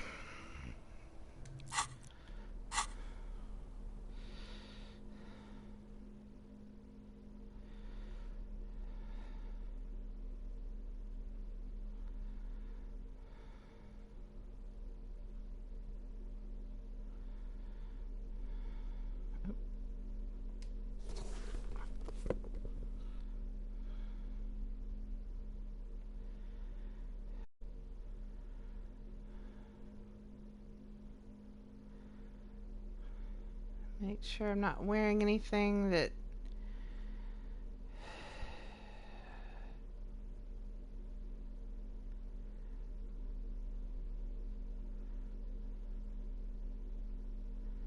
Cool.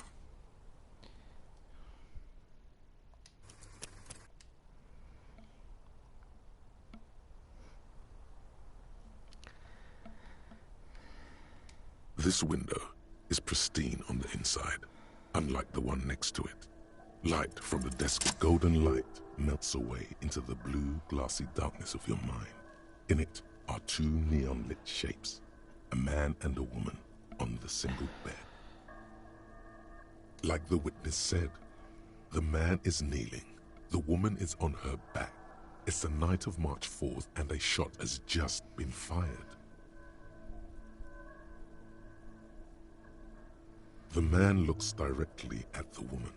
The shot's possible directions converge in his mouth, a ray cast from somewhere outside, entering his brain. From the roof outside, location A prime, the glass fractures around the bullet hole, shards face inwards like a corona behind the woman's back. The man does not know the bullet has entered his brain. He never will. Death comes faster than the realization. The ray cast from the man's mouth unravels into a fan of possible directions, all on the roof at first. The shot could have come from any of them. This is composite location A prime, most likely of the origin points. There could have been. Then the rain and slush and wind washed it away. This was more than a week ago. 72%, with a weapon that's good for medium range, Very like specific. a rifle or sports pistol. This is a good short distance, but not too short. The perpetrator aimed with their back against the railing, or possibly kneeling for precision. This would explain why it only took them one shot. The lights were on in here, Outside it was dark. It was like shooting fish in an aquarium, a well-lit aquarium. The victim opened his mouth to let the bullet in. Neither of them would have seen anything outside in the darkness, too busy with their own bodies. Point X would contradict the woman's testimony, rendering the entire proposition void. These figures would be wiped out, Detective.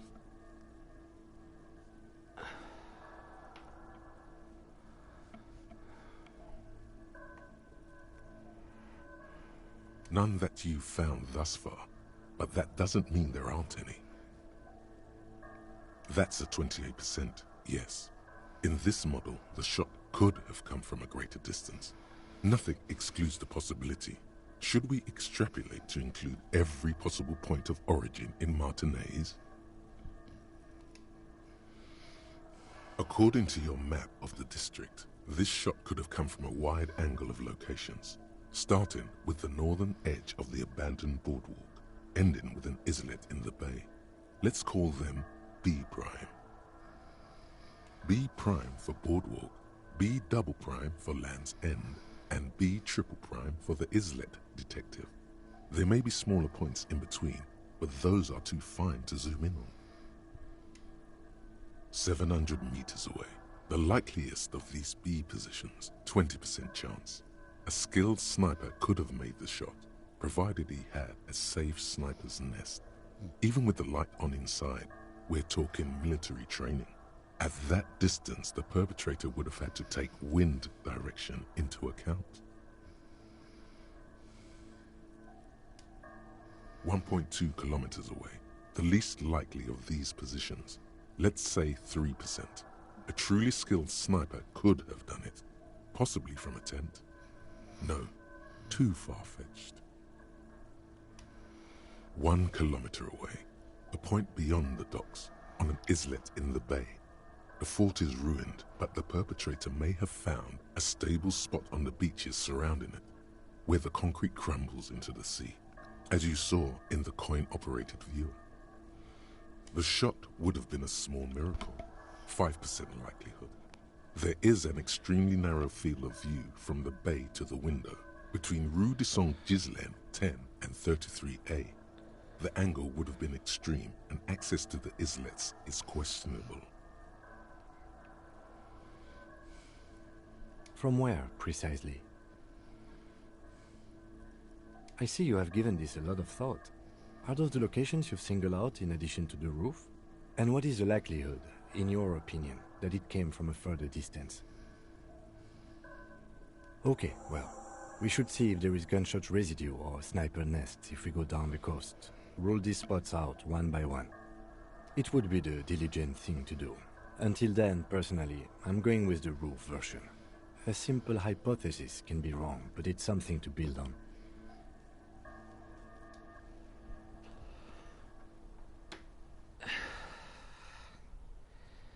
The game wants me to arrest her, but I don't want to arrest her.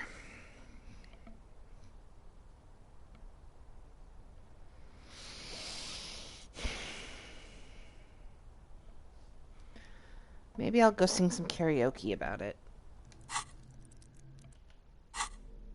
Okay. Let's get rid of... Put on better glasses. What are my other choices? Authority or encyclopedia? Oh, I don't want to get rid of perception. I love my perception. There we go. All right. Drama close, drama close. That's what I need for karaoke, right?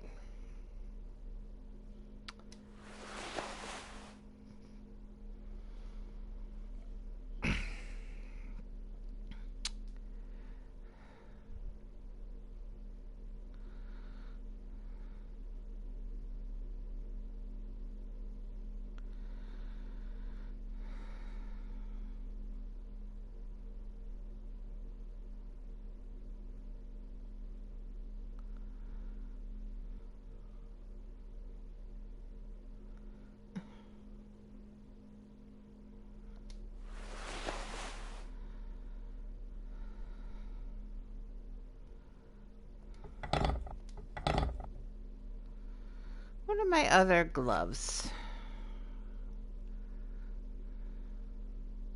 What are the gloves I'm wearing? Electrochemistry. I have interfacing gloves.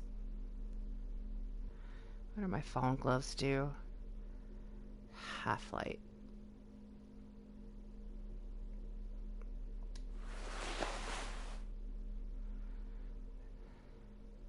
That's my horrible necktie.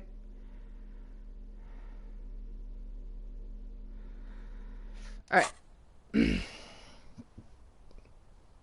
Doing the drama check won't make you immediately arrest her? Oh, that's good to know. Let's see. Let's do it then.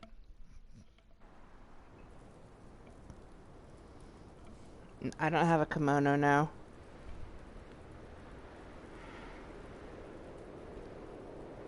Let's save.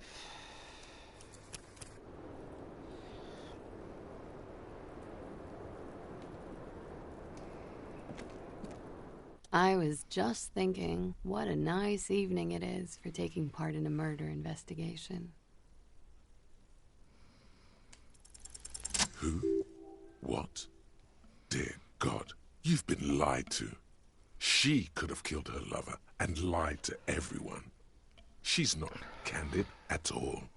She's smoke and mirrors and willow-wisps.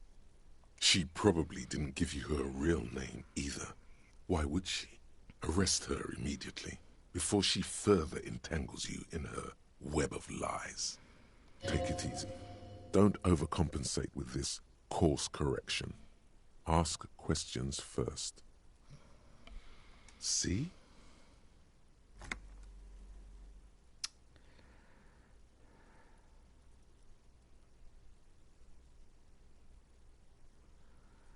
I did. What is this? I called your desk or whatever it is. The numbers are all over town. Call 8-100-2 for emergencies. There was an older woman on the other end. It sounded like she was smoking. She took my complaint. She coughed. Anyone could know that, sire, by looking around and calling the desk.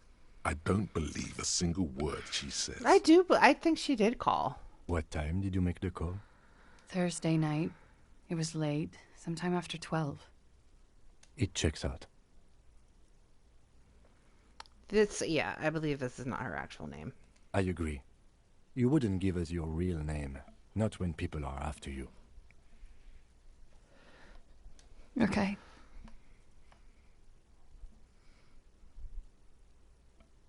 Okay, it's not. You log your work every week. It's all transmitted to Common, sir. I couldn't just beg you not to enter my name. So I lied. Like I lied before. Like I did at LCSB. I have to lie all the time. I'm so tired of it. Well, of course the passport was bullshit. I knew that. No. It's submerged in a plastic buoy on the coast, in the reeds. It just doesn't say Clausia Amandu. It says Anouk Mea Smith. Falsified documents? Passport and visa. Given to me by my employer. I can't even use them. My employer probably leaked the name, Mea Smith, to hurt me. Why would they do that? I didn't show up to a rendezvous. They don't take that lightly. I didn't show up because I was afraid they'd do something to me. The job was finished. I'm just a liability now. She fears an arrest right here and now. This has been an awful turn of events for her. West of the boardwalk, in the reeds, on the coast there. I put it there when I first arrived. Haven't been there since.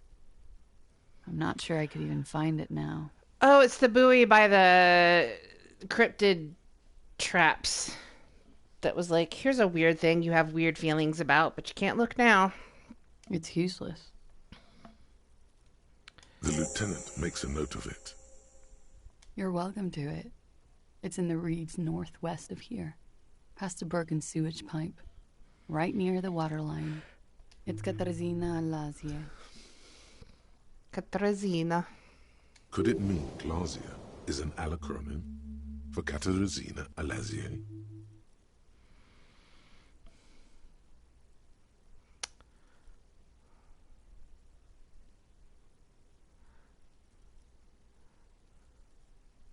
I mean, it was a sentimental thing. I wanted to be more me here, this time. So I used my nickname. A nickname? Who gave you this nickname, Clausia? A teenage boy. She nods. Her round eyes meet yours. They seem moist from the wind on the roof. I am. They can never take my sash and my scepter from me. Yes, they can, for lying. Relax, drama. She nods, her back straight, ready for whatever is next. There may be grounds here, at least for an extended detention. A little whimper. The young woman hears you. She's looking around. But I haven't done anything. Anything illegal. Failure to aid a police investigation. Fucking mind games. Enough. That's right, gang. Stern and merciless now. Stern and merciless as we reel her in. But I don't want to.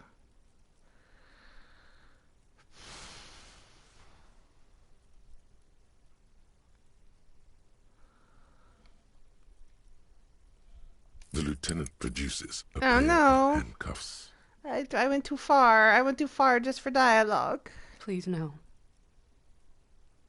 But there's nowhere to go. A two-story drop to the Plaza Mosaic. If she could, she would have run before. I think I know who did it. I know who shot Lely. You know it wasn't me. Why would I do it? I have no motive. She's silent for a second, as if looking into herself for certainty. Then, in a hushed voice, she says, gearing up for this betrayal is hard for her. Ruby. She has this thing for me, ever since I met her and the boys downstairs. She's been pretty frank about what she wants. Sex. And more. I made the mistake of confiding in her. I told her I was on the run. She started protecting me. It became an unhealthy relationship. When I started spending time with Lely, she told me to end it. Said there would be shit if I didn't. It was not a good meeting. We stopped talking after that, but... I don't understand. What exactly in your relationship made you think she's romantically interested in you? She said she's in love with me. She even asked me to run away with her when I told her I'm a fugitive. She started developing notions about our relationship. And you led her on? Kim. A little. I was flattered, you know? But then I had to let her off, and it was not easy. I came to regret being friendly with her. We maybe kissed, nothing more.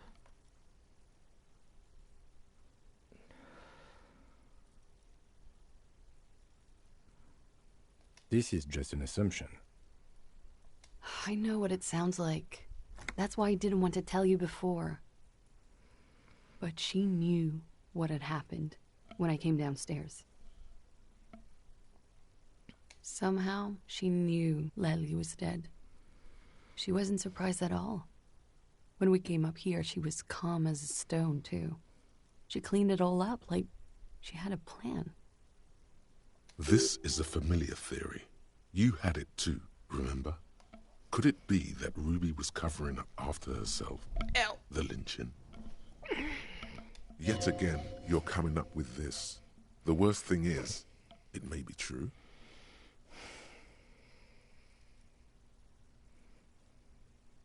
She came over one night, drunk, said she'd turn my life into a living hell. I've been threatened before, so I can tell when someone knows how to do it. And she's a pro. She must be, to keep the Hardys in line. I tried severing ties with her after that. I thought it had worked, but... Some of that fear is still with her. She exhales sharply. What are you talking about? She's afraid you'll arrest her.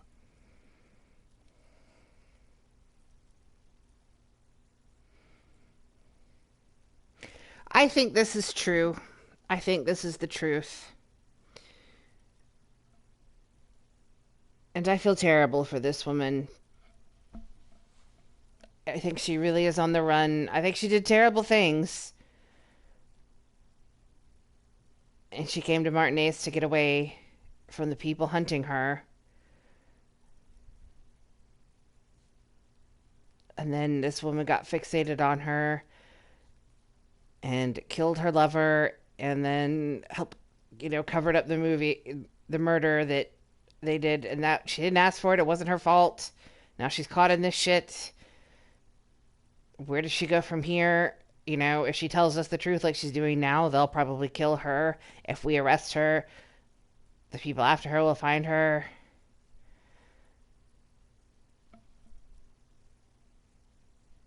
Anyway, this all has the ring of truth, finally.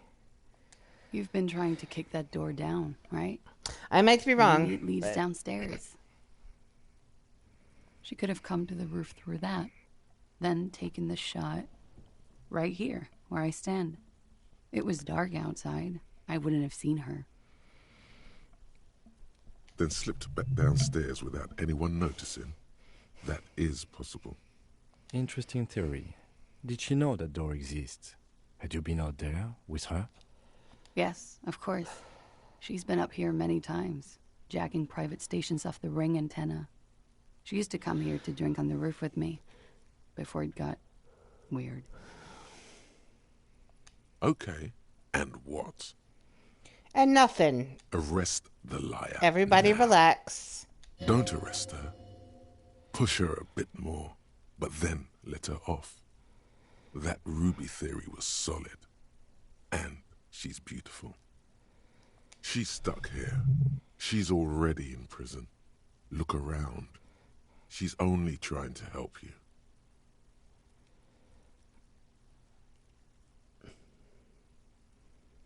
What do you mean, who?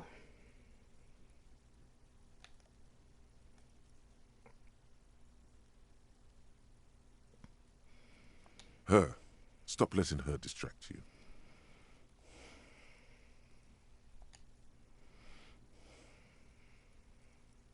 Thank you. Thank you. You won't regret it. I hope not. Something tells you, you will. She nods, then nervously pulls on her cigarette. Okay.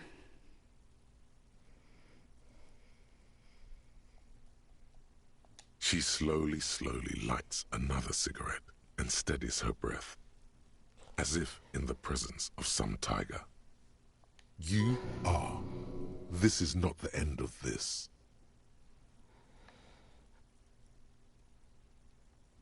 Lies. Yes, we demand she be punished for deceiving us. Oh, never mind. Sorry. She slowly lights another cigarette and steadies her breath.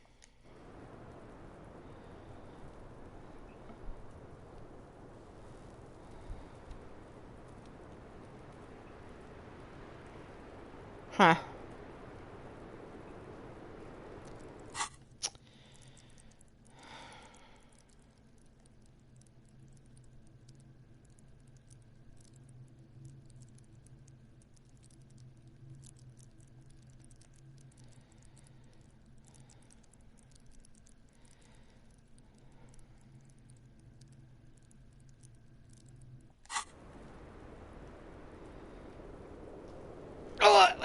Oh, God. Big old long thing of spoiler text in the chat.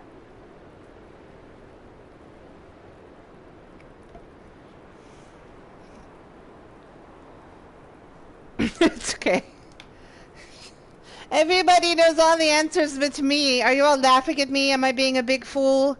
A big fool for believing the Ruby story and not arresting her? Have I succumbed to this woman's wiles? I don't know. I'm gonna go sing some karaoke, though.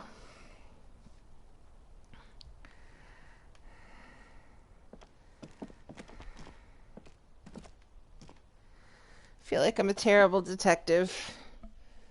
I don't know anything.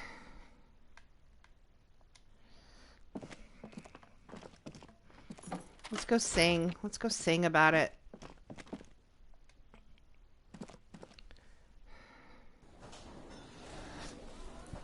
All right. Time to save scum.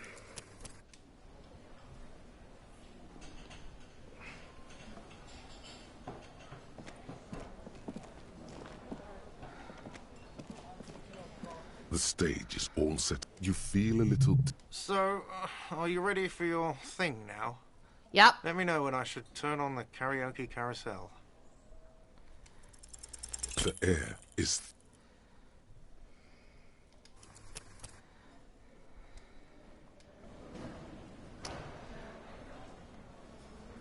This might take a minute.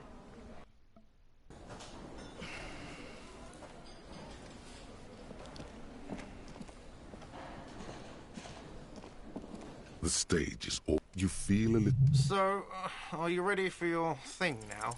The air is thick with anticipation. All right, here we go. Someone dims the lights as the music starts. Okay, here we go.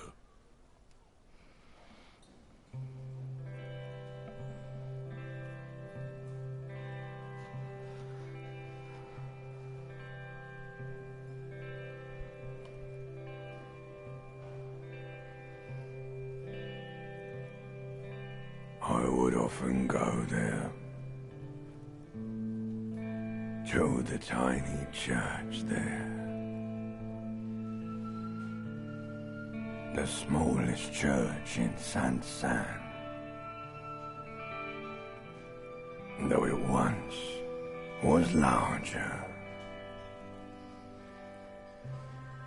How the realm may rest there. Down through the mist there, toward the Seven Sisters, toward those pale cliffs there. I would often stay there, in that tiny yard there. I have been so glad here, looking forward to the past here. But now, you are all alone. None of this matters. No, none of this matters at all.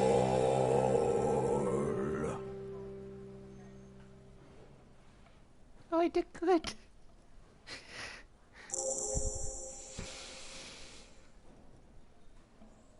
A lazy applause fills the room. You feel your hands shake as awareness of your body returns to you.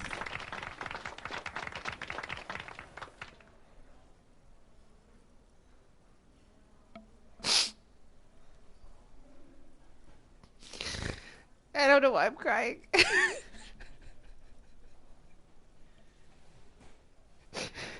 Doesn't say anything, but gives you a quick smile before turning away.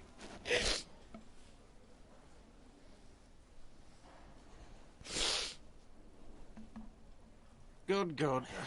Are we ready? I want to unplug the microphone now.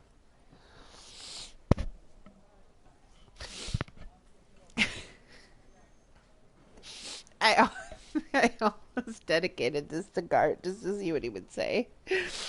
But I can't not dedicate it to Kim. Last words?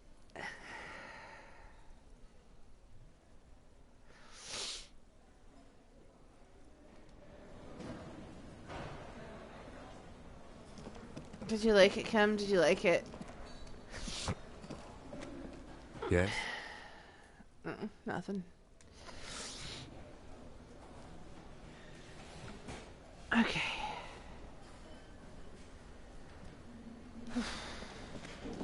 I saw an orb in here. There's an orb that I didn't see before. Okay, let's go look at the hawthorn bushes. That seems like a thing.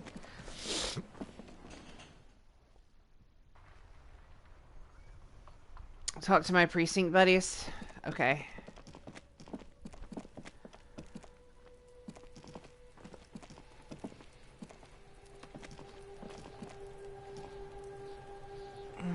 Okay.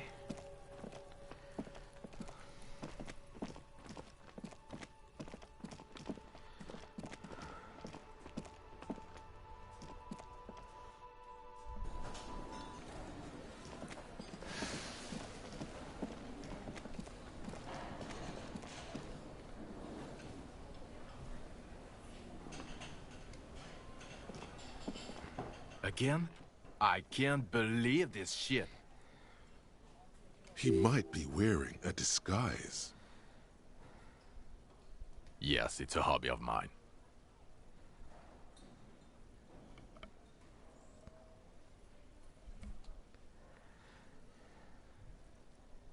Okay. Am I not...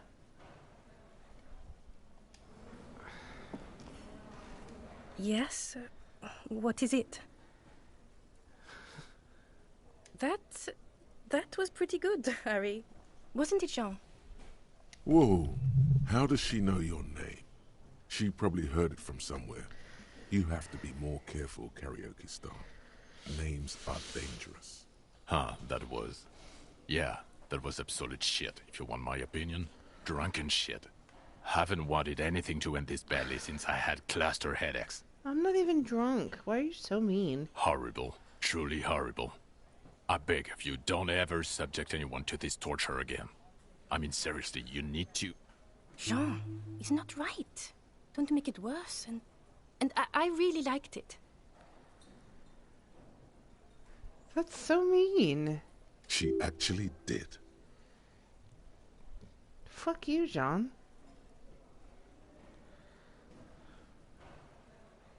Yes, I called you by your name. What about it? God, everybody knows your name. Please go finish your investigation, so everyone can go home. God damn it, you leave her alone. Keep your weird bullshit to yourself and be professional for once, for fuck's sake. Can I actually help you with something? Yes, of course. Preposterous. I mean, you would remember if they were, right?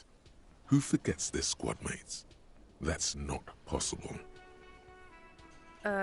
It means I'm a patrol officer, sir. What was with that, sir? It might be because you have the higher rank. Okay. I'm gonna stop asking your questions. I'm embarrassing myself. Hi, guard. Did you like my song? I did the good song. Ah, smallest church in Saint-Saëns, right? Yes.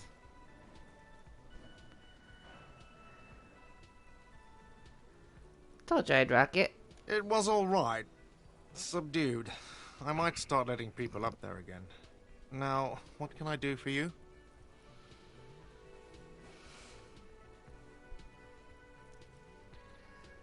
Oh, I should have said something else. I should have recognized that he knew the song.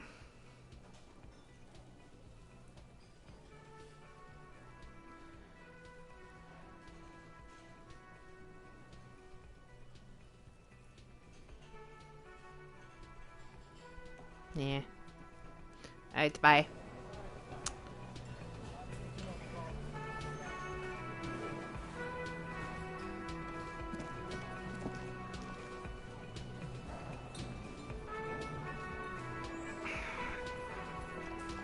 Hey, Titus. Titus, did you like my song?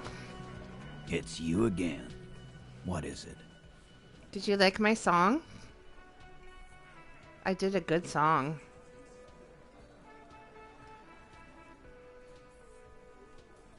Oh, no, bye. I have to go meet the guy at the apartment. I forgot. Bye. I'll talk to you about that later. Bye. Fuck. 5 nights in a row I've forgotten to do this. Come on, Kim. Come on. Come on.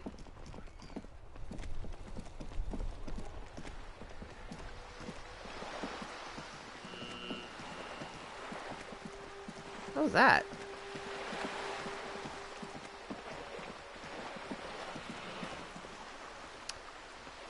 High frequency buzzing.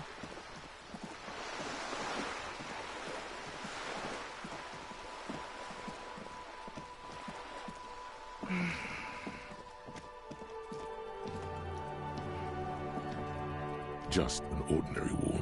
Nothing to see here.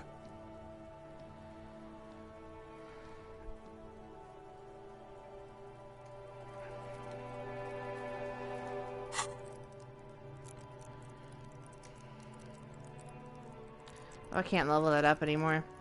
Boo. Oh,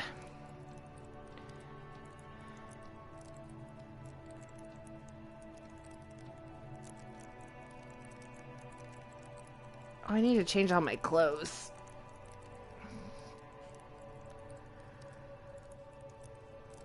More shivers.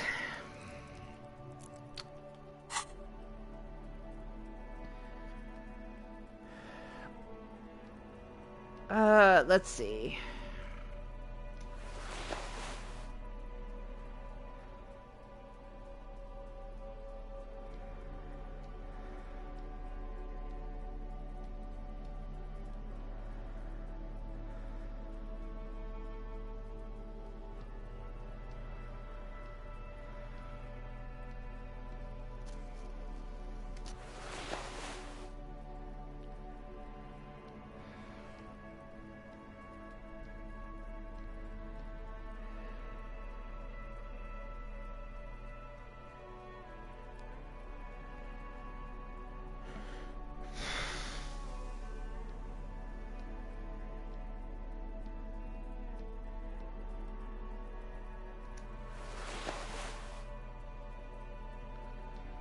Wear that for the check. And that for the check.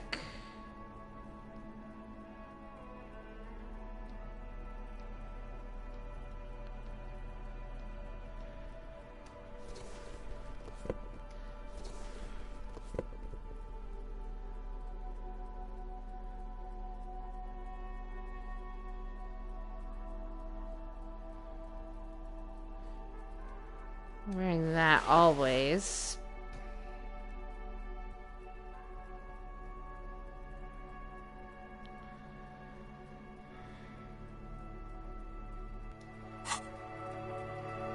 Just an ordinary wall. Nothing to see here. I'm gonna fucking figure out what's going on with this wall. If it kills me. I am a certified art cop now. I have to get this. Just an ordinary wall. Nothing to see here. Yeah. Why? Fuck you.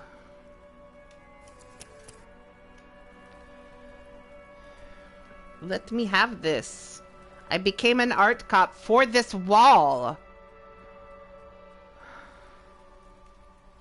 Just an ordinary wall. Nothing. Yeah. Why? It's a wall.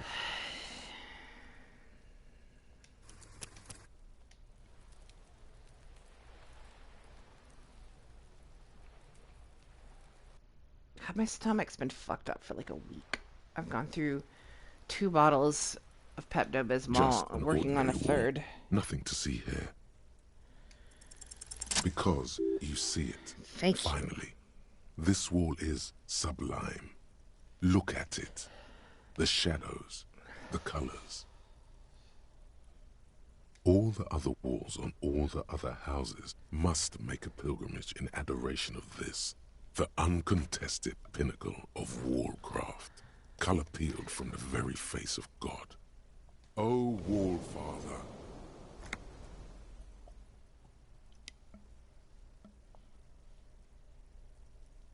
Yes. Huh? trust me. He sounds tired of it all. Oh. Trust me, Kim. You already have the heavy fuel oil to use as paint. It's red. And Cindy the Skull has a paintbrush. This is on. Mm-hmm. Sure. If you must. I must. Please. I need you to trust me on this. Come on, let's go talk to... I forget where we're supposed to go.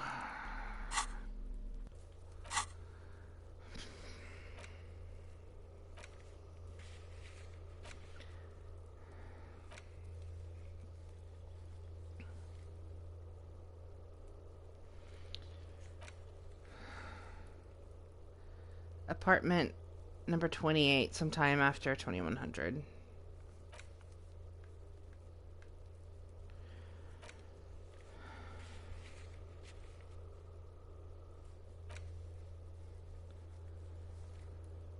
I got that.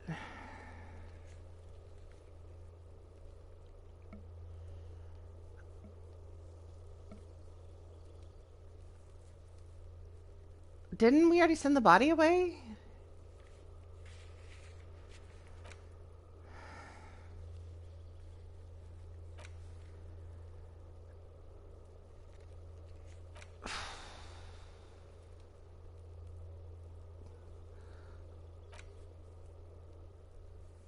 Hell.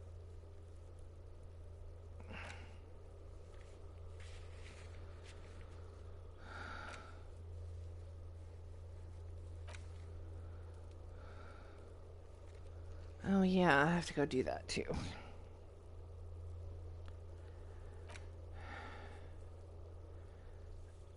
I'll do it later.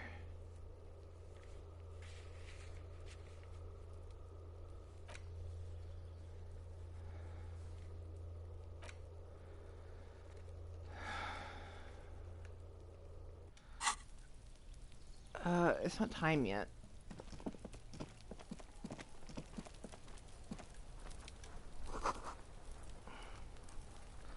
Isn't this, that's where Gary lives, right? I don't really want to talk to Gary, to be honest.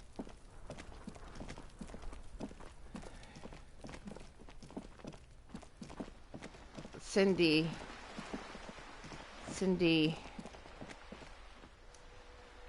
Can I have a paintbrush? Hello again, officers.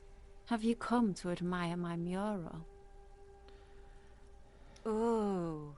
Not only have you found my address, you've discovered my biggest secret. I'm a coal miner. She does have a... It doesn't have to do anything at all. Nothing does. Like me. Right now, I'm doing nothing at all. The inspiration will come to her once hell is set loose on the streets. It's too calm right now. Shoot, Piggy. It's what you do, isn't it? I don't believe it. I've never known those boys to have manners. The bemusement in her voice doesn't fully mask genuine tenderness.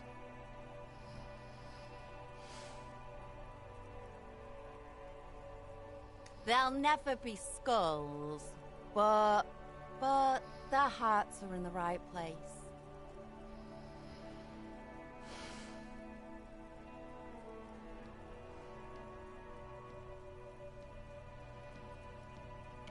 No, okay. Like, absolutely not. She's never gonna, like, anything I think is cool, she's gonna think is less cool. I need a paintbrush from her, so I don't want to talk down to her, so Thank either. you for passing on the message. Now run along, Piggy. What do Armor? I care about some fucking tin eggshells? Not particularly.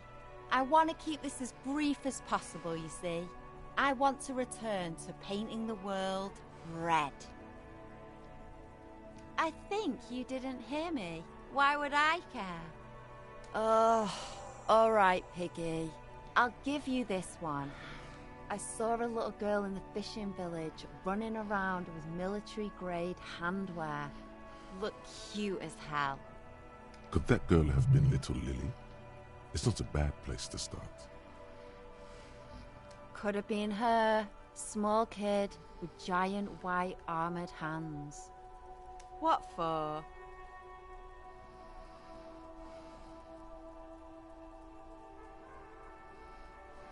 Well, if it's for art. But what kind of art are we talking about?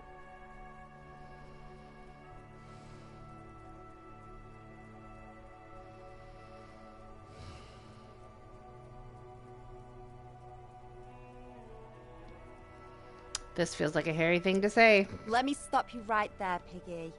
You have no idea, do you? No idea. No brush? Fuck off. No.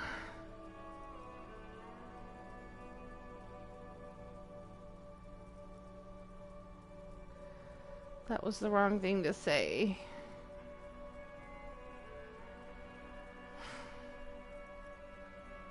Well, you made me sad, Cindy. There, Piggy. I guess art just isn't really you. 'Cause you suck in life and in everything.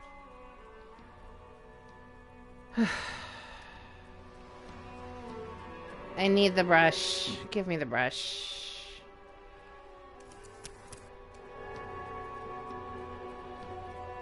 I don't like save scumming like this, to be honest, but I want what I want. Hello again, officers. Have you... They just might be. Rough stuff. If you take the ride, you'd be wise to buckle your little pig belly up. Her neurons must be on fire. The heat creating waves and ripples in all she sees. Above all, in her painting. You really think I need to be high to see the world as art? Poor unimaginative Piggy. How I wouldn't want to have your peepers.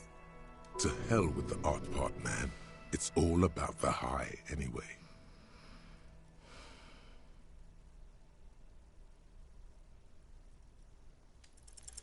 They do say the painter always paints his own portrait.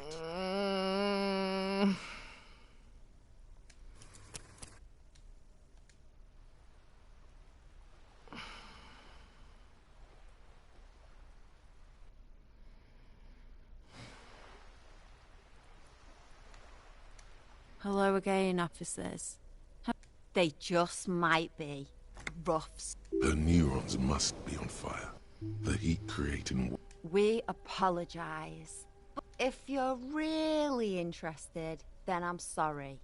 But I don't do anti-radiation drugs. From a guy on Buggy Street, Porta Rosa.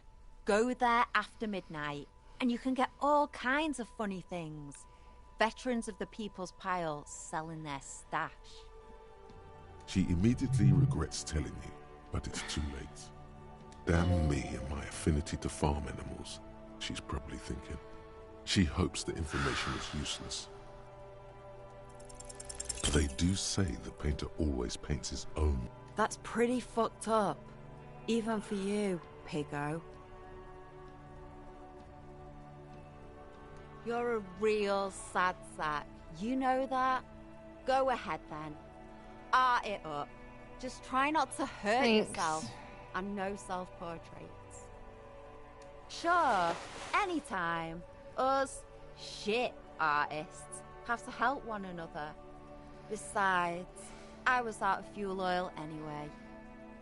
She only gave it to you because she doesn't see you as competition. That's fine. The right idea is not coming to her. It's excruciating. You know what you've got in that fuel canister you scavenged from your Kanema? Red-dyed heavy fuel oil. Bye. Paint and a brush. You're ready to do this.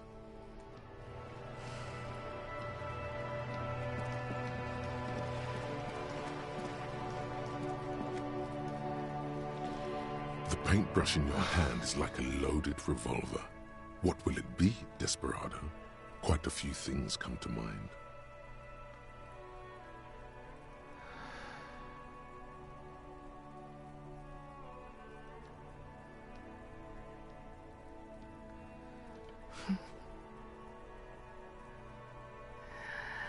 The temptation I have to paint I Love You, Kuno, but he would absolutely hate me for it.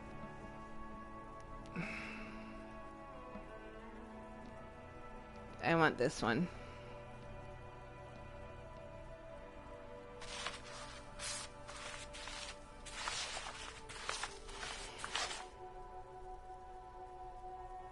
You've spoken.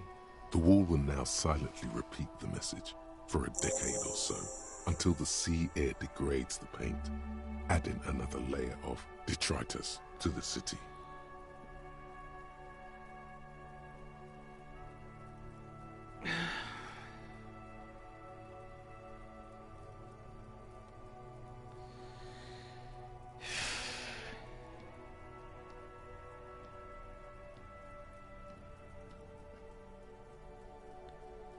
Very poetic.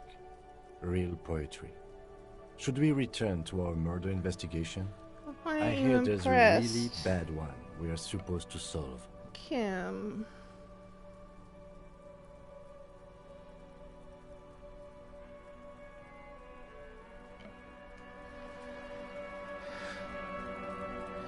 Y'all, I super do not feel good, so I'm gonna stop.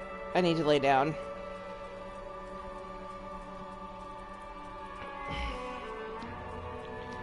I'm gonna leave I'm not gonna save here. I'm gonna leave the last save so that I can paint all the things and do all that.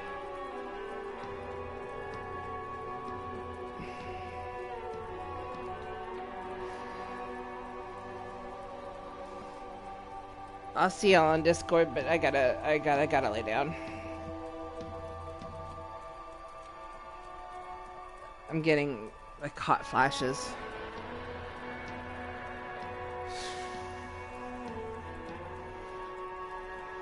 You're very welcome. Alright.